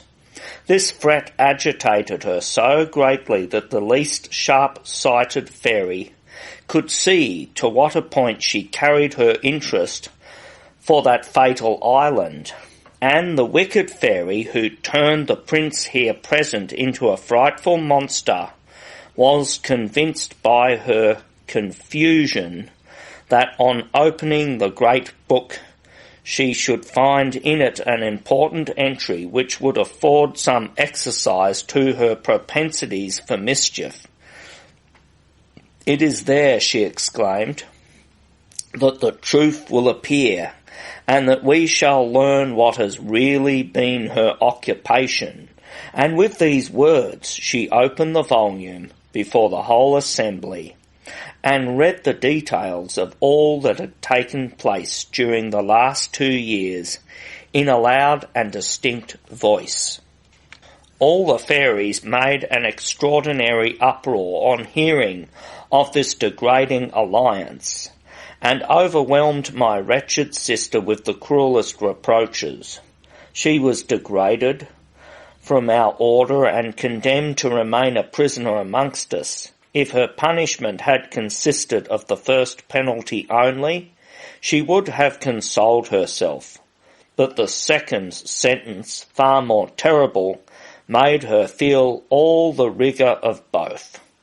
The loss of her dignity little affected her, but, loving you fondly, she begged with tears in her eyes that they would be satisfied with degrading her, and not deprive her of the pleasure of living as a simple mortal with her husband and her dear daughter. Her tears and supplications touched the hearts of the younger judges, and I felt from the murmur that arose that if the votes had been collected at that instant, she would certainly have escaped with a reprimand. But one of the eldest, who, from her extreme decrepitude, had obtained amongst us the name of the Mother of the Seasons, did not give the Queen time to speak, and admit that pity had touched her heart as well as the others. "There is no excuse for this crime," cried the detestable old creature in her cracked voice. "If it is permitted to go unpunished, we shall be daily exposed to similar insults. The honour of our order is absolutely involved in it. This miserable being attached to earth does not regret the loss of a rank which elevated her 100 degrees higher above monarchs than they are above their subjects. She tells us that her affections, her fears, and her wishes all turn upon her unworthy family. It is through them we must punish her. Let her husband deplore her. Let her daughter, the shameful fruit of her illegal marriage, become the bride of a monster, to expiate the folly of a mother who could allow herself to be captivated by the frail and contemptible beauty of a mortal. This cruel speech revived the severity of many who had been previously inclined to mercy. Those who committed to pity her being too few to offer any opposition, the sentence was approved of in its integrity, and our Queen herself, whose features had indicated a feeling of compassion, resuming their severity, confirmed the majority of votes in favour of the motion of the ill-natured old fairy. My sister, however, in her endeavours to obtain a revocation of this cruel decree, to propitiate her judges and to excuse her marriage, had drawn so charming a portrait of you, that it inflamed the heart of the fairy governess of the prince, she who had opened the great volume. But this dawning passion only served to increase the hatred which that wicked fairy already bore to your unfortunate wife. Unable to resist her desire to see you, she concealed her passion under the colour of a pretext that she was anxious to ascertain if you deserved that a fairy should make such a sacrifice for you as my sister had done. As she had obtained the sanction of the assembly to her guardianship of the prince, she could not have ventured to quit him for any length of time if the ingenuity of love had not inspired her with the idea of placing a protecting genius and two inferior and invisible fairies to watch over him in her absence. After taking this precaution, there was nothing to prevent her following her inclination, which speedily carried her to the fortunate island. In the meanwhile, the women and officers of the imprisoned queen, surprised that she did not come out of her private cabinet, became alarmed. The express orders she had given them not to disturb her induced them to pass the night without knocking at the door, but impatience at last taking place of all other considerations, they knocked loudly, and no one answering, they forced the doors under the impression that some accident had happened to her.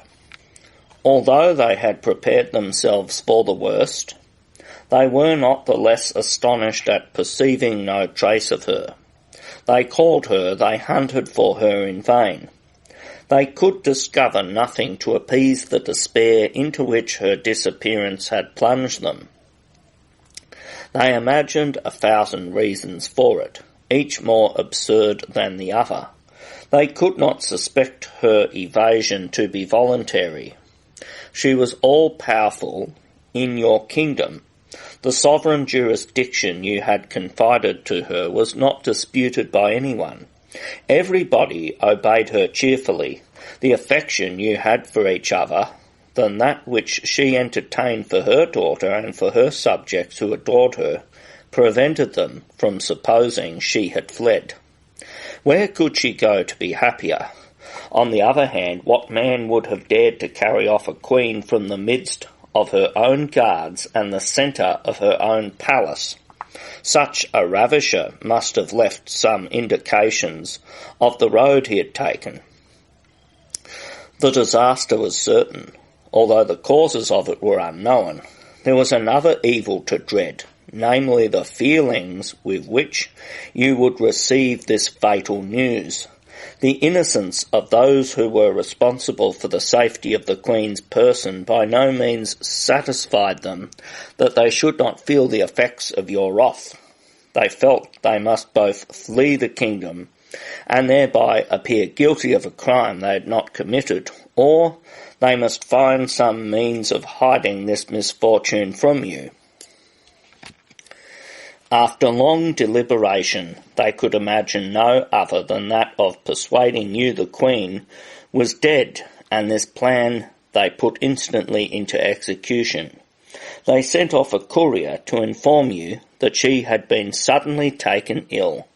A second followed a few hours afterwards, bearing the news of her death in order to prevent your love inducing you to return post-haste to court. Your appearance would have deranged all the measures they had taken for general security. They paid to the supposed defunct all the funeral honours due to her rank, to your affection, and the sorrow of a people who adored her, and who wept her loss as sincerely as yourself. This cruel adventure was always kept a profound secret from you, although it was known to every other inhabitant of the fortunate island. The first astonishment had given publicity to the whole affair. The affliction you felt at this loss was proportionate to your love. You found no consolation except in the innocent caresses of your infant daughter, whom you sent for to be with you. You determined never again to be separated from her. She was charming, and presented you continually with a living portrait of the Queen, her mother. The hostile fairy, who had been the original cause of all this trouble by opening the great book in which she discovered my sister's marriage, had not come to see you without paying the price of her curiosity. Your appearance had produced the same effect upon her heart as it had previously done on that of your wife, and instead of this experience inducing her to excuse my sister, she ardently desired to commit the same fault. Hovering about you invisibly, she could not resolve to quit you. Beholding you inconsolable, she had no hope of success, and fearing to add the shame of your refusal to the pain of disappointment, she did not dare make herself known to you. On the other hand, supposing she did appear, she imagined that by skilful manoeuvring she might accustom you to see her, and perhaps in time induce you to love her. But to effect this, she must be introduced to you, and after much pondering to find some decorous way of presenting herself, she hit on one. There was a neighbouring queen who had been driven out of her dominions by a usurper who had murdered her husband. This unhappy princess was ranging the world to find an asylum and an avenger. The fairy carried her off, and having deposited her in a safe place, put her to sleep, and assumed her form. You beheld, sire, that disguised fairy fling herself at your feet and implore your protection and assistance to punish the assassin of a husband whom she professed she regretted as deeply as you did your queen. She protested that her love for him alone impelled her to this course, and that she renounced with all her heart a crown which she offered to him who should avenge her dear husband. The unhappy pity each other. You interested yourself in her misfortunes, the more readily for that she wept the loss of her beloved spouse, and that, mingling her tears with yours, she talked to you incessantly of the Queen. You gave her your protection, and lost no time in re-establishing her authority in the kingdom she pretended to by punishing the rebels and the usurper she seemed to desire. But she would neither return to it nor quit you. She implored you, for her own security, to govern the kingdom in her name, as you were too generous to accept it as a gift from her, and to permit her to reside at your court. You could not refuse her this new favour. She appeared to be necessary to you for the education of your daughter, for the cunning fairy knew well enough that child was the sole object of your affection. She feigned an exceeding fondness for her, and had her continually in her arms. Anticipating the request you were about to make to her, She earnestly begged to be permitted to take charge of her education, saying that she would have no heir but that dear child whom she looked on as her own, and who was the only being she loved in the world, because she said she reminded her of a daughter she had had by her husband, and who perished along with him. The proposal appeared to you so advantageous that you did not hesitate to entrust the princess to her care, and to give her full authority over her. She acquitted herself of her duties to perfection, and by her talent and her affection obtained your implicit confidence and your love as for a tender sister. This was not sufficient for her. All her anxiety was but to become your wife. She neglected nothing to gain this end. But even had you never been the husband of the most beautiful of fairies, she was not formed to inspire you with love. The shape she had assumed could not bear comparison with hers into whose place she would have stolen. It was extremely ugly, and being naturally so herself, she had only the power of appearing beautiful one day in the year. The knowledge of this discouraging fact convinced her that to succeed she must have recourse to other charms than those of beauty. She intrigued secretly to oblige the people and the nobility to petition you to take another wife, and to point her out to you as the desirable person. But certain ambiguous conversations she had held with you, in order to sound your inclinations, enabled you easily to discover the origin of the pressing solicitations with which you were importuned. You declared positively that you would not hear of giving a stepmother to your daughter, nor lower her position by making her subordinate to a queen, from that which she held as the highest person next to herself in the kingdom, and the acknowledged heir to your throne. You also gave the false queen to understand that you should feel obliged by her returning to her own dominions immediately and without ado, and promised her that when she was settled there, you would render her all the services she could expect from a faithful friend and a generous neighbour. But you did not conceal from her that if she did not take this course willingly, she ran the risk of being compelled to do so.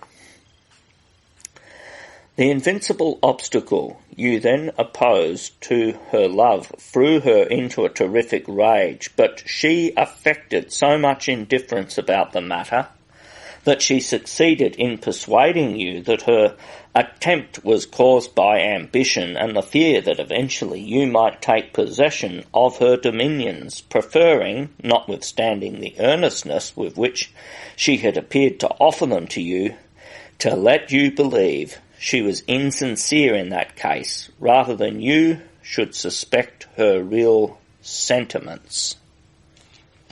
Her fury was not less violent because it was suppressed, not doubting that it was beauty who, more powerful in your heart than policy, caused you to reject the opportunity of increasing your empire in so glorious a manner. She conceived for her a hatred as violent as that which she felt for your wife, and resolved to get rid of her, fully believing that if she were dead, your subjects, renewing their remonstrances, would compel you to change your state in order to leave a successor to the throne. The good soul was anything but of an age to present you with one, but that she cared little about. The queen, whose resemblance she had assumed, was still young enough to have many children, and her ugliness was no obstacle to a royal and political alliance. Notwithstanding the official declaration you had made, it was thought that if your daughter died, you would yield to the continual representations of your council. It was believed also that your choice would fall upon this pretended queen, and that idea surrounded her with numberless parasites.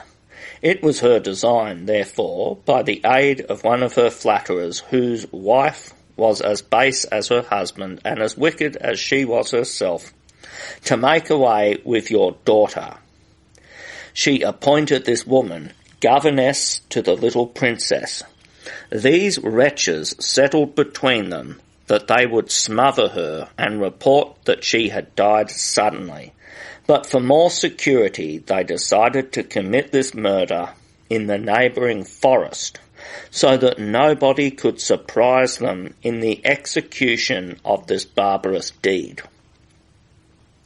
They counted on no one having the slightest knowledge of it, and that it would be impossible to blame them for not having sought for assistance before she expired, having the legitimate excuse that they were too far away from any. The husband of the governess proposed to go in search of aid as soon as the child was dead, and that no suspicion might be awakened. He was to appear surprised at finding it too late when he returned to the spot where he had left this tender victim of their fury, and he also rehearsed the sorrow and consternation he was to effect. When my wretched sister saw herself deprived of her power and condemned to a cruel imprisonment, she requested me to console you and to watch over the safety of her child. It was unnecessary for her to take that precaution. The tie which unites us, and the pity I felt for her, would have sufficed to ensure you my protection, and her entreaties could not increase the zeal with which I hastened to fulfil her decrees. I saw you as often as I could, and as much as prudence permitted me, without incurring the risk of arousing the suspicions of our enemy, who would have denounced me as a fairy, in whom sisterly affection prevailed over the honour of her order, and who protected a guilty race. I neglected nothing to convince all the fairies that I had abandoned my sister to her unhappy fate, and, by so doing, trusted to be more at liberty to serve her. As I watched every movement of your perfidious admirer, not only with my own eyes, but those of the genii who were my servants, her horrible intentions were not unknown to me. I could not oppose her by open force, and though it would have been easy for me to annihilate those into whose hands she had delivered the little innocent, prudence restrained me, for, had I carried off your daughter, the malignant fairy would have retaken her from me without its being possible for me to defend her. It is a law amongst us that we must be 1,000 years old before we can dispute the power of the ancient fairies, or at any rate, we must have become serpents. The perils which accompany the latter condition cause us to call it the terrible act. The bravest amongst us shudder at the thought of undertaking it. We hesitate a long time before we can resolve to expose ourselves to its consequences, and without the urgent motive of hatred, love, or vengeance, there are few who do not prefer waiting for time to make them elders than to acquire their privilege by that dangerous transformation in which the greater number are destroyed. I was in this position. I wanted 10 years of the 1,000, and I had no resource but in artifice. I employed it successfully. I took the form of a monstrous she-bear, and hiding myself in the forest selected for the execution of this detestable deed, when the wretches arrived to fulfil the barbarous order they had received, I flung myself upon the woman who had the child in her arms, and who had already placed her hand on its mouth. Her fright made her drop the precious burden, but she was not allowed to escape so easily. The horror I felt at her unnatural conduct inspired me with the ferocity of the brute I had assumed the form of. I strangled her, as well as the traitor who accompanied her, and I carried off Beauty after having rapidly stripped off her clothes and dyed them with the blood of her enemies. I scattered them also about the forest, taking the precaution to tear them in several places, so that they should not suspect the princess had escaped, and I withdrew, delighted at having succeeded so completely. The fairy believed her object had been attained. The death of her 2 accomplices was an advantage to her. She was mistress of her secret, and the fate they had met with was but what she had herself destined them to, in recompense of their guilty services. Another circumstance was also favourable to her. Some shepherds who had seen this affair from a distance ran for assistance, which arrived just in time to see the infamous wretches expire, and prevent the possibility of suspicion that she had any part in it. The same circumstances were equally favourable to my enterprise. The wicked fairy was as fully convinced as the people by them. The event was so natural that she never doubted it. She did not even condescend to exert her skill to satisfy herself of the fact. I was delighted at her fancied security. I should not have been the strongest had she attempted to recover little Beauty, because in addition to the reasons which made her my superior, and which I had explained to you, she possessed the advantage of having received that child from you. She had deputed to her your authority, which you alone could reassume, and, short of your wresting her yourself out of her hands, nothing could interfere with the control she had a right to exercise over the princess till she was married. Preserved from this anxiety, I found myself overwhelmed by another in recollecting that the mother of the seasons had condemned my niece to marry a monster. But she was then not 3 years old, and I nattered myself I should be able by study to discover some expedient to prevent this curse being fulfilled to the letter, and to evade it by some equivocation. I had plenty of time to ponder on it, and my first care was, therefore, only to find some spot where I could place my precious charge in safety. Profound secrecy was absolutely necessary to me. I dared not place her in a castle, nor exercise for her benefit any of the magnificent wonders of ours. Our enemy would have noticed it. It would have awakened an anxiety, the consequences of which would have been fatal to us. I thought it better to assume a humble garb and confide the infant to the care of the first person I met with, who appeared to me to be an honest man, and under whose roof I could promise myself she would enjoy the comforts of life. Chance soon favoured my intentions. I found what suited me exactly. It was a small house in a village, the door of which was open. I entered this cottage, which appeared to me that of a peasant in easy circumstances. I saw by the light of a lamp 3 countrywomen asleep beside a cradle, which I concluded contained a baby. The cradle did not at all correspond with the general simplicity of the apartments. Everything about it was sumptuous. I imagine that its little occupant was ill and that the deep sleep into which its nurses had fallen was the consequence of long watching over it. I approached silently with the intention of curing the infant and anticipated with pleasure the surprise of these women on awakening to find their invalid restored to health without knowing what to attribute it to.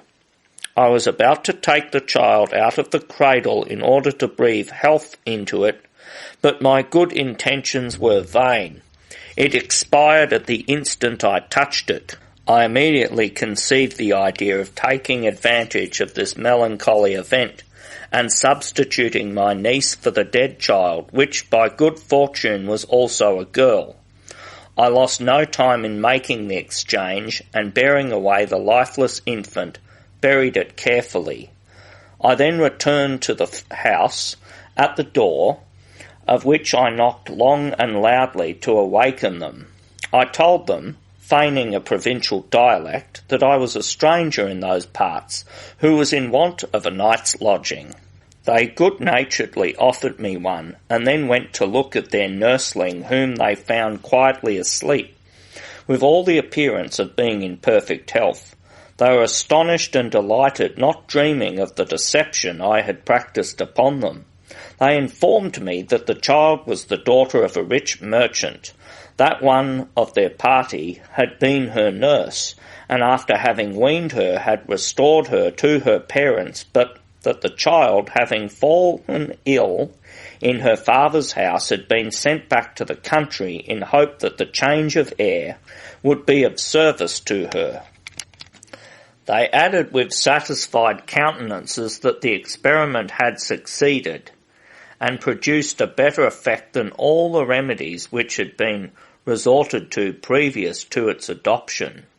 They determined to carry her back to her father as soon as it was daylight in order to afford him as early as possible the gratification he would derive from her restoration, for conducing to which also they expected to receive a liberal reward, as the child was his particular favourite, although the youngest of 11.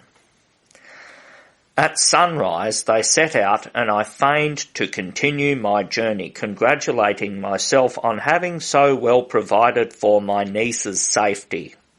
To ensure this object more completely, and induce the supposed father still more to attach himself to the little girl, I assumed the form of one of those women who go about telling fortunes, and arriving at the merchant's door just as the nurses reached it with the child, I followed them into the house.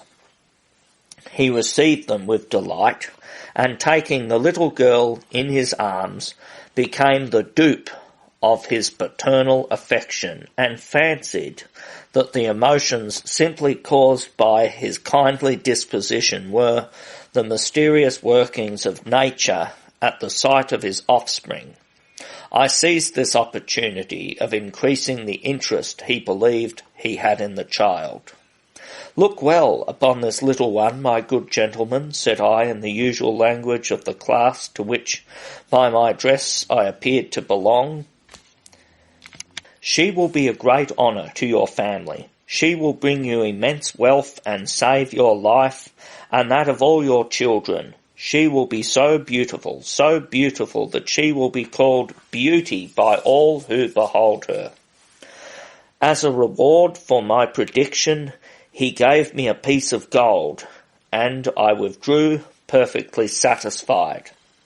I had no longer any reason for residing with the race of Adam. To profit by my leisure, I returned to Fairyland, resolving to remain in it some time. I passed my days quietly in consoling my sister, in giving her news of her dear daughter, and in assuring her that, far from forgetting her, you cherished her memory as fondly as you had formerly herself. Such, great king, was our situation while you were suffering under the fresh calamity which had deprived you of your child and renewed all the affliction you had felt at the loss of her mother. Although you could not positively accuse the person to whom you had confided the infant of being the wilful cause of the accident, it was still impossible for you not to look upon her with an evil eye. For though it did not appear that she was guilty of intentional mischief, it was certainly through her neglecting to see that the young princess was properly attended and protected that the event had proved fatal. After the first paroxysms of your guilt had subsided, she flattered herself that no obstacle would arise to prevent your espousing her. She caused her emissaries to renew the proposal to you, but she was undeceived, and her mortification was excessive when you declared that not only were your intentions unchanged respecting a second marriage, but that even could anything alter your determination, it would never be in her favour. To this declaration you added a positive order for her to quit the kingdom immediately. Her presence continually reminded you of your child and renewed your affliction. Such was the reason you adduced for this step, but your principal object was to put an end to the intrigues she was constantly carrying on in order to gain her end. She was furious, but she was obliged to obey without being able to avenge herself. I had persuaded one of our ancient fairies to protect you. Her power was considerable, for she joined to her age the advantage of having been 4 times a serpent. In proportion to the excessive peril incurred by that process are the honours and powers attached to it. This fairy, out of consideration for me, took you under her protection and put it out of the power of your indignant lover to do you any mischief. This disappointment was fortunate for the queen, whose form she had assumed. She awoke her from her magic slumber, and concealing from her the criminal use she had made of her features, placed her conduct in the best light before her. She expatiated on the value of her intercession with the king, and on the trouble she had saved her, and gave her the best advice she could, how to maintain herself for the future in her proper person. It was then that, to console herself for your indifference, the fairy returned to the young prince and resumed her care for him. She became too fond of him, and not being able to make herself beloved, she caused him to suffer that terrible effect of her fury. In the meantime, I had insensibly arrived at the privileged age, and my power was increased, but my desire to serve my sister and yourself induced me to feel that I had not sufficient. My sincere friendship, blinding me to the perils of the terrible act, I resolved to undertake it. I became a serpent, and passed fortunately through the ordeal. I was then in a position to act openly in favour of those who were persecuted by my malicious companions.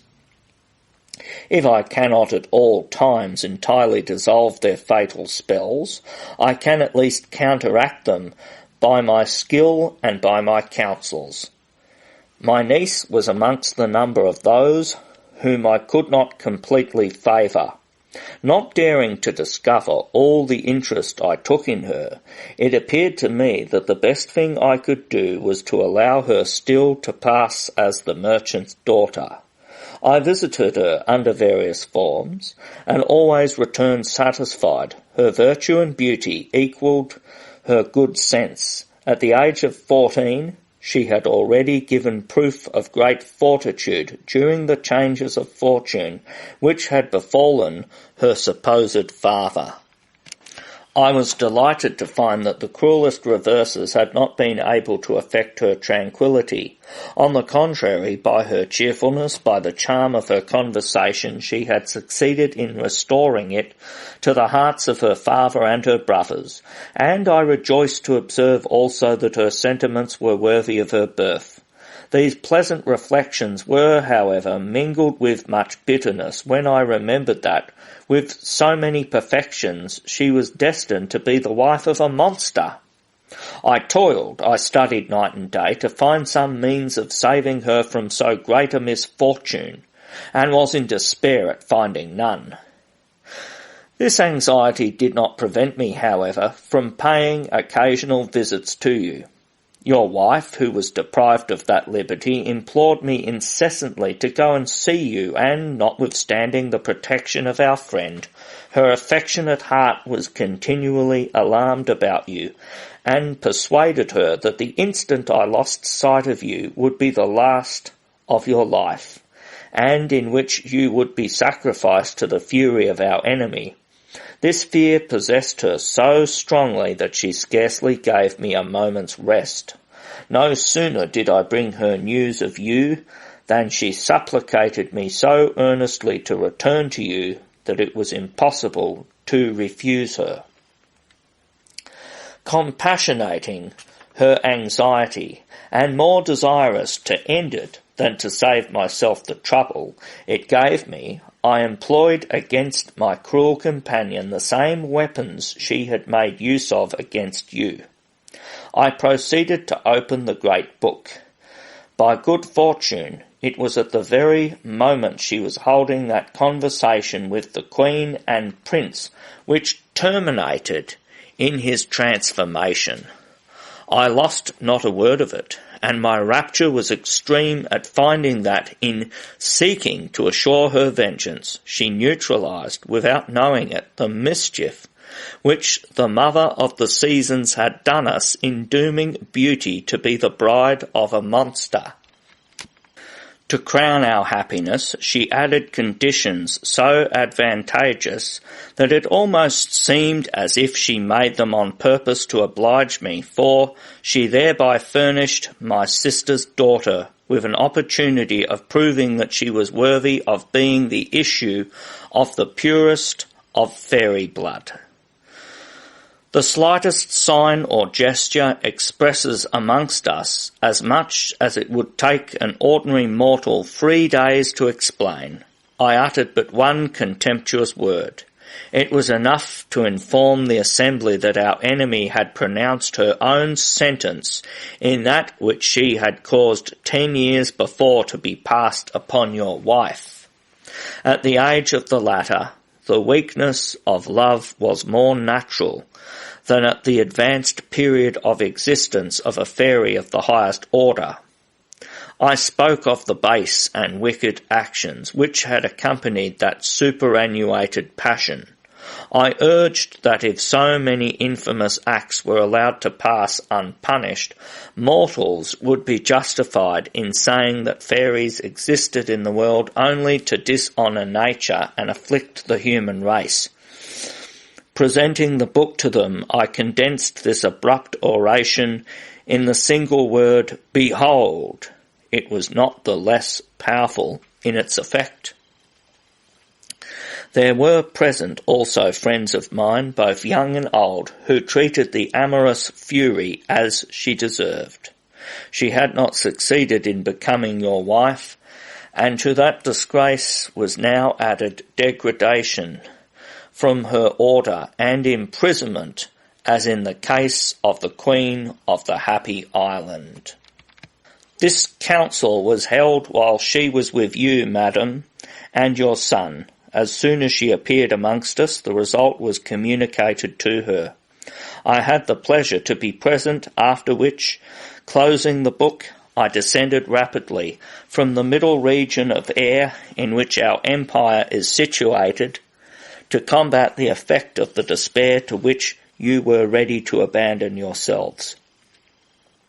I performed my journey in as short a space of time as I had occupied with my laconical address. I arrived soon enough to promise you my assistance. All sorts of reasons combined to invite me. Your virtues, your misfortunes, said the fairy, turning to the prince. The advantages they offered to beauty made me see in you the monster that suited me. You appeared to me worthy of each other, and I felt convinced that when you became acquainted, your hearts would do each other mutual justice. You know, she continued, addressing the Queen, what I have since done to attain my object, and by what means I obliged Beauty to come to this palace, where the sight of the prince and her interviews with him in the dreams I conjured up for her had the effect I desired. They kindled love in her heart without diminishing her virtue or weakening the sense of duty and gratitude which attached her to the monster.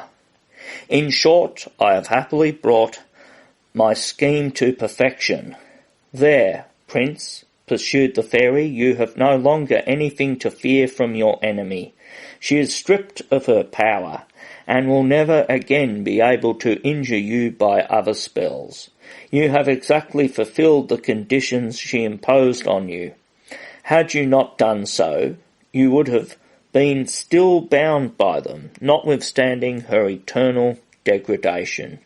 You have made yourself beloved without the aid of your rank or your intelligence, and you, Beauty, are equally relieved from the curse pronounced upon you by the Mother of the Seasons. You cheerfully accepted a monster for your husband. She has nothing more to exact. All now tends to your happiness. The fairy ceased speaking, and the king threw himself at her feet. Great fairy, he exclaimed, how can I thank you for all the favours you have heaped on my family? My gratitude for the benefits you have bestowed on us far exceeds my power of expression, but my august sister, added he, that title encourages me to ask more favours, for despite the obligations I am already under to you, I cannot avoid confessing to you that I shall never be truly happy so long as I am deprived of the presence of my beloved fairy queen. This account of what she has done and what she has suffered for me would increase my love and my affliction, were either of them capable of being augmented. Ah, madam, he added, can you not crown all your benefactions by enabling me to behold her? The question was useless. If the fairy had had the power to have afforded him that gratification, she was too willing to have waited for the request, but she could not alter what the council of the fairies had decreed.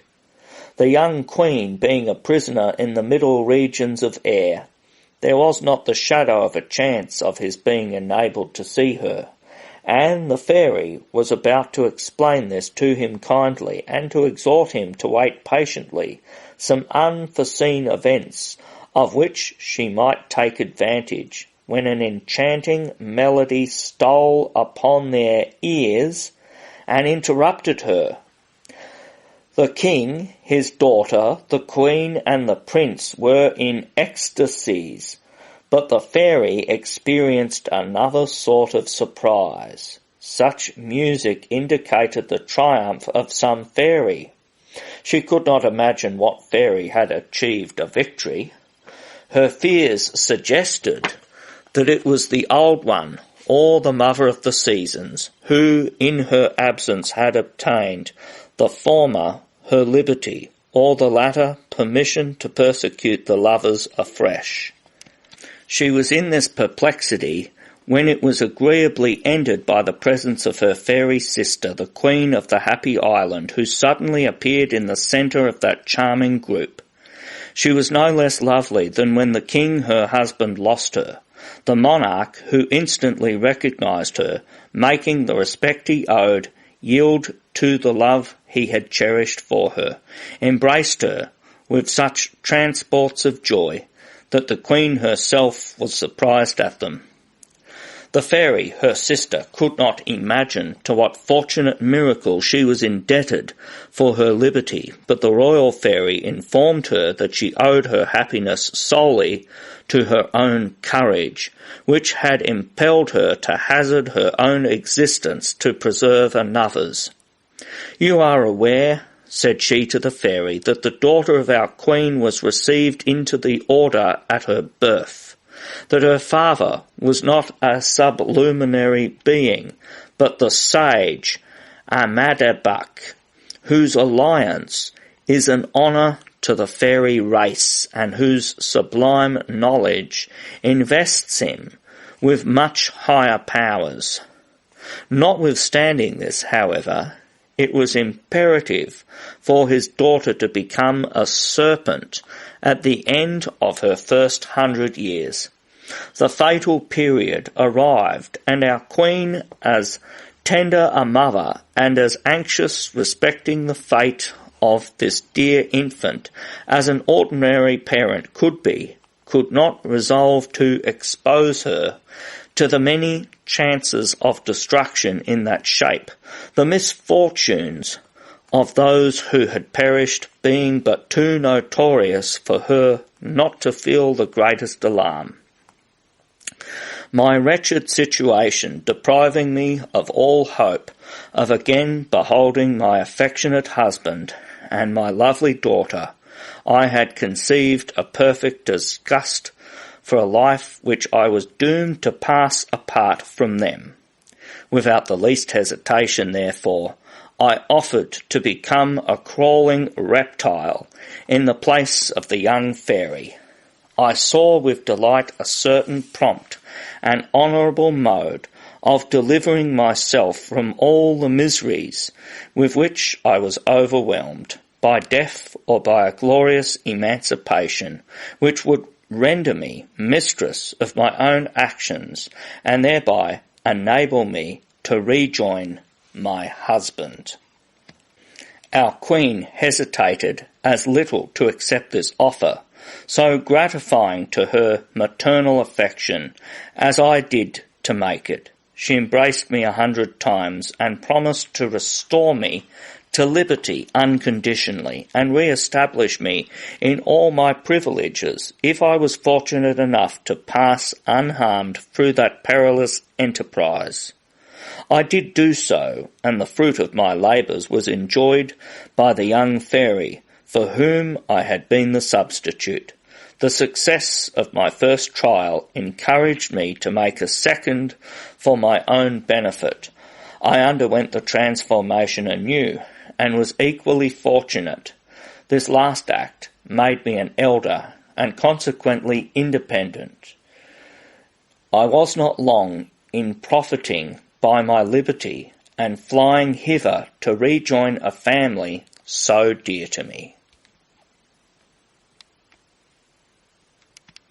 Chapter 10. Conclusion.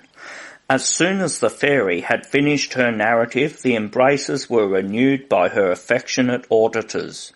It was a charming confusion, in which each caressed the other almost without knowing what they were about. Beauty, particularly enchanted at appertaining to such an illustrious family, and no longer fearing to degrade the prince, her cousin, by causing him to form an alliance beneath him.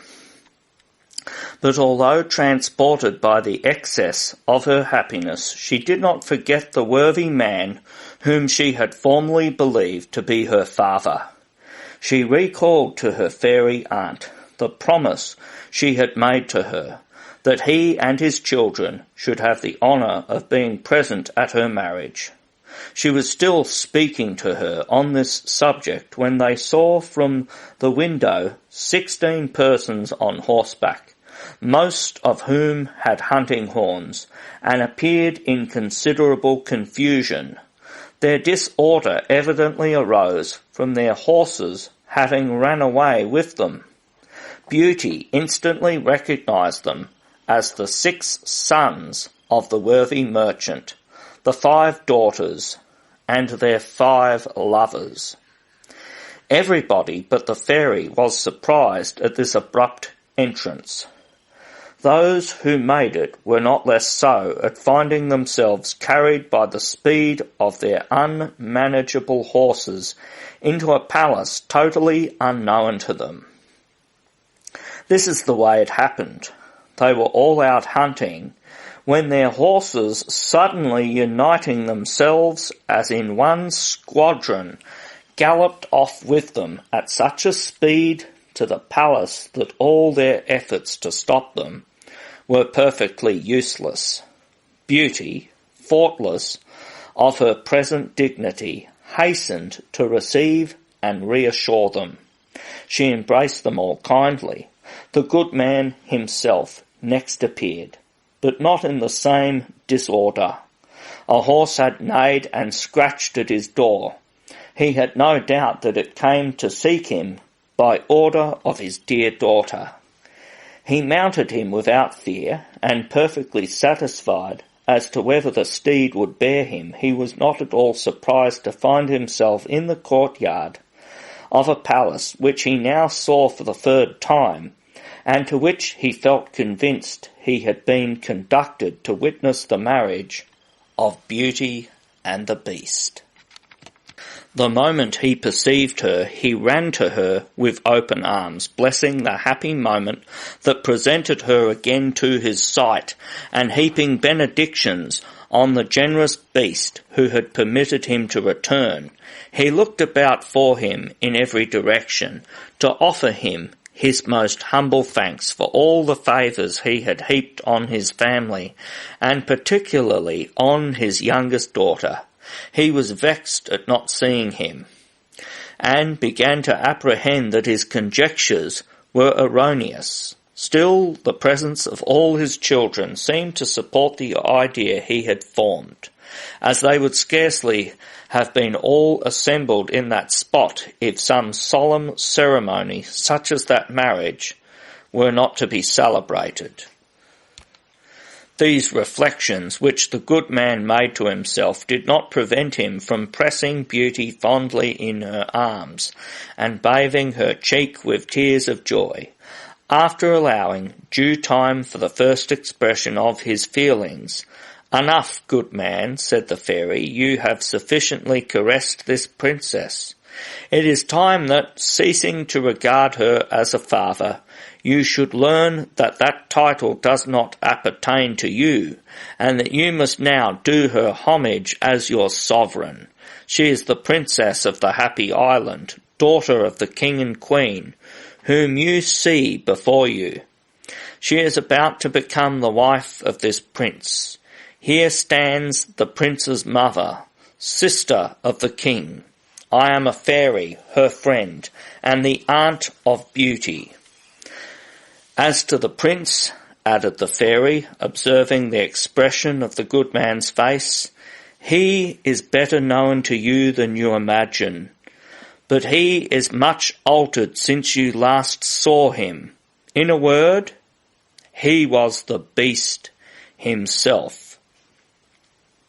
The father and his sons were enchanted at these wonderful tidings, while the sisters felt a painful jealousy, but they endeavoured to conceal it under the mask of a gratification which deceived no one.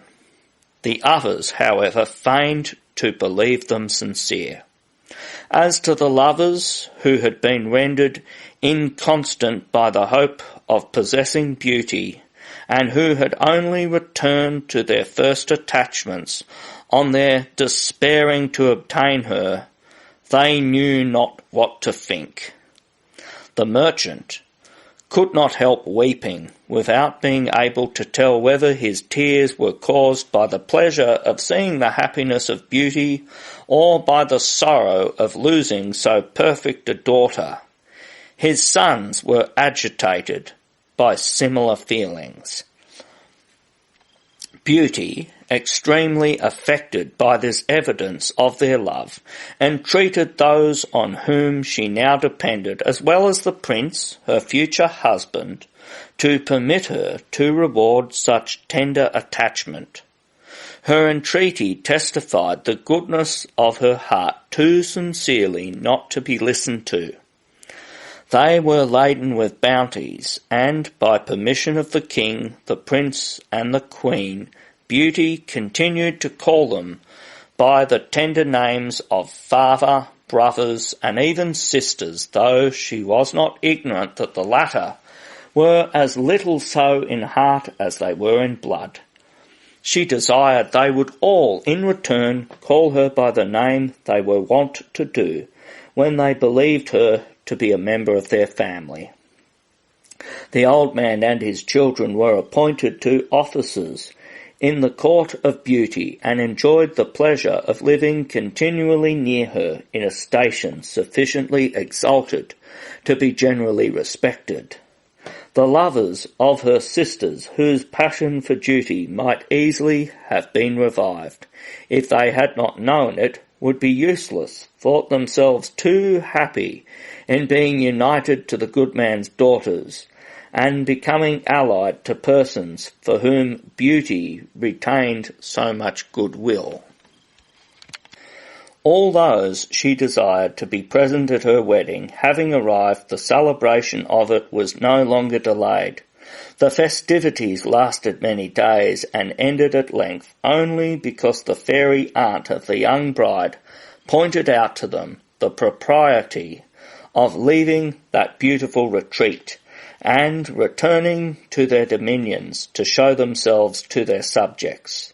It was about that time she should recall their kingdom to their recollection and the indispensable duties which demanded their presence, enraptured with the scenes around them, entranced by the pleasure of loving and expressing their love to each other.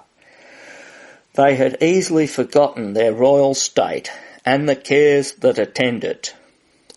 The newly married pair indeed proposed to the fairy that they should abdicate and resign their power into the hands of anyone she should select, but that way being represented to them clearly that they were under as great an obligation to fulfil the destiny which had confided to them the government of a nation, as that nation was to preserve for them an unshaken loyalty. They yielded to these just remonstrances, but the prince and Beauty stipulated that they should be allowed occasionally to visit that spot and cast aside for a while the cares inseparable from their station, and that they should be waited on by the invisible genie or the animals who had attended them during the preceding years. They availed themselves as often as possible of this liberty. Their presence seemed to embellish the spot. All were eager to please them. The genie awaited their visits with impatience and received them with joy, testifying in 100 ways the delight their return afforded them. The fairy, whose foresight neglected nothing, gave them a chariot drawn by 12 white stags with golden horns and hoofs, like those she drove herself. The speed of these animals was almost greater than that of thought, and drawn by them you could easily make the tour of the world in 2 hours. By this means they lost no time in travelling. They profited by every moment of leisure, and went frequently in this elegant equipage to visit their father, the king of the happy island, who had grown so young again through the return of his fairy queen that he equalled in face and form the prince, his son-in-law. He felt also equally happy, being neither less enamoured nor less eager to prove to his wife his unceasing affection, while she, on her part, responded to his love with all that tenderness which had previously been the cause of so much misfortune to her. She had been received by her subjects with transports of joy as great as those of grief which her loss had occasioned them. She had always loved them dearly, and her will, being now unfettered, she proved as much by showering upon them for many centuries all the benefits they could desire. Her power, assisted by the friendship of the Queen and the fairies, preserved the life, health and youth of the king, her husband, for ages. He only ceased to exist because no mortal can live forever. The Queen and the fairy, her sister, were equally attentive to beauty. Her husband, the Queen, his mother, the old man, and all his family, so that there never was known people who lived so long. The Queen, mother of the Prince, caused this marvellous history to be recorded in the archives of her kingdom and in those of the Happy Island, that it might be handed down to posterity. They also disseminated copies of it throughout the universe, so that the world at large might never cease to talk of the wonderful adventures of Beauty and the Beast. The end.